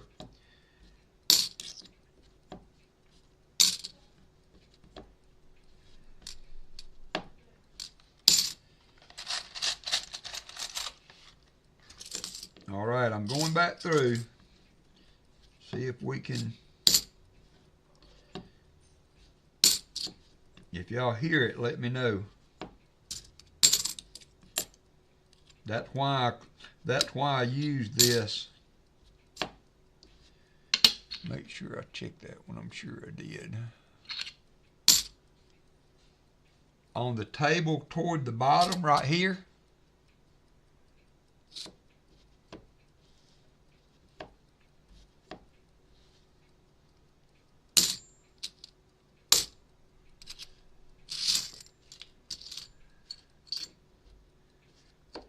Oh, there it is. It is. Y'all were right. Y'all hit it. 1990. 1990. It is a magic coin, and it's in pretty good shape. That was it. Very good job, you guys. B&K, I would give a nice thank you to the chat for hearing that, because that is the one and only magic coin that has ever been found on my stream live. So very nice work, Shellbell and Daniel. And I will add a little something extra to your package. Yep, there it is. So if you want to know what they sound like, that is it. Versus, now I can hear that now that we're doing it right now, but my brain is just not trained to. I can hear that.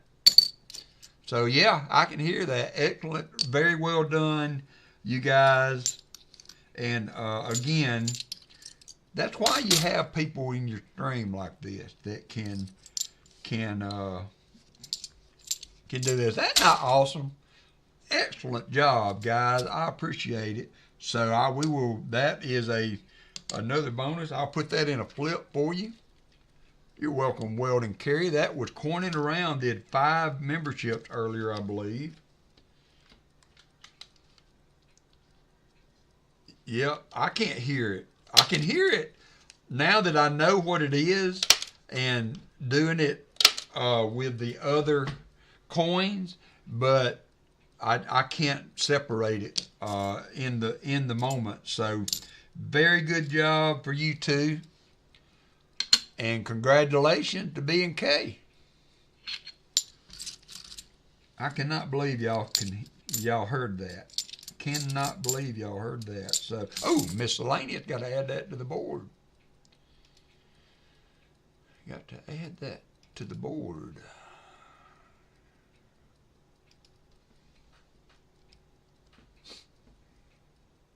What was the first NIFC? I mean, miscellaneous. Oh, it was a no FG. We had a no FG. Nice. Y'all did a good job there. Congratulations, B&K. You now have a magic coin. I wish I had a bang ring to send with it, but you can purchase them, and you can also open it by putting it in a. You can also open it by putting it in a plastic container, or something, and rattling it around, and it will generally open. If I could find my bang ring, I would open it for you, but I do not know what I've done with it.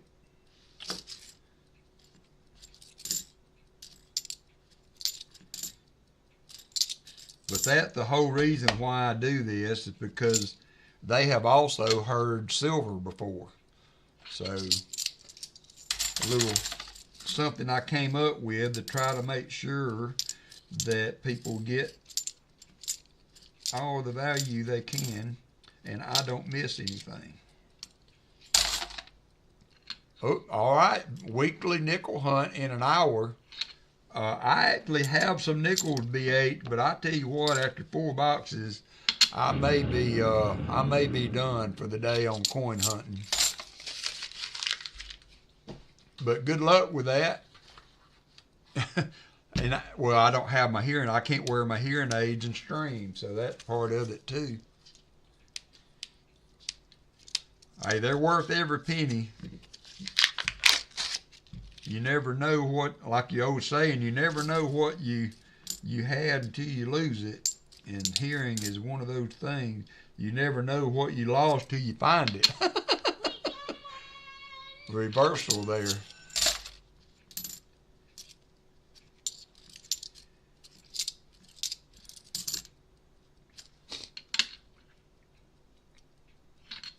So that was a good example of the box, the idea for the boxes with the last 10 rows being locked.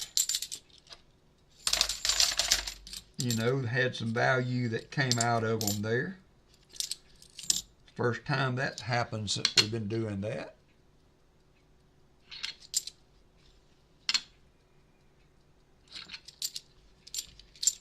All right, so congrats on that, B&K, and I will include these NIFCs. I think these are different years than we were seeing earlier, so I will put those in your package. I may not flip all these, but I will try to put them in maybe the plastic type carriers or something like that to protect them for you, B&K. So nice job, Daniel and Shellbell or Chicken Man, and then JC coming in there too. And we found them all, JC or BH. I can't remember who said that. Now I'm going to dump this, start the, well, I started to say I was going to start the poll on the last box. Oh, Michael.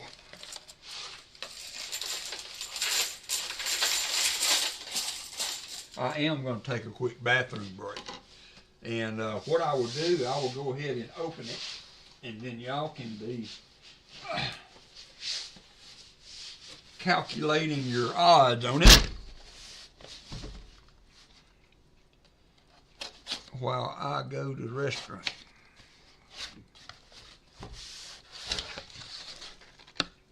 This one looks pretty good circulation.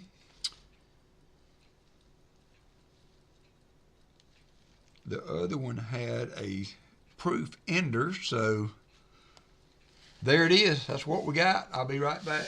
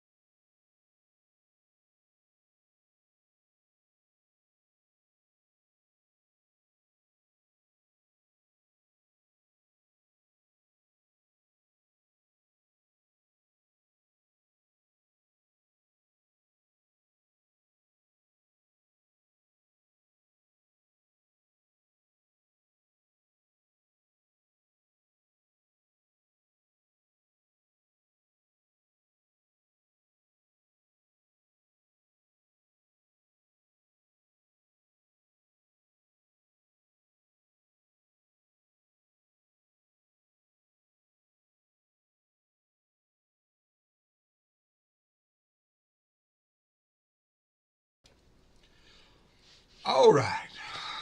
Last box of the day.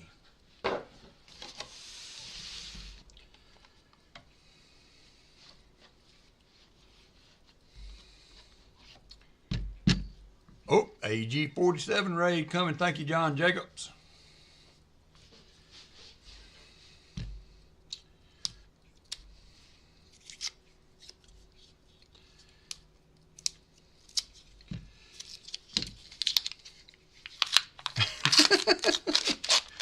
I'm a little bit embarrassed about that slip in cognition there.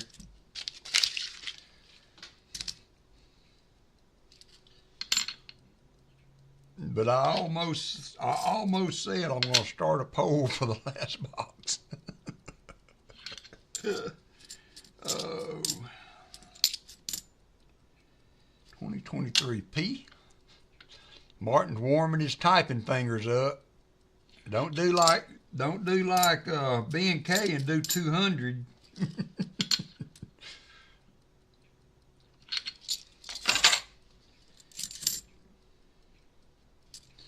This one has 2023 P's. That other one had D's in it. We will check a good quantity of these. I don't know that I can go through every one of them. Christmas times are coming. Christmas times are coming.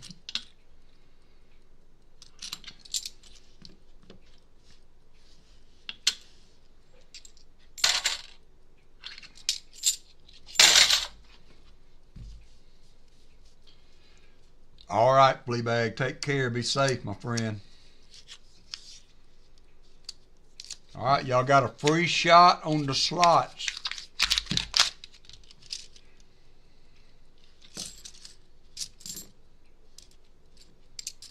Fleabag is bowing out early.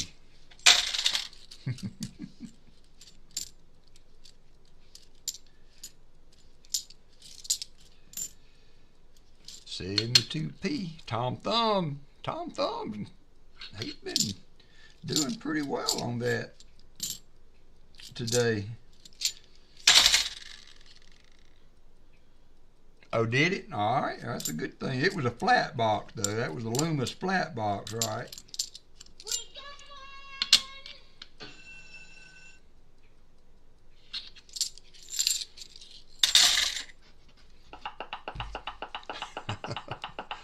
Back to the oil can.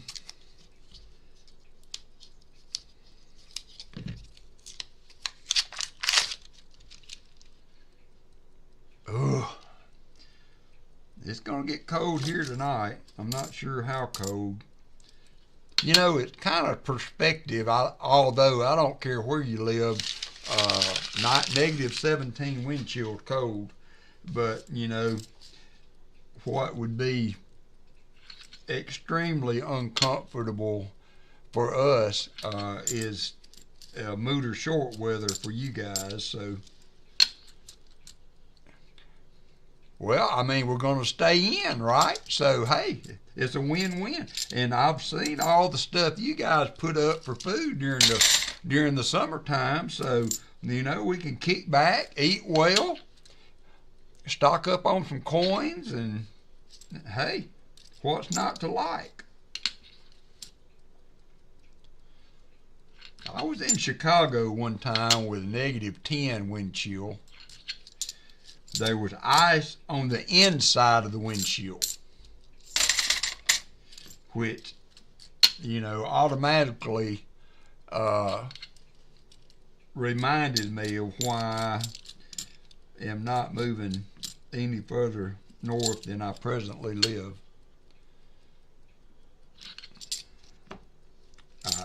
I say that. You never know what can happen. But it's not in the immediate plan.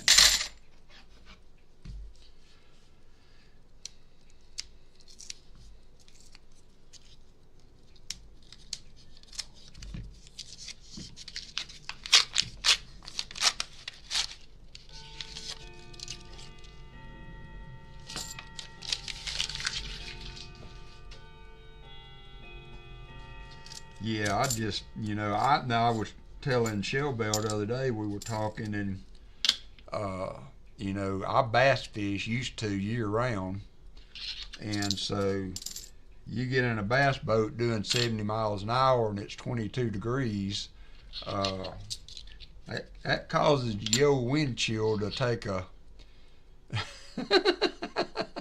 Thomas Tone, he says inquiring minds want to know. But that can make the wind chill be downright unacceptable. What is that?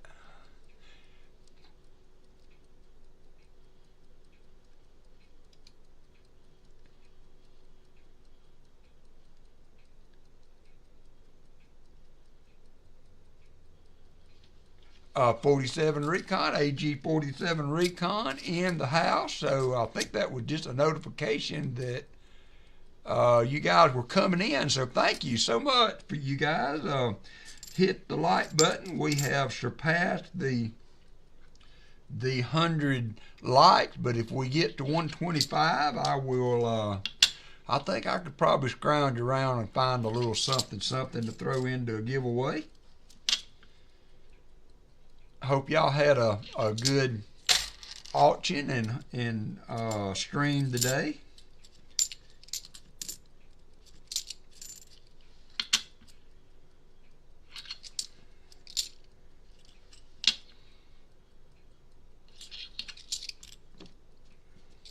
There's just not enough YouTube or times on the clock to enjoy everything live. I wish I could jump into more streams, but I appreciate you guys sending some support our way. Welcome to the party, pal. Super Collector just subscribed. So also for you guys new coming in, and thank you for that. But I do have a giveaway video out that is going to be part of Hunting Southwest Ohio's multi-channel giveaway. So if you have not commented on that video, it is up and running now. But hey, William E., that will get you in an entry for winning this half-ounce round that I am giving away. It is a King Tut quarter-ounce, not half, I'm sorry, quarter-ounce round, a King Tut round from Misc. I'll be giving that away on December 29th, and then the winner of that will go on to be entered into the multi-channel giveaway on January 1st with Hunting Southwest Ohio. So if you've not commented and gotten in on that giveaway that I'm doing, along with 10 other channels, and so I think that I got everything in the description on that video, including links to the other channels. So if you want an opportunity to maybe win, I think there's 10 ounces of silver in the multi-channel giveaway right now. If you would like a chance to get in on that, then you must comment and subscribe on the other channels and their videos, and then if you win their prize, you will be entered into the New Year's Day stream with Hunting Southwest Ohio. I think Everyday Opportunity also does one like that too. So opportunities out there to maybe win some big silver. So jump on in on it. Oop, there's a 2011. That's our first find for today. I mean, for this box, rather. So, hey, if one of the mods would grab that link and put it in the chat. I know it is late in the day in the hunt, and I will post that. I will pin that to the top so that if we do have anybody else new come in, it will be a shortcut for them to find my video anyway. But then in that description of that video is the is I am way behind. 125. Look at Hambone going out there with that. So that's the multi-channel giveaway. That's for Rick's stream. And then if somebody would find maybe you've already done it. I'm behind on the chat. If somebody would find my video that I put out yesterday, I will pin it to the top, because that's the way you get to the Rick stream. And then I will finish this row, and I will we'll do a 90%. There we go. Thank you. Let me pin that now to the top. So there's a shortcut to get in on the giveaway path toward the multi-channel giveaway with Hunting Southwest Ohio. And I did a magic coin. Usually I do a 90 for 100. Today we will do a 90. What would you like for 125? A Walker, a Kennedy, or a Benji?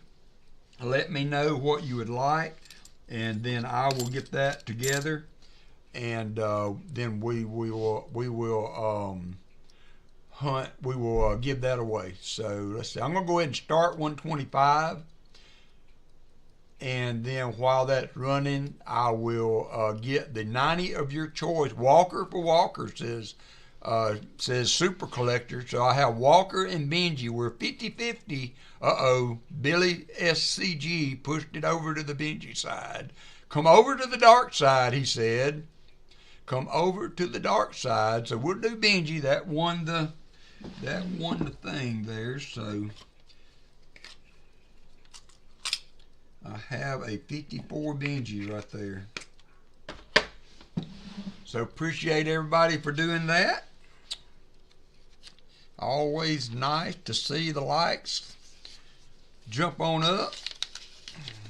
I'm not sure about all that algorithm stuff, but people say that likes, getting good like traffic on your videos and influences that.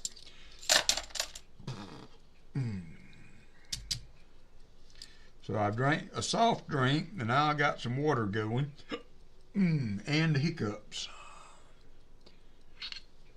Oh joy, 74D.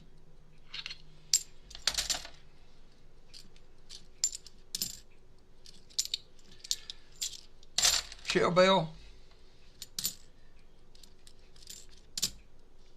I don't think I put that last NIFC on the board. How far am I off? Oh, we had another subscriber. Thank you, Drew Mark. I appreciate it. We had another NIFC. I may be one off on the count for that. Thank you, Drew. I appreciate it. And if you're getting in through the comment video and you're subscribing through that, I appreciate it. And good luck for the quarter-ounce round I will be giving away. You've got like 10 different channels that you may enter in for giveaways. Some of them are giving away constitutional, so there's different things. There is a $5 minimum. Hey, Cassie Hall, I may have said hi to you earlier. There is a $5 minimum for the gifts to be, or the giveaways to be. So there's good opportunity there to win a little something, which is always fun. Who doesn't like to win a giveaway? Sniffer and Chief, how you doing? That's a unique name.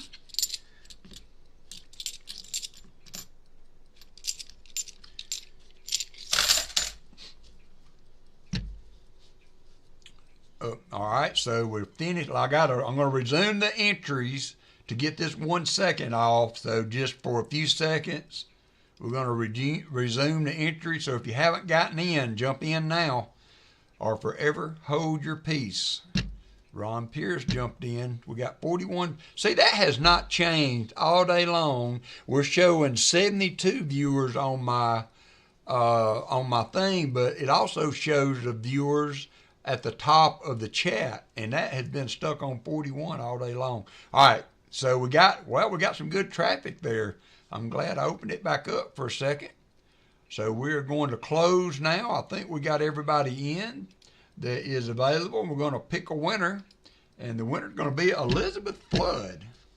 Elizabeth Flood. Elizabeth, you have won the Benji, and I'm still going to hold this till after the first of the year.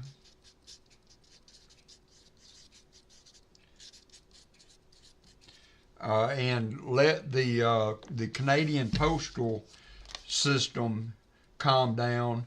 And you have another giveaway or so, Elizabeth, from a month or so ago that I may have to do these in separate envelopes. So I'll let you know how I end up shipping them.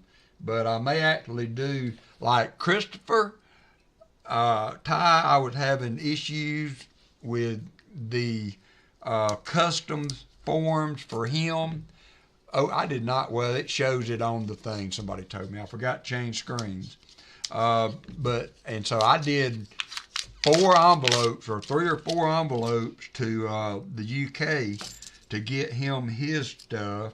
And so I may actually do a couple of envelopes for your giveaway wins, Elizabeth, once the postal backlog gets in better shape. So nice. I drew marks. Cool deal. Let's see. We did that, so I'm going to complete that and get back to my chat where I can see it good. On with the hunt. Last box of the day. Not been a total bust. We haven't found any silver, but that's not to say we won't this time. Just a dirty coin. We have a no FG. We have some proofs. We have some NIFC goodness. So we do have a short little 5-lot auction that we will be doing at the end of the stream. If you would like to see what lots we have available today, Martin Sniffer is back in action. You can look on the community page, or one of the mods can piece that list together and put it in if you would like.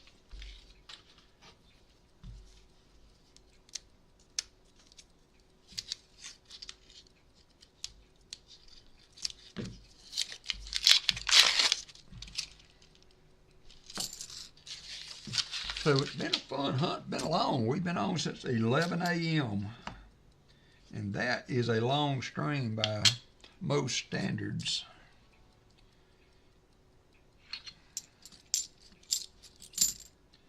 Usually I am done in 4 hours with 2 boxes in an auction. Today will be a little bit longer. 72p. Thank you, BH Ringer.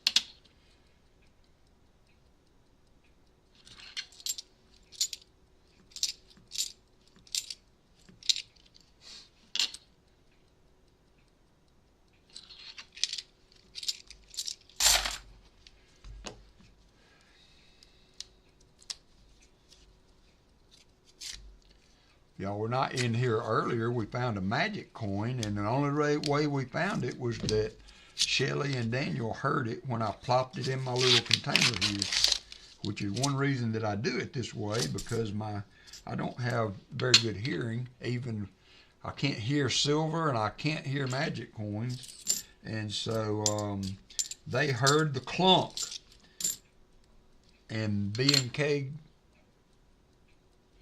benefited from it.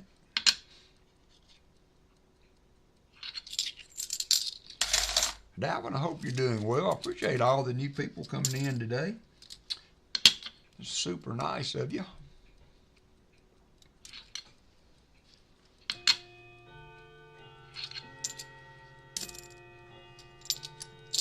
Oh, looky there. Looky there. So this is a miscellaneous. I don't know what to do with it.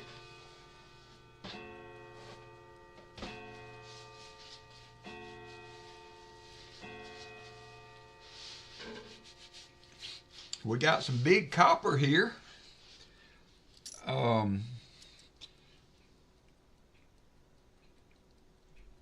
It may be British, probably. Yep. The old 1 penny, 1939. Man, that's an oldie. That is an oldie. Count Trumpula, I hear you. That is a really old one. I don't think I've ever found one that's cool. You find anything good? I'm going to jack the scope up here and change the screen for a minute so we can take a closer look at it.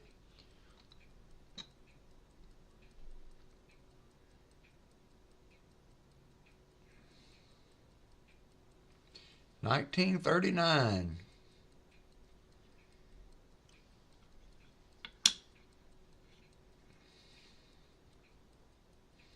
Pretty cool. I'm going to put that in a flip.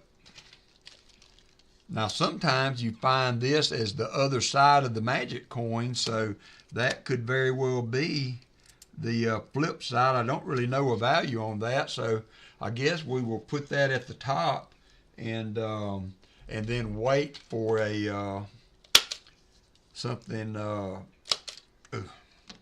Afraid that was going to happen.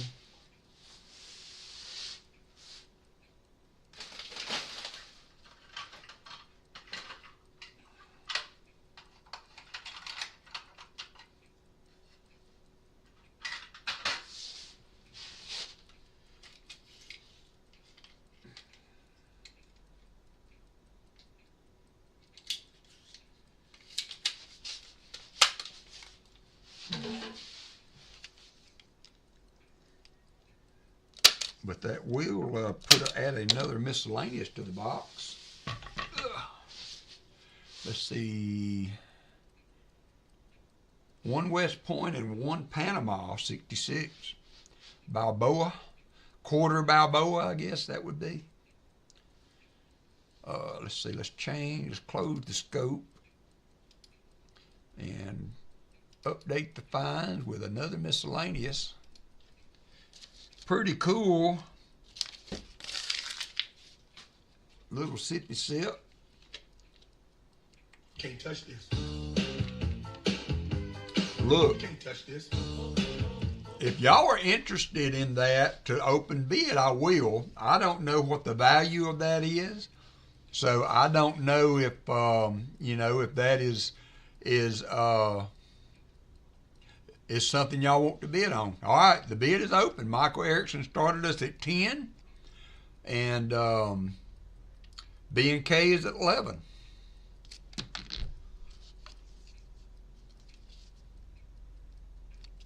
Martin Bowen is at 15.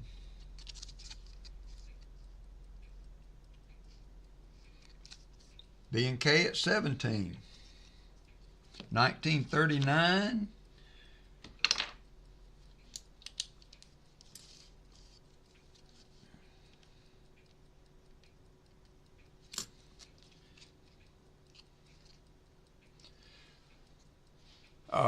B&K at 17, Martin Bowen at 20, B&K at 21. This is the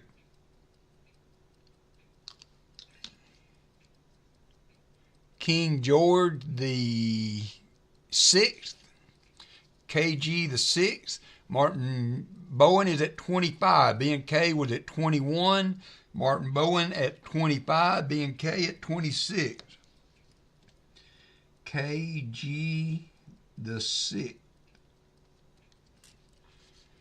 So we have B&K right now at 26. Now we will open the bid back up again if we should find anything else, but right now we have B&K at 26 going once.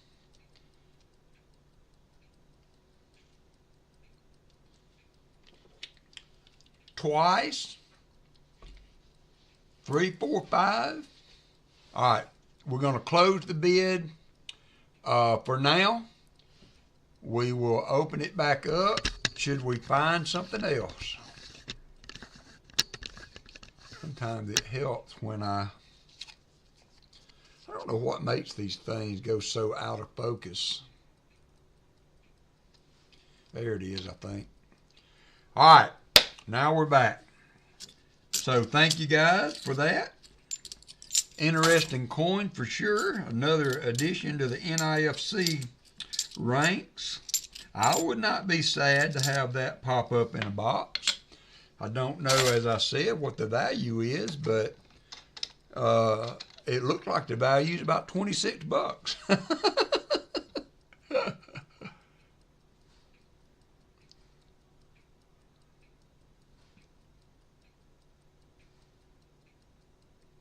Thank you, Michael Erickson. And Martin Bowen and Michael Erickson. Yep, thank you, Shell Bell. You guys are just so awesome. So awesome.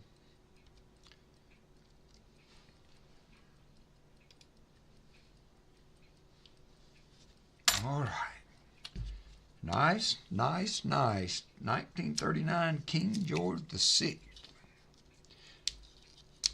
That's Canadian.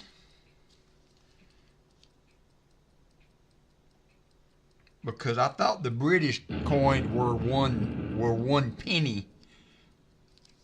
And so y'all can probably maybe you already know, or you're in a position where you can look it up. So I am not, that is UK. Yeah. Christopher Ty, there is no way you have got to be slobbering over on your side of the big water as late as it has to be over there. But thank you for hanging with us so long. Yeah, I thought it was a UK. I thought the UKs were one penny.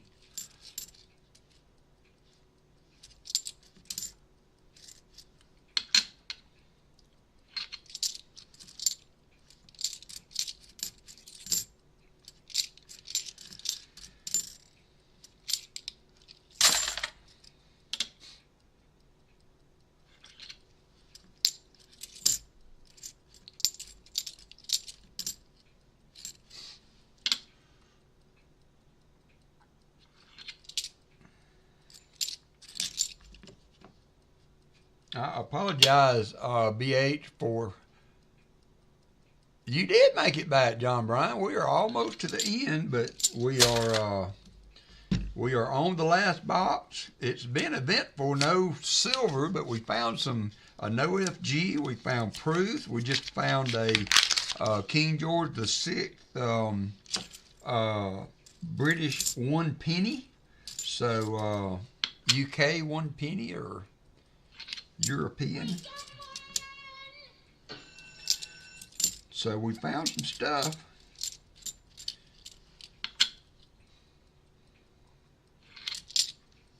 $72p. And we are working on the end. Actually, we found a magic coin. Man, that looks silver. It's not. 74.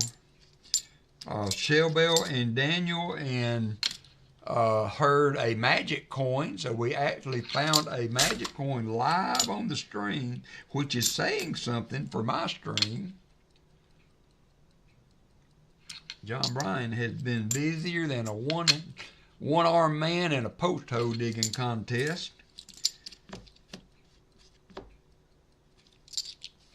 But hopefully you'll find a break here soon. Maybe a little loud, so watch your ears.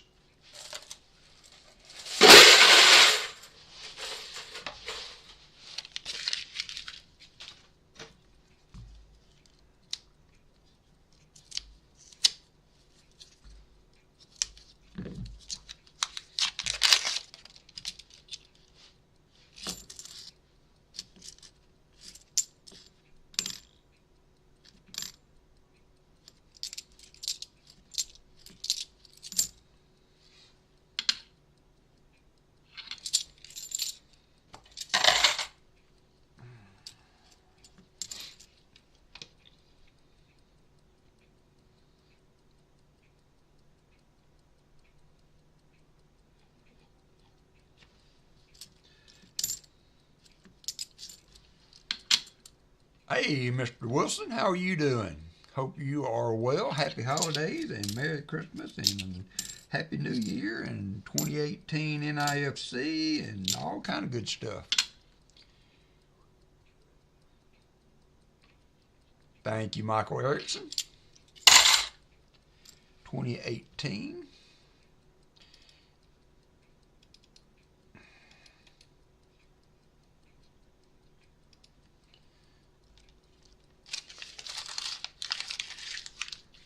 Yeah, BH and Seaweed Coins and Martin's Treasure. They do a Canadian coin hunt, nickel hunt, just about every Saturday. They take a break on it every now and then, but they a lot of times follow my stream or before they get started in the late afternoon. So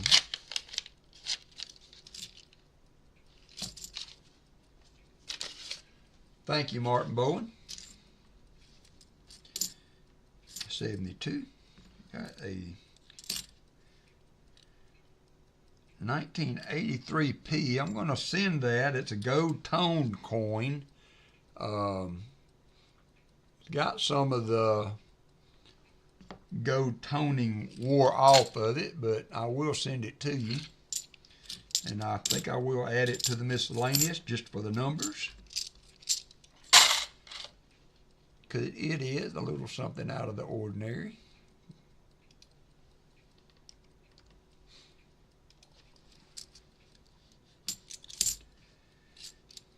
$72D. Fill the board. Fill the board. All we need is silver. We got everything else covered. Everything else is covered.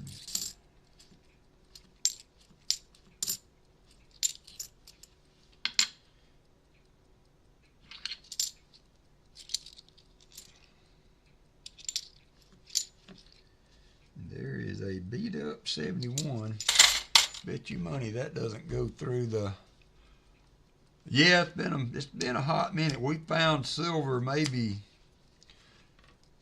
2 streams ago. We found a 90, but aside from that, it's been kind of stinky over here too. For silver anyway.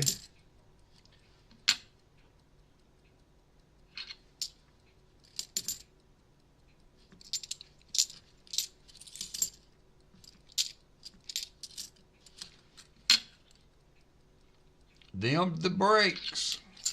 I'm just happy to get circulated coins. I'm just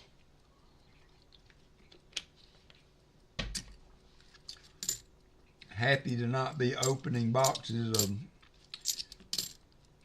50 rows of shiny 2023 looking at me. I know you are the same, John.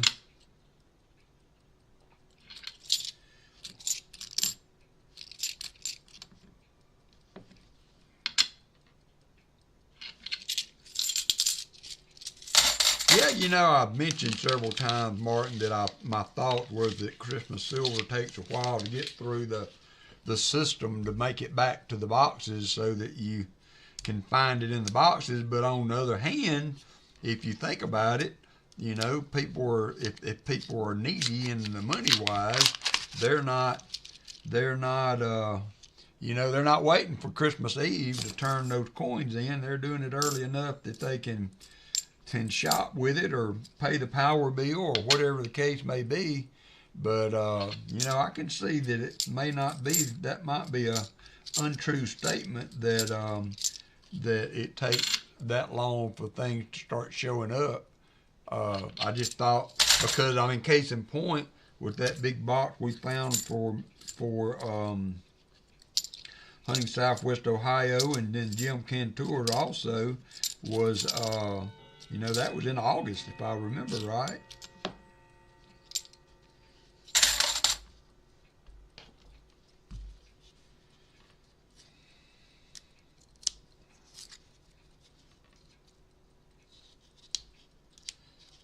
It's a thing, Jolly Roger. Not everybody is lucky enough to come upon it, but it is a thing. Right now, any silver would be Christmas silver.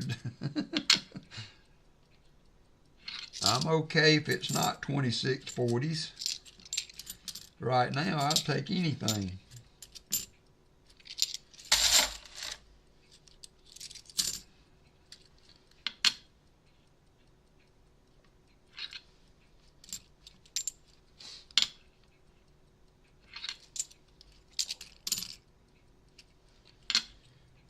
It's in this box, says Martin. Well, I hear you, brother.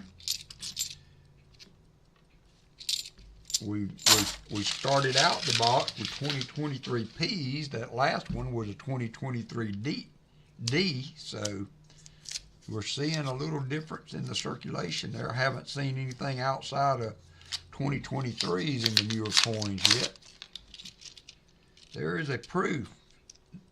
No, that was so disappointing.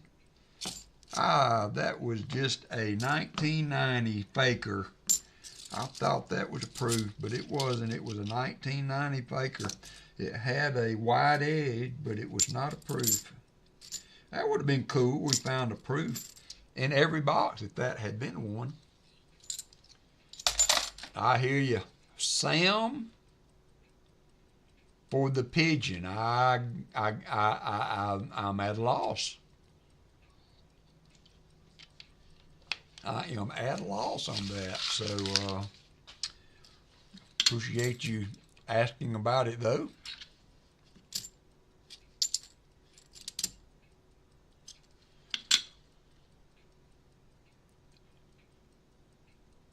Oh man, that is so close to a no FG, but I can see it. I can see it under 6X. I've used this for so long, the good wore off of it, but so Arabic pigeon, all right.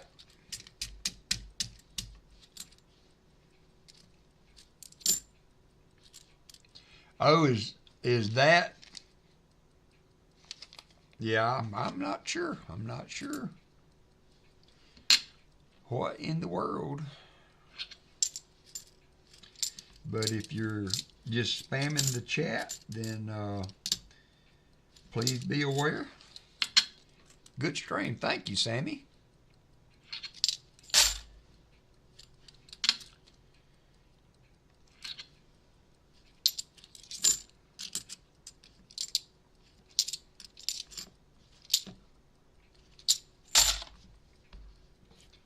We do have a great community here in the coin community.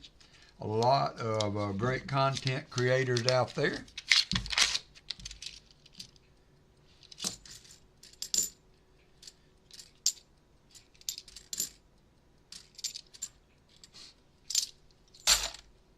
Oh, nice, JC. I think I knew that.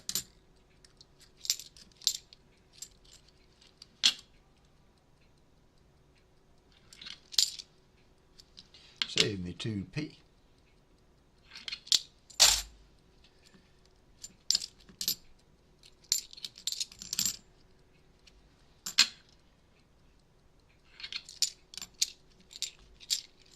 Woo, we've added 4 more. 4? Yeah. No. 6 more subs today, so that's cool, giving us a little bit of cushion there. Now, I found the 2024 pennies, but not the nickels. The nickels are going to be the tough ones. Yeah, you think? I think what JC Likes Pound is closing in on 100 boxes of nickels this year. So if he has not found them, they sure are low mintage.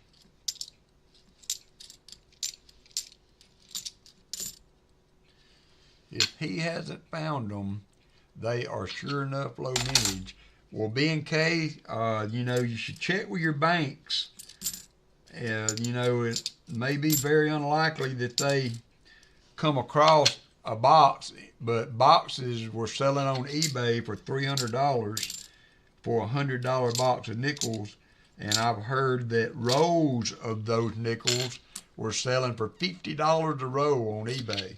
So if you have connections with banks, then it would be worthwhile to ask a question when you're in the bank if they have any 2024 nickels.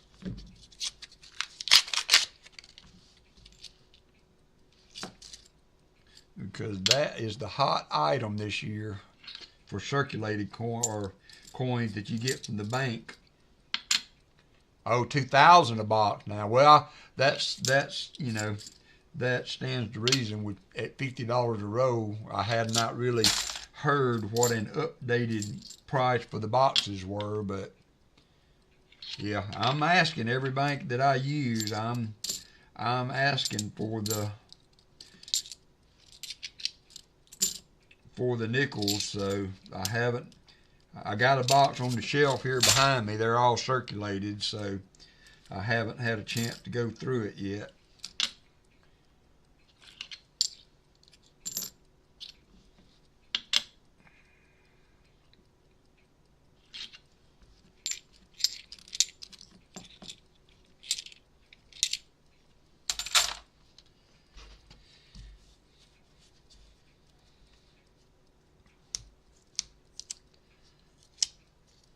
Yep, I would think. Oh, not one 2024. You can't get mad at that. I did a bag and a box. I did a box last week, and I found 2 buffaloes, so that's pretty good for me. No war nickels, but I did score a couple buffalo nickels. Always happy to find those. And I've got another box that's from a different bank on my shelf over here. But 10 war nickels, that's outstanding, Ralph. Yeah.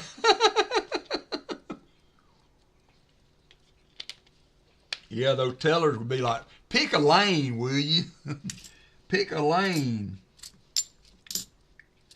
There's one of the streams that does the slot machines, and you know how slot machine things have to line up, and she'll get mad at you. She'll say, pick a lane. That was so mean. Pick a lane. I'm going to finish these 3 rows and run to the bathroom. It's funny, I drank all that coffee and then a soda, and it doesn't really push me to have to go to the bathroom, and I get half a bottle of water in me, and all of a sudden I got to go.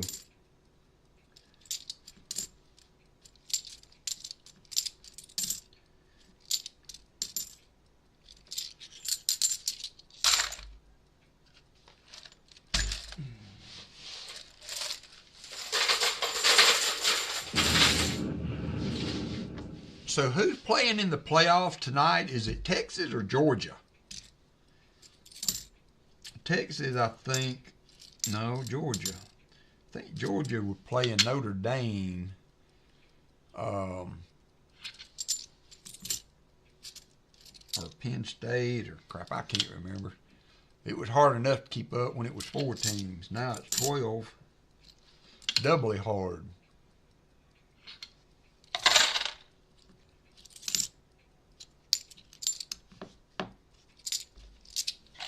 I still cannot believe you guys, Texas and Ohio, thank you. I still cannot believe that y'all heard that magic coin.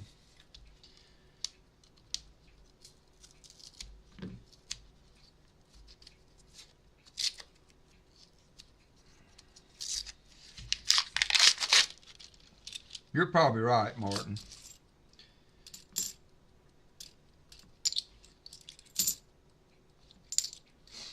$72p.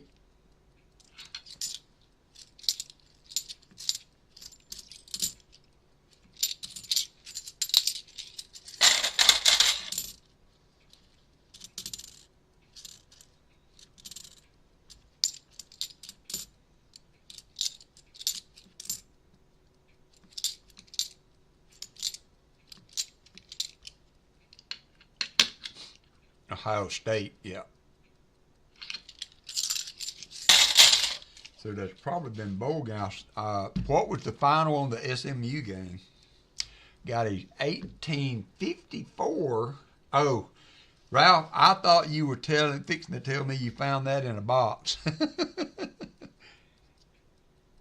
Oh, 1854 seated Liberty Quarter in a row of pre-64 Washington quarters. Nice.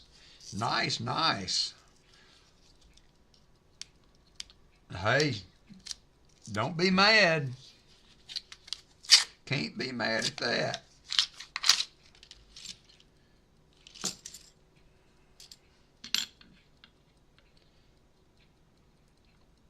That's like a bonus in a bonus, as that lady on the slot channel says.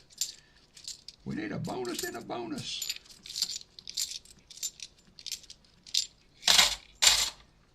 Yeah, that is that's a nice find. 1854 seated.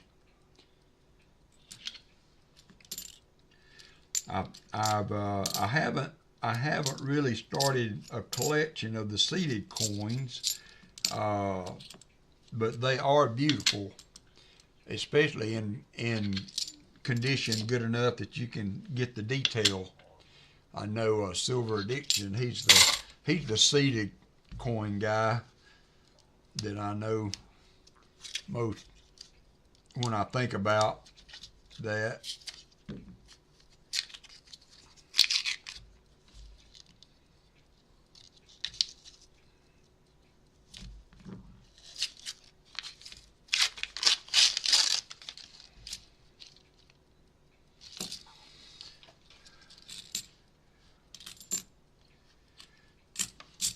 That might be a NIFC by the edge. So I'm going to do this row. We got one all white row there. Don't see that every now and then. I mean, not very often. So 71D takes money to buy money. Yeah, really. 2023P. A beat up nasty 71.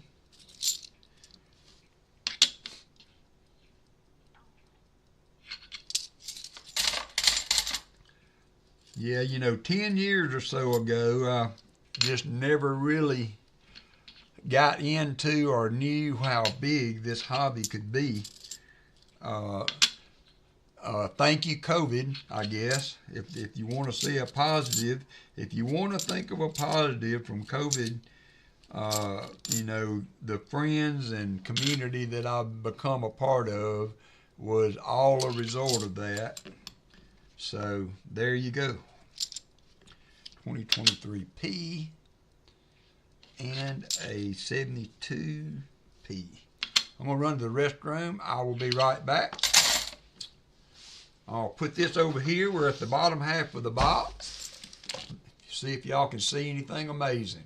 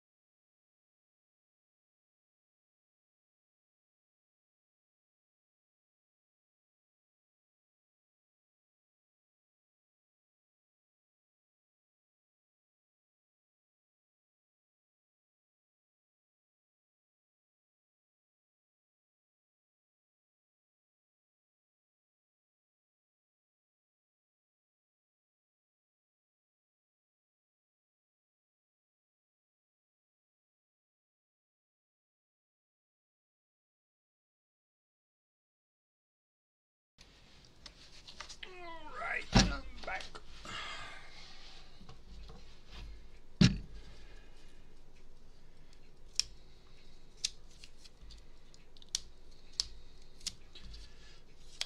You know what they say about these boxes, the silver sinks to the bottom.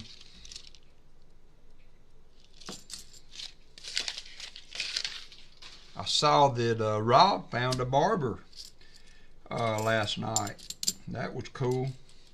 Seems to be the pinnacle of the coin roll hunt is finding a barber. Although I think one time somebody found a seated in a box. I might be wrong. I might be remembering that wrong, but it seems like somebody found a seated in a box one time.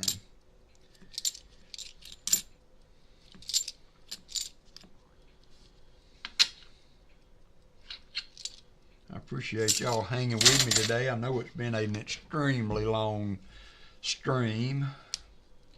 We got the watch hours in today, buddy.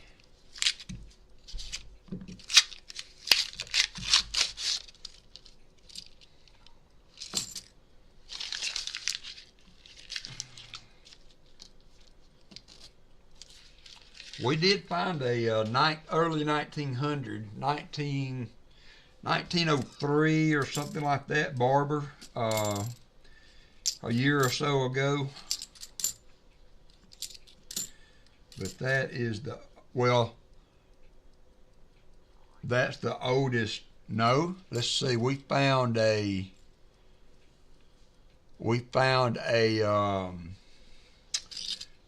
commemorative Columbian Exposition. Thank you, Crafty. Oh, that was Rob's first barber. I need to go and comment on his video then.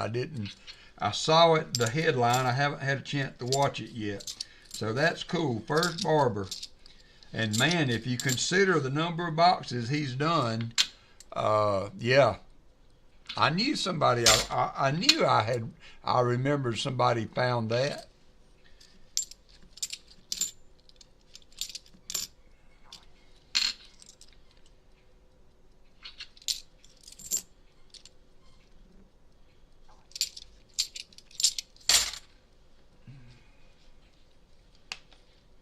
Oh, wow, Ralph.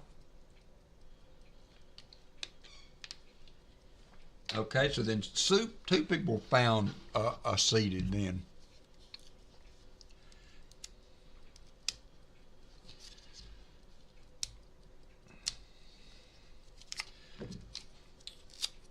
We found a barber. We found a 1936, I think it was a 36, New Jersey commemorative. We found a Columbian Exposition commemorative. I think the barber was a 1907, if I remember right. No, because it was 100 years old, I think. So it was a 1903 or 1904. 1903, I think it was. I think it was in 2023 that we found it. 71D. You're not lying, Martin. You are not lying. You know, because Paul was he was getting 10 boxes a week for the longest time. And then Rob has always been yep, he did. He sure did. That's the oldest barber. What year was Rob barber, Crafty Dragon, or anybody that might have been there?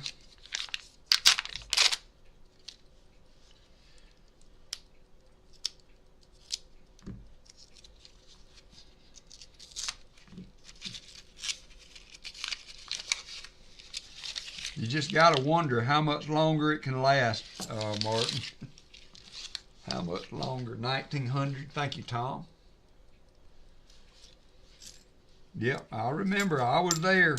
Literally, I was there.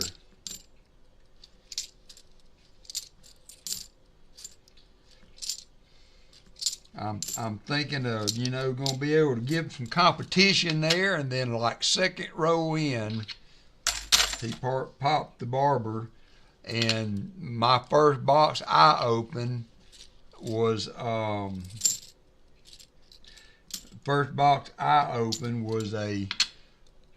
uncirculated mostly, and the second box I opened was mostly uncirculated, and it was the double stack.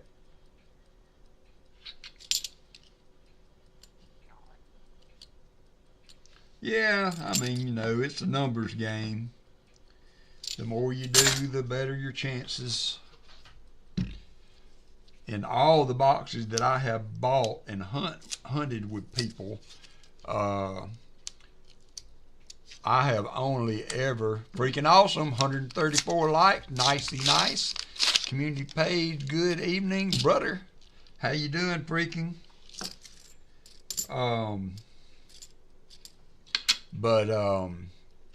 I have only really hit one, what you would call monster box that had over 70 silver in it. And the majority of them, you know, that's the funny thing too that I've noticed in the ones that I've been a part of, is that when you do hit one of those, the large majority are 90%ers. Has anybody else noticed that when big boxes get hunted, that a lot of times the majority of the coins are 90s and not 40s?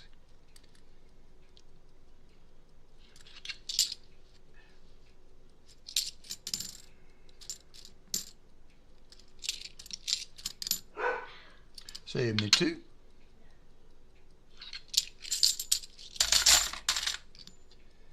$71.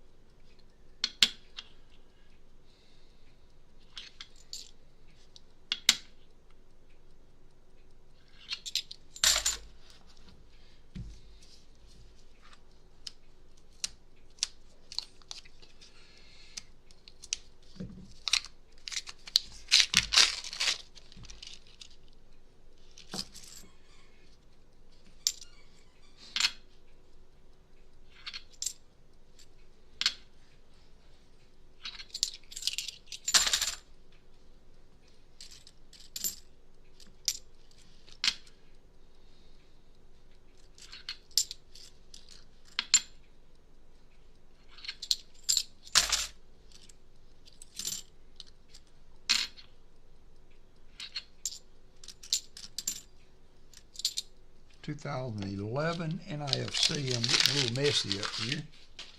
So that's going to be the third one for this box. Been a good NIFC day.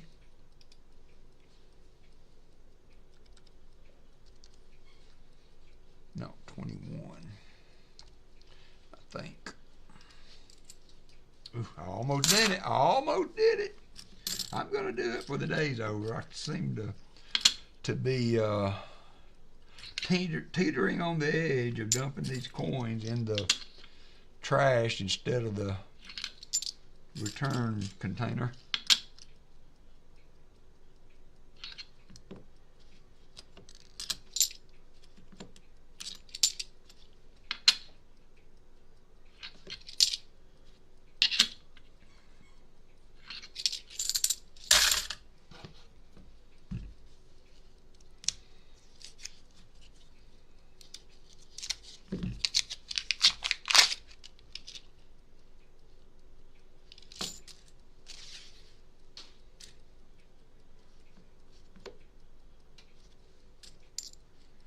$71D.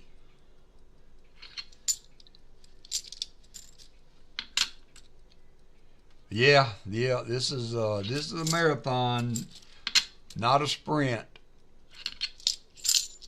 I appreciate y'all hanging with me today. We won't do this very often. I just with the holidays coming up, nobody's streaming today in our regular group of streams. I just thought it would be an opportunity to get them all done and give me a few days to hunt my nickels. And thank you, sir. enjoy time with the fam during the holidays.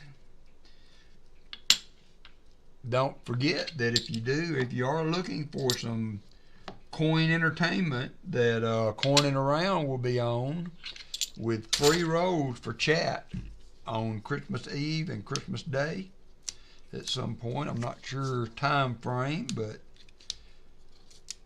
go to his channel and turn notifications on, and maybe YouTube will work right.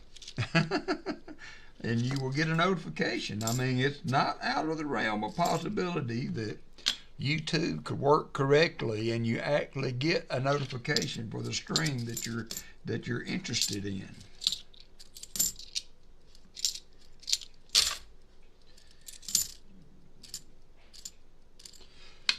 Michael Erickson come through with the 5 Walker Magnet membership. Hood Billy Life, Jesse Numismatic, Jimmy Snowdog, Martin Smith, and Roger Sr. all gifted membership by the super generous Michael Erickson.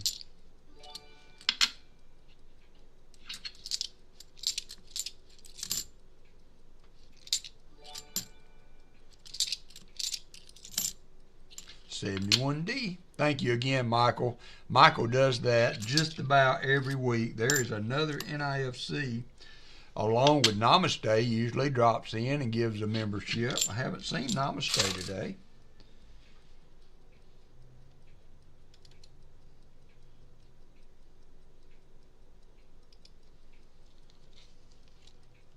He could be in alert land.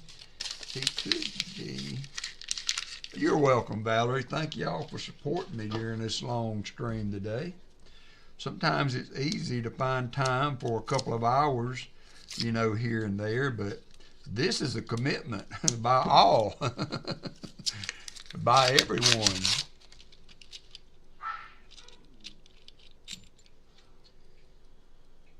Oh, let's look at that.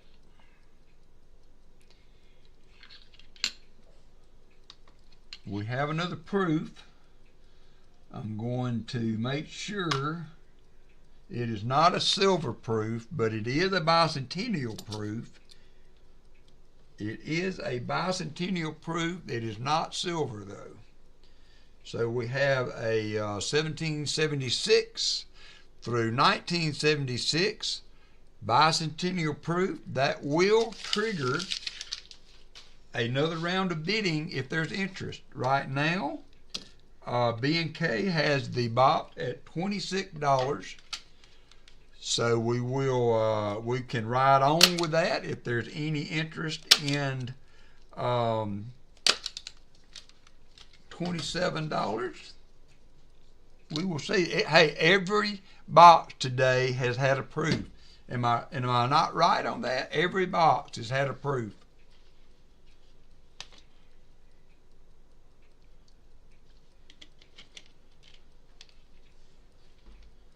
One proof.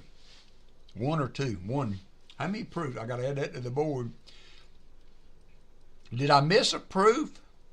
Am I not correct there that every box has had a proof today? Should it be 4 instead of 2?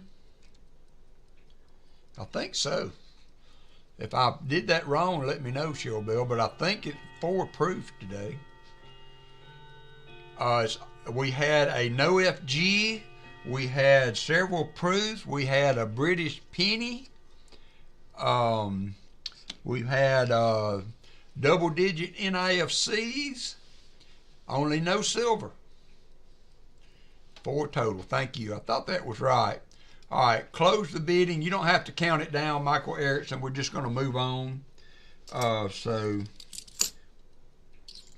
we will move on. Just announce bidding is closed. All in fair warning.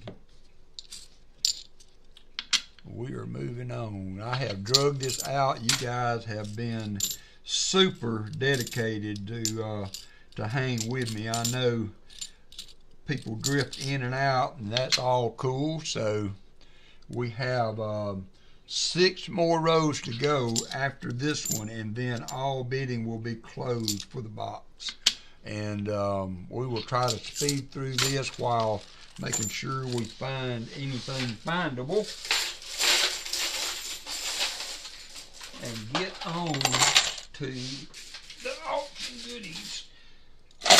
I'm going to spend 30 minutes on my hands and knees getting all these coins I've been dumping in the floor up.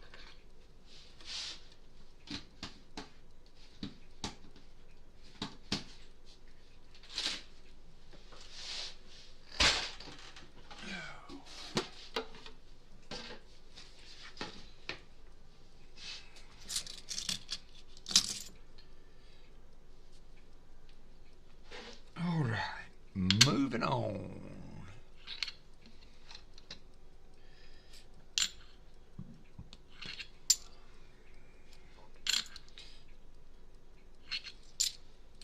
Man, 72, 71, 72, 71, 2023P, 71, and 72. Every one of those 70s was alternating 71, 72, 71, 72.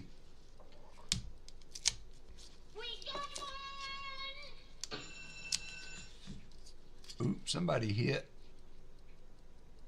Jesse Kruckenberg, Lucky Kruckenberg, scored a win on the slots.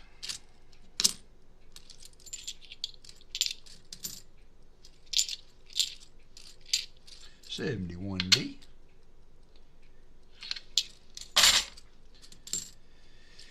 $2023P.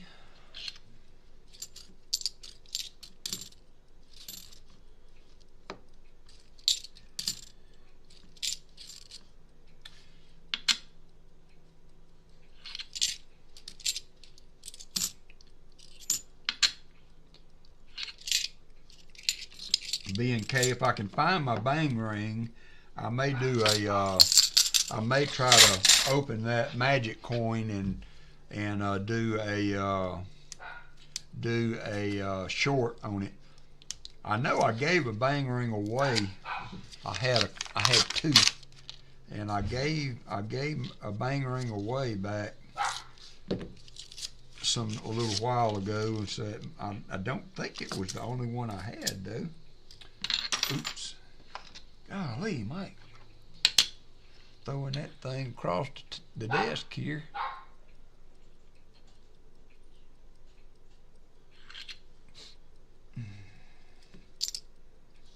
Oh, the one I just threw? No, or the one earlier.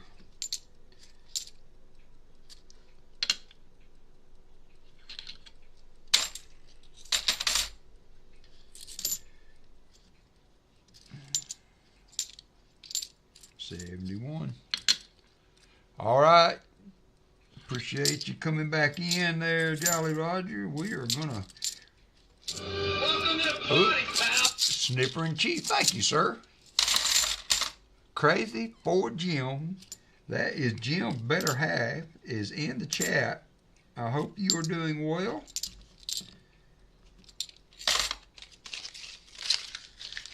We are trying to get finished. You know, sometimes you bite off a little more than you want to chew on. So today was a big mouthful of coin roll hunting, but we are almost to the end of the boxes anyway.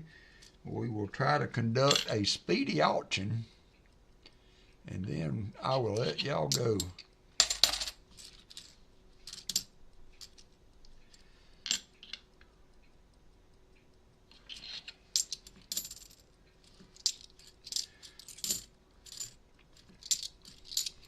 You know, for a person that likes to cook, Jolly Roger, it's kind of a win-win. You're welcome. It's kind of a win-win if you do content of what you cook, because you get a video and supper too.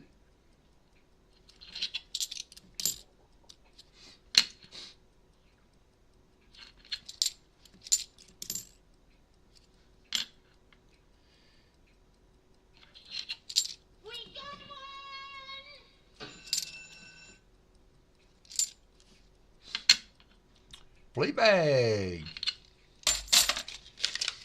Back in the groove.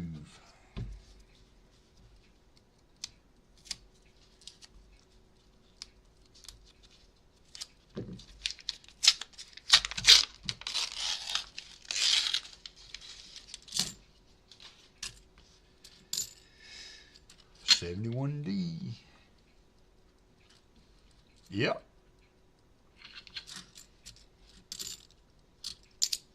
Win-win.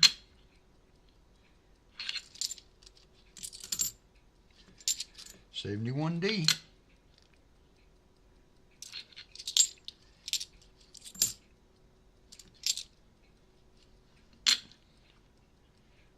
Make sure that bicentennial wasn't going to fool me and be a silver that I didn't catch because it was nasty.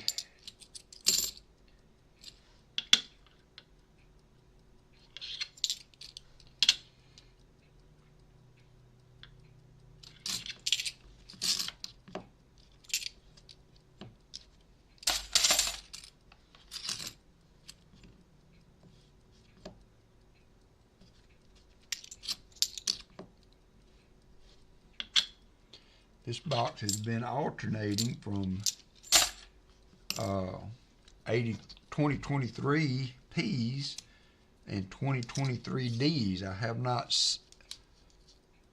Okay, all right. Thank you. Thank you, Martin. Been flip-flopping back and forth.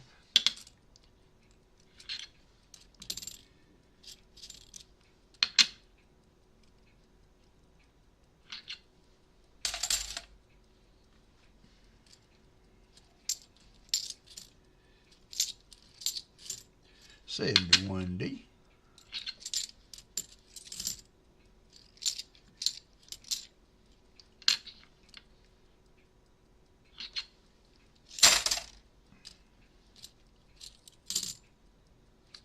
And another one.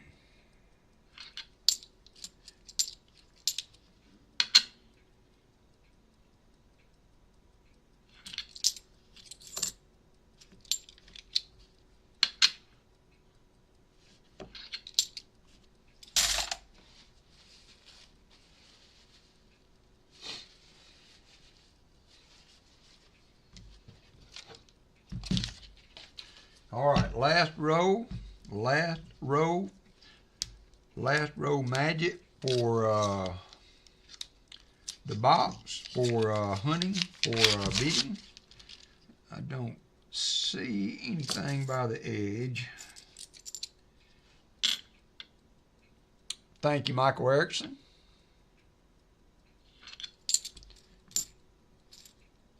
$71D.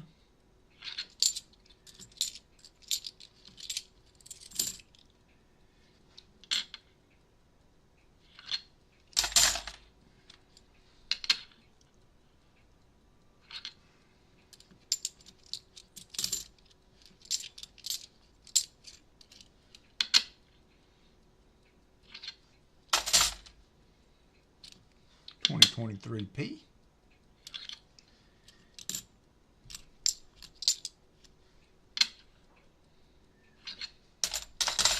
All right, gonna close it. Thank you, B&K. I appreciate it.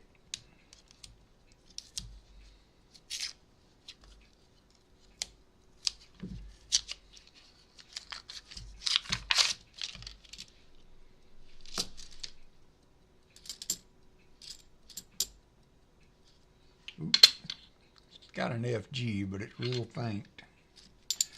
Very, very faint. 72D.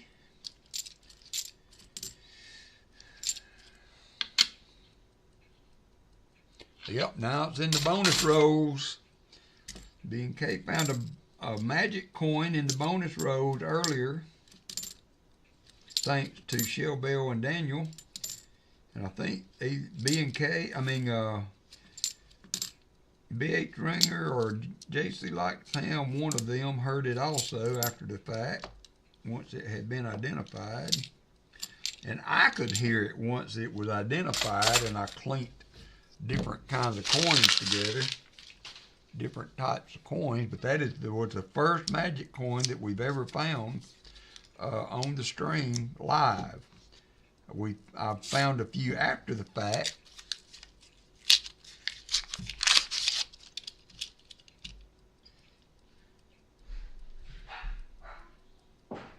No, it was your box. It wasn't. I thought it was your box because you said you didn't have one, or was it Shell Bells? Hey, I don't know. Y'all keep me straight. 2011 NIFC. I'm sorry about that. So that was Shell Bells box.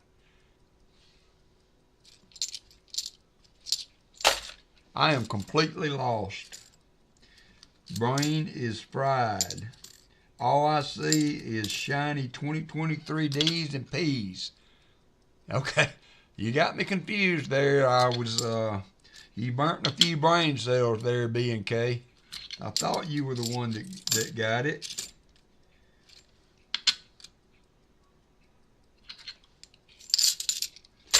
Okay, all right.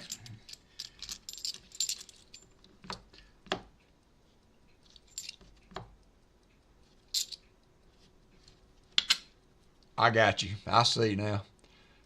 I catch the back end of some of these conversations, and it's hard to understand who's talking to who.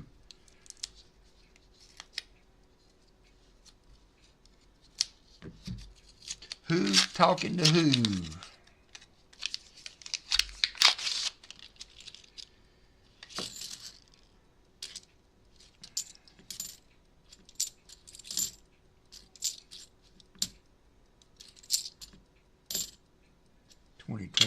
P.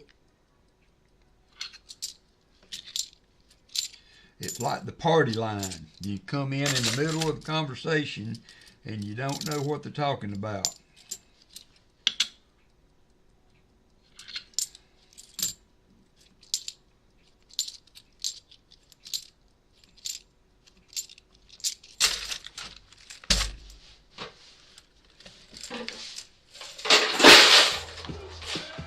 There goes another one. Whoop, there it is. Who hit? Michael Erickson. Look at Michael go.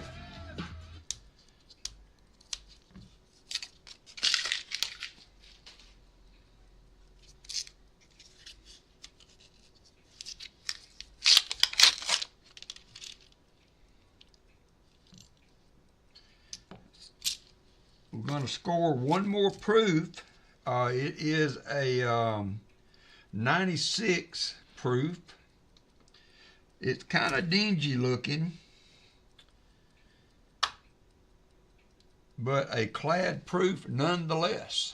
I'm going to try to see if I can get some of the milky stain off of it. I got one of these lint-free cloth that seemed to be able to buff it up, shine it a little bit without doing any obvious damage. This one had some conditions already. So, yep, another proof for you, B&K. Let's see, I ran out of rows. Y'all ran me out of flips at my desk. Ran me out of flips at my desk.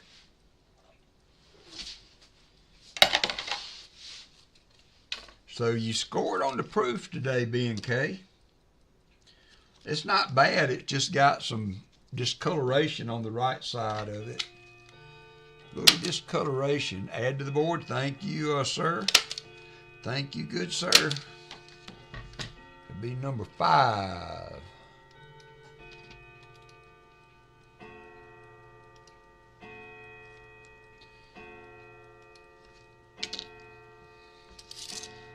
Five o'clock and all is well. Man, we have been hard at it today.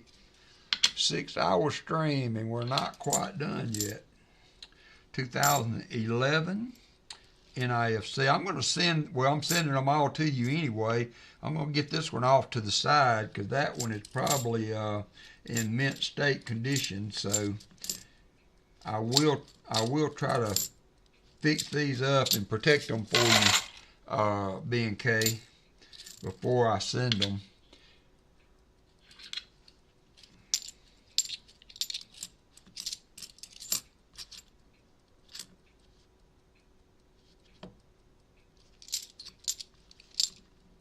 There's the 2013 NIFC.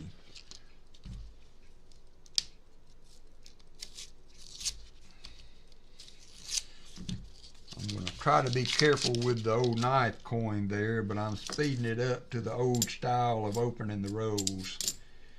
That is a lot quicker.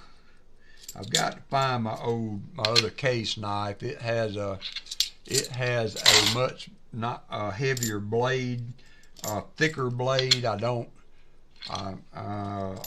worry so much about opening the roll that way with it. I'm conscious, there's a 2004, I'm conscious of how we have another, this one's even older, I think. Wow, wow, wow. We got another British penny. Y'all not gonna believe the date. All right, if you can guess the date on this, I will give you a silver quarter. If you can guess the date, I will give you a silver quarter. Would the chat like to guess? We got 55 people in here. I may have, my mods are going to be very, very upset with me. Going to be very, very upset with me. Thank you, Ralph. That's great. All right, we got some guesses going there. I don't see the correct one yet. I don't see the correct one yet. I'm going to let it run. We're going to let it run a few more seconds, then I'm going to reveal the. It's not a closest to either. You have to be dead on.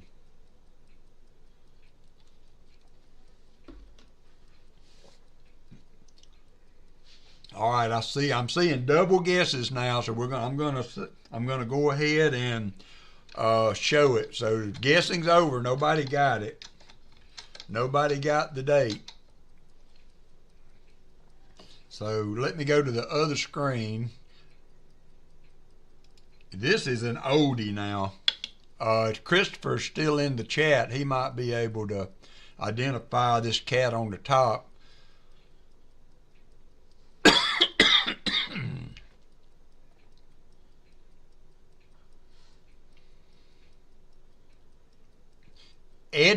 King Edward the Seventh.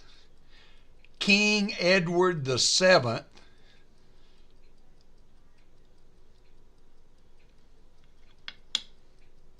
1908.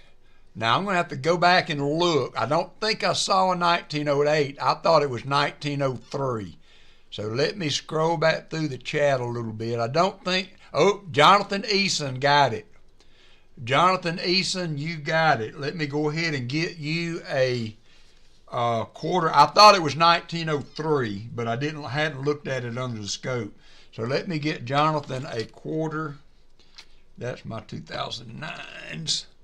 So Jonathan Eason, you got the date right. I think you were the first 1908. Let me look back a little bit further just to make sure. Yeah, Jonathan nailed it, 1908. And Jonathan, you will get a 42 silver quarter.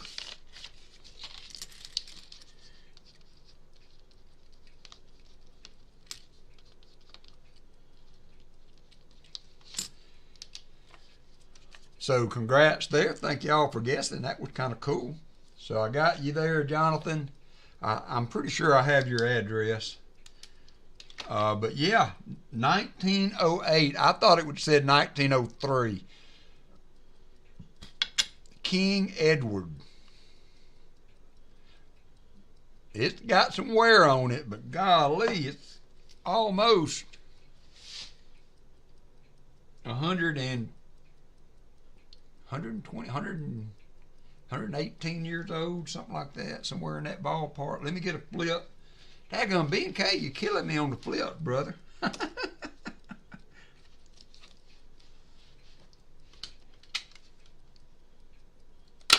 Now, you know, finding silver is awesome, and even finding barbers is more awesome, but that's not too daggum. It's hard not to be excited about that. I don't care who you are. 1908. King Edward the Seventh. Boom. Boomski. Jonathan Eason, I haven't seen you acknowledge your win, but congratulations there. Congratulations there. 2023P. All right, now, like we needed another delay, B&K just keeps popping out the good stuff here in the last 10 rows. Bonus rows have been good to him.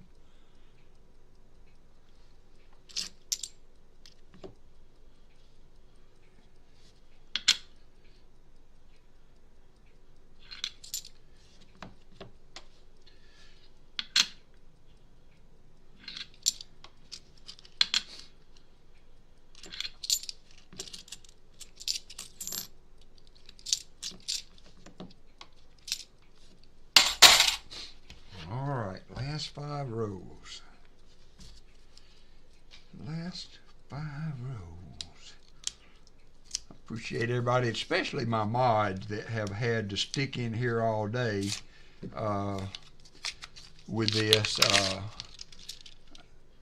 Very much appreciated. 71D.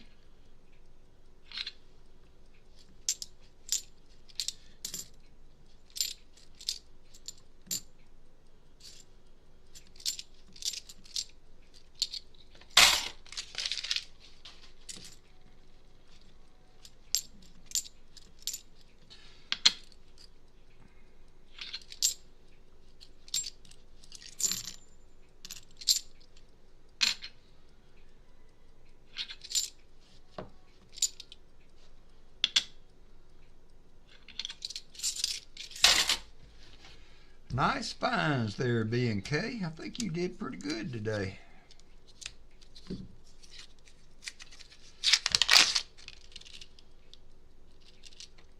That's a new coin.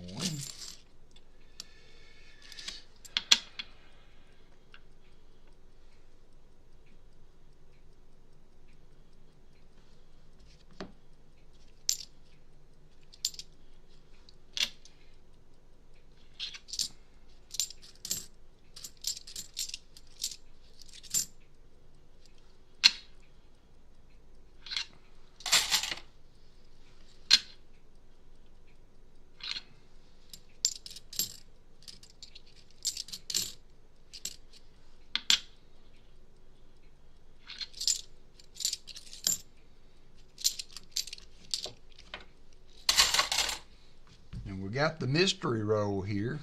Oops. Y'all not telling me to change. I'm way behind on chat. I am way behind on chat. Sorry, my chat was not updating. And yeah, sorry about that. My chat wasn't updating. Chat was not updating. Hey, AEH. Sorry about that. Chat was not updating.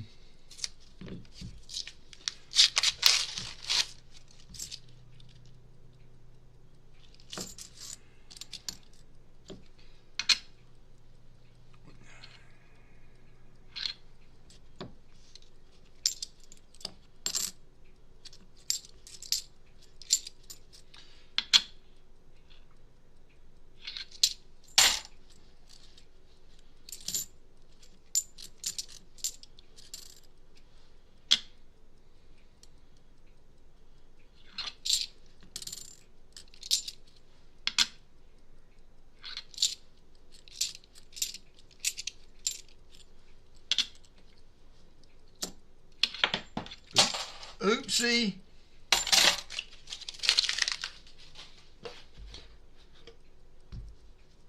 Thank you, American Eagle Hoarder. I appreciate that. Very generous of you.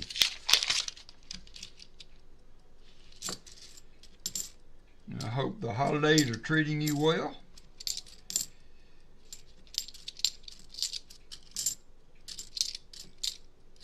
74D. Y'all have been very generous with the memberships and things today. I appreciate it very much.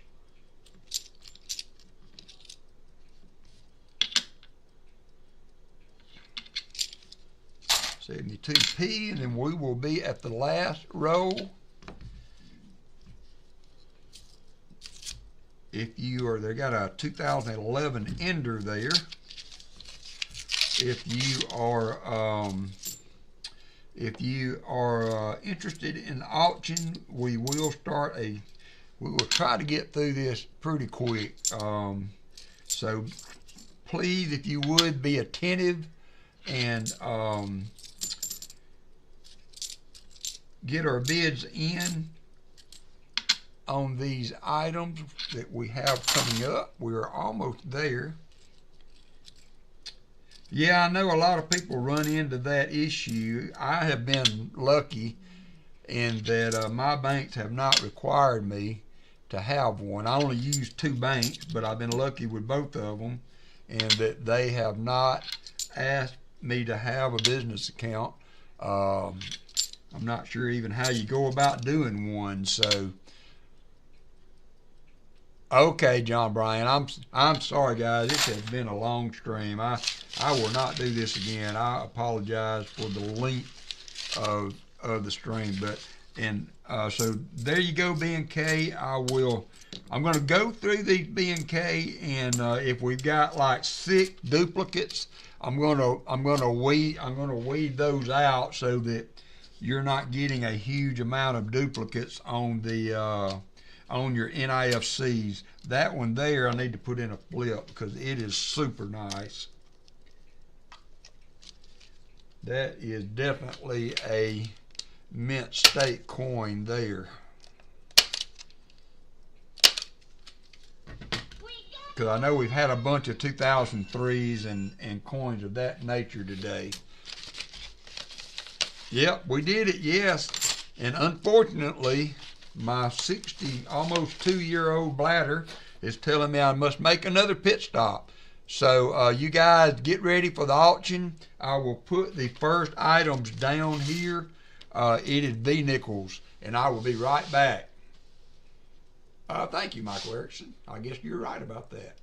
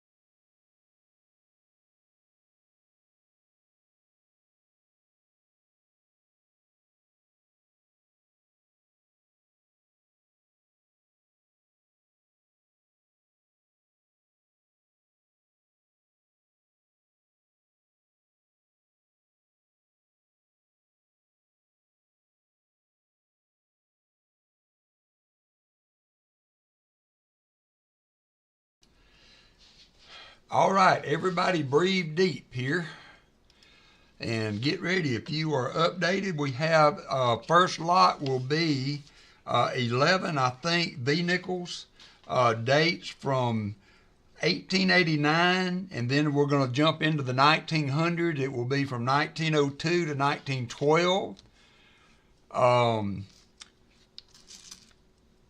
And so the starting bid is $1. I don't have them in chronological order, so there's the 1910. You know, with these V-nickels, the features of the bust wear out, so these will be in good, I guess, variety. So starting bid is $1. You might find a little bit of liberty on some of these. Here's the 1911. The 1912 does not have a mint mark, so that is a rare V-nickel. 1902. We have B&K at 7. Chicken Man, nope. Michael Erickson. Oh, Matthew Merriman is now at 10. I've lost the bid there. Sorry about that. Trying to go through. B&K at 5. Otis was at 6. Matthew Merriman is at 10. So B&K, you are a little bit behind. So, so there's the 1902. Like I said, these have some conditions with them, but if you are trying to do an album and you want to get started on it, it's hard to find V-nickels of these dates, all with a good liberty showing on the, you see there's the R in liberty. It's got a little bit of the liberty on some of these, so they are they do have conditions. But I tried to get the full 1900 set in the base numbers, 1900 through 1912, but I did not have 1900 and 1901. So we have, right now, we got JC at 11. Matthew Merriman, you have the bid now at 12. So you might be able to see some of liberty on some of these. None of them will have full liberty. 1903, did I see? I didn't duplicate. No, wanted to make sure I didn't duplicate. I tried to make sure that I had a date for each one of them. JC Like Pam is at 13.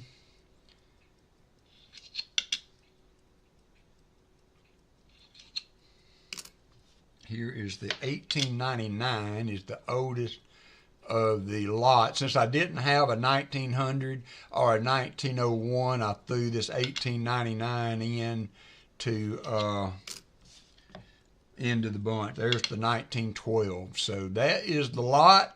JC has the bid now at 13 going once. Thank you, Matthew, and everybody, Otis, everybody that bid on that. I appreciate it. B&K. So Jonathan Eason comes in at 15. So you will get 11 total nickels from 1902 to 1912 and an 1899 thrown in there. Matthew Merriman is out. Jonathan Eason has the bid at 13.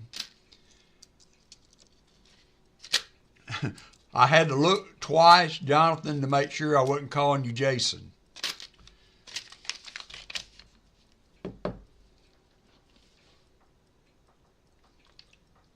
Thank you, Matthew. Jonathan Eason has the bid at 15. JC Like Pam is at 16. JC is at 16.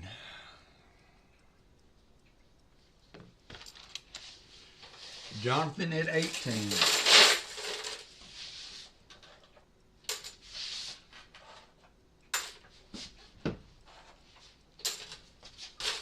Jonathan at 18.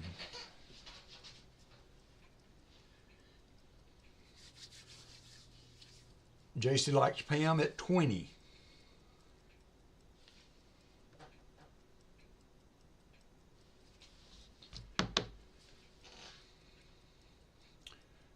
JC Likes Pam at 20. Jonathan Eason at 22.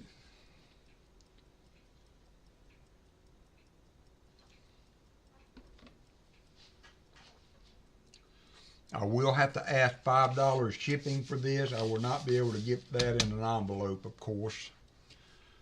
So keep that in mind. So I'm playing with the idea, JC like Pam at 23, of including shipping. So instead of having dollar starts, it would be 5, and if you were a Superstar member, I could take 5 off. I don't know. Playing with that idea, I don't want to make it overly complicated. JC like Pam at 23.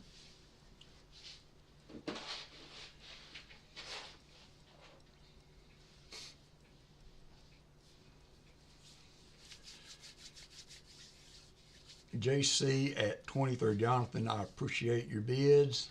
JC at 23. Jonathan Eason at 22. Going once to JC.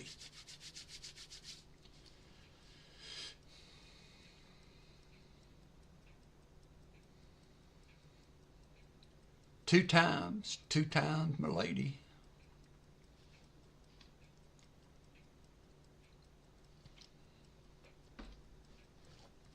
AIFW to JC at 23.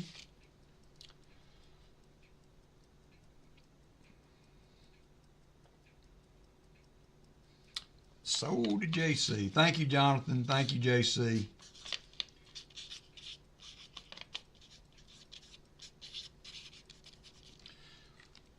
I always said JC likes nickels. All right, next up, this is off the wall. Y'all might not have any interest in this whatsoever, so if you don't, that's fine. But I had a full set of the 87 NIFCs. I got the 87 P and D and the 87S proof. So I thought I would throw these in, see if there's any interest, a little something different. Dollar start option, so B&K is in at $1. And Shell Bell is at 2. So here's the proof. It's a nice proof. It doesn't have much bag mark on it at all. This was a circulated coin. So B&K, Shell Bell was at 2. B&K is at 3. Otis is at 4. Otis is at $4. So y'all keep in mind, this may be an instance where it would be better to have started this at included the shipping, because I will have to ask $5 to ship these to you. But they are a little bit, if you don't hunt halves, they're kind of hard to come by. So if you are interested there, B&K, you have the bid now at 5. But I had these. I was going through things trying to see what to add to the auction today for the dollar start, and I came across, I don't know, I probably got 20 or 30 of these maybe in a box. Maybe not that many, but I've got over 10. Not including these. Billy's SCG in the house. Appreciate you coming in earlier. So we got B&K is at 5. Shell Bell's at 6. Shell Bell is at 6. And that's where we're at. B&K's at 7. I can show these this way, give you a little real camera view. Probably going to throw my focus out, but there is the proof. And there is the P. So we have Shell Bell at 6, B&K is back at 7. Shell Bell at 6, B&K is back at 7.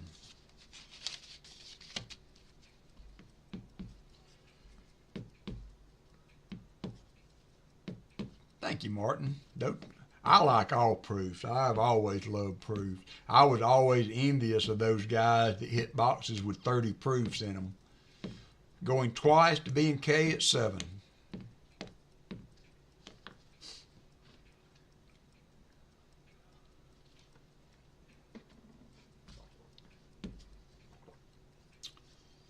All in fair warning to B&K at 7.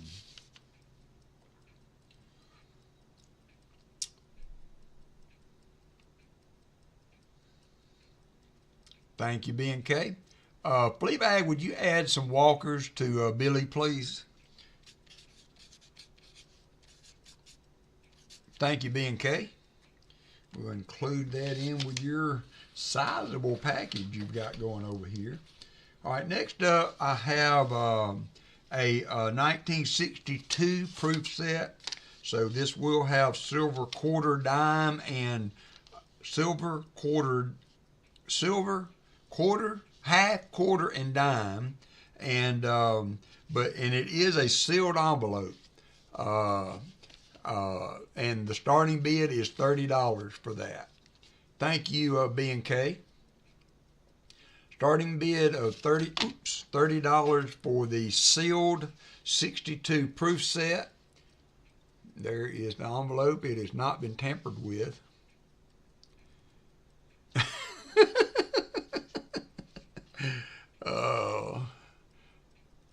So we have B&K at 30. I'm going to leave this over here. I'm afraid my marker will bleed through, and if it did, it might get on the envelope. Shell Bell at 31. Martin Bowen at 35.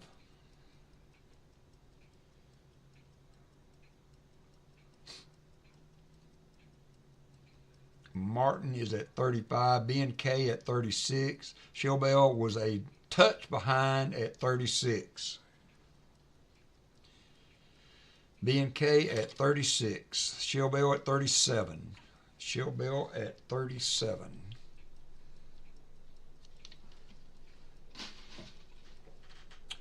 B&K at 40.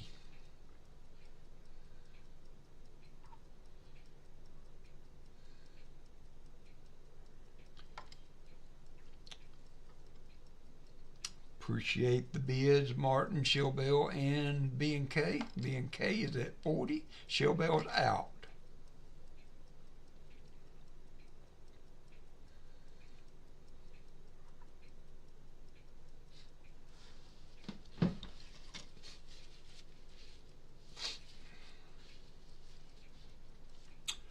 Going once to B&K at 40.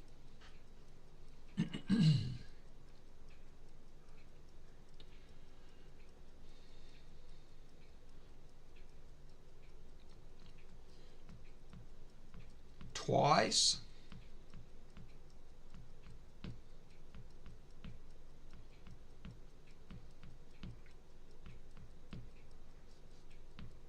All in fair warning for $40 to B&K.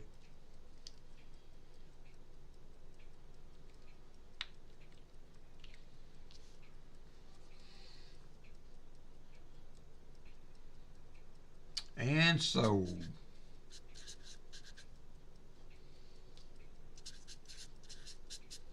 Thank you, sir.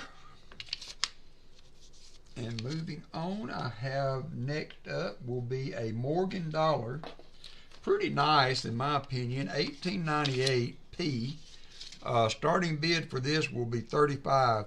Now, looking at the reverse, it has, I don't know, it's almost, now, when I say this, understand, I'm going to put it under the scope. It almost is like it had a proof-like reverse on it at one time.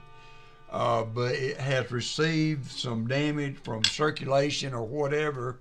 Let me get the focus in there and I will get the big screen up. So it has some wear on it. So we got Jesse at 35, B&K at 40. B&K is at 40. Let me go to the bigger screen. It looked like at one time that it had a proof-like reverse. It has some luster to it from that. I'm not saying that really makes a big impact on the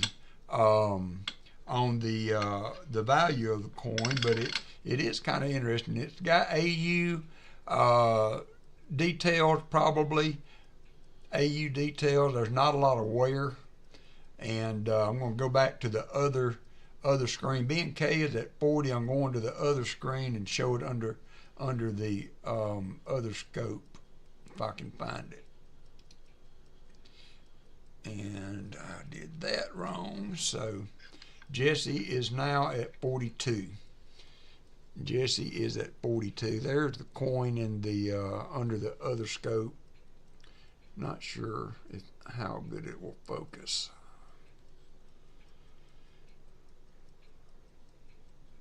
So the back, it just has a luster to it. I'm not sure how to quantify it, but it's almost like it had a proof light reverse on it, but it has received some wear. So we are at 42 with Jesse, 43 with B&K, 44 with Jonathan Eason, 45 with B&K. 45 with B&K is where we are at now.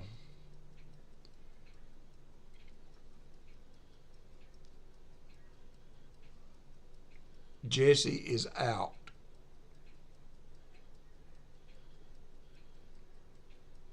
I'm going to turn this light off and see if I can get a better focus on it. Y'all can see what I'm talking about on that. It's like I said, I'm not sure about Jesse is out, so we got B&K at 45 for the 1898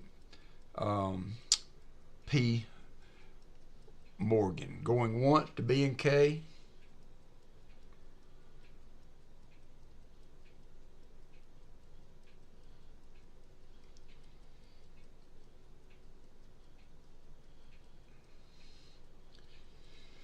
Going twice to B&K.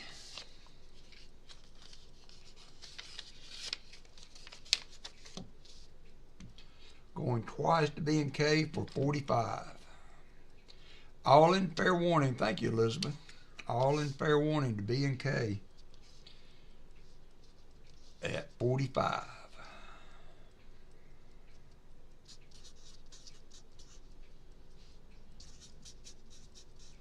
All right, last but not least, I offered one of these up last week.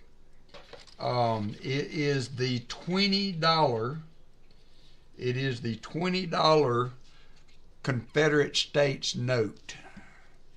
It's a 1864 Confederate States note. These are in really nice condition. I'm not sure what they would grade at, but super nice note. We have Shell Bell at 35. There's the reverse.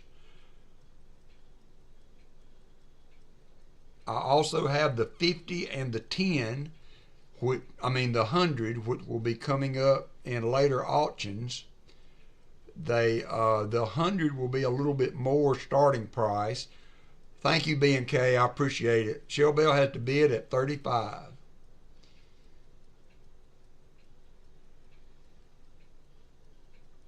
You can see the date there. I think that says Richmond, February 17th of 1864. And I sold the 10 last week to Hunting Southwest Ohio. This is the 20. Next week, or next auction, we will have the 50. And then we will finish up with the final bill being the 100. All right, counter down. I don't see any other action there. Chicken Man, Shell Bell's at 35. Shell Bell at 35. Second time before your birthday. I hope not in 1864, Billy. Going twice to Shell Bell.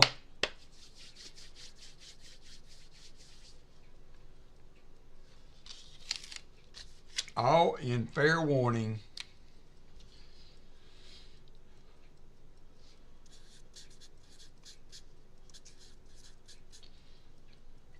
And we got 2 EOSs to do.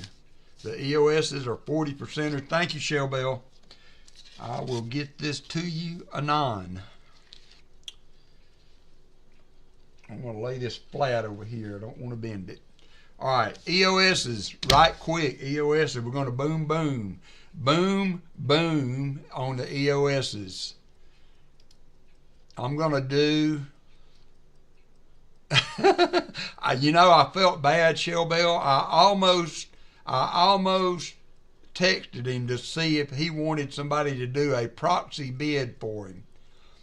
NC Prospectors has the 7 uncirculated. Oh, nice. So next week we will have that condition in the.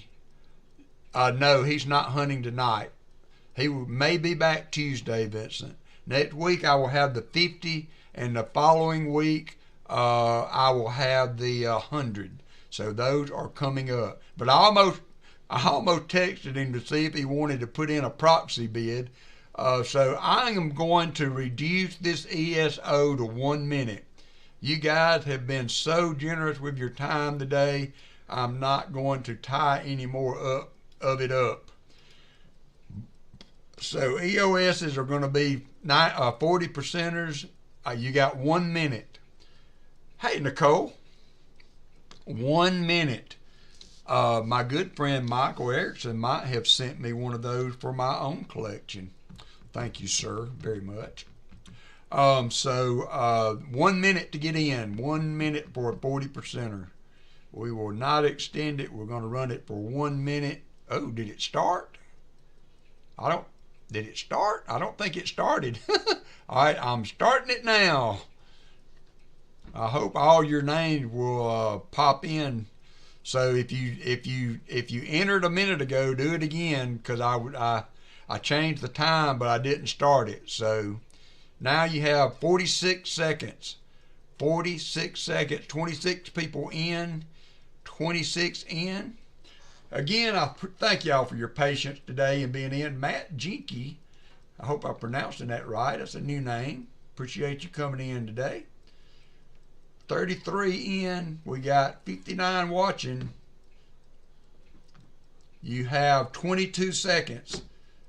22 seconds. Dalton Shoulders. You must type in exclamation GAW. You may be way behind on the auctions, maybe. Exclamation GAW. You got 8 seconds. 8 seconds to get in.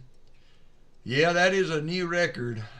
You know, I have not eaten since 9 o'clock this morning, so I'm hungry and ready to wrap up. All right, so here we go. We're going to draw both names. I am going to put the screen up this time to keep it on the up and up. So first up, everybody is eligible for this. And look at that. We have a new name that I do not recognize. Matt, I hope, Jinky. I hope I'm pronouncing that right. I need you, AENKE. I need you to send me an email if somebody would. Thank you, Michael Erickson. You're already on it. And then we're going to pick the second name. Yankee. Okay. That's, yeah, I see that now. I see how that's pronounced now. Matt Yankee has won the giveaway, and we're going to move on to Crazy for Jim. I think y'all had the duo. I think Crazy Jim won 1 and Crazy for Jim with the sweep. And that is going to wrap it up. So, again, I want to first off, thanks to everybody for being in today. I especially want to extend my gratitude to my mods that hang in and keep up with all this. This was a big ask today for you guys to be a part of this for so long. I mean, it is dark 30. I don't know if y'all noticed yet or not. You're welcome. And so the mods, I appreciate everything y'all have done today, keeping up with all this. All of my everybody in the stream, my box bidders, my giveaway winners, the people I see every week, week in, week out. Thank you guys for being with us today. I want to go ahead and extend everybody a Merry Christmas, and I hope to see you again before the new year. So you guys be safe, enjoy your family, and we'll see you soon.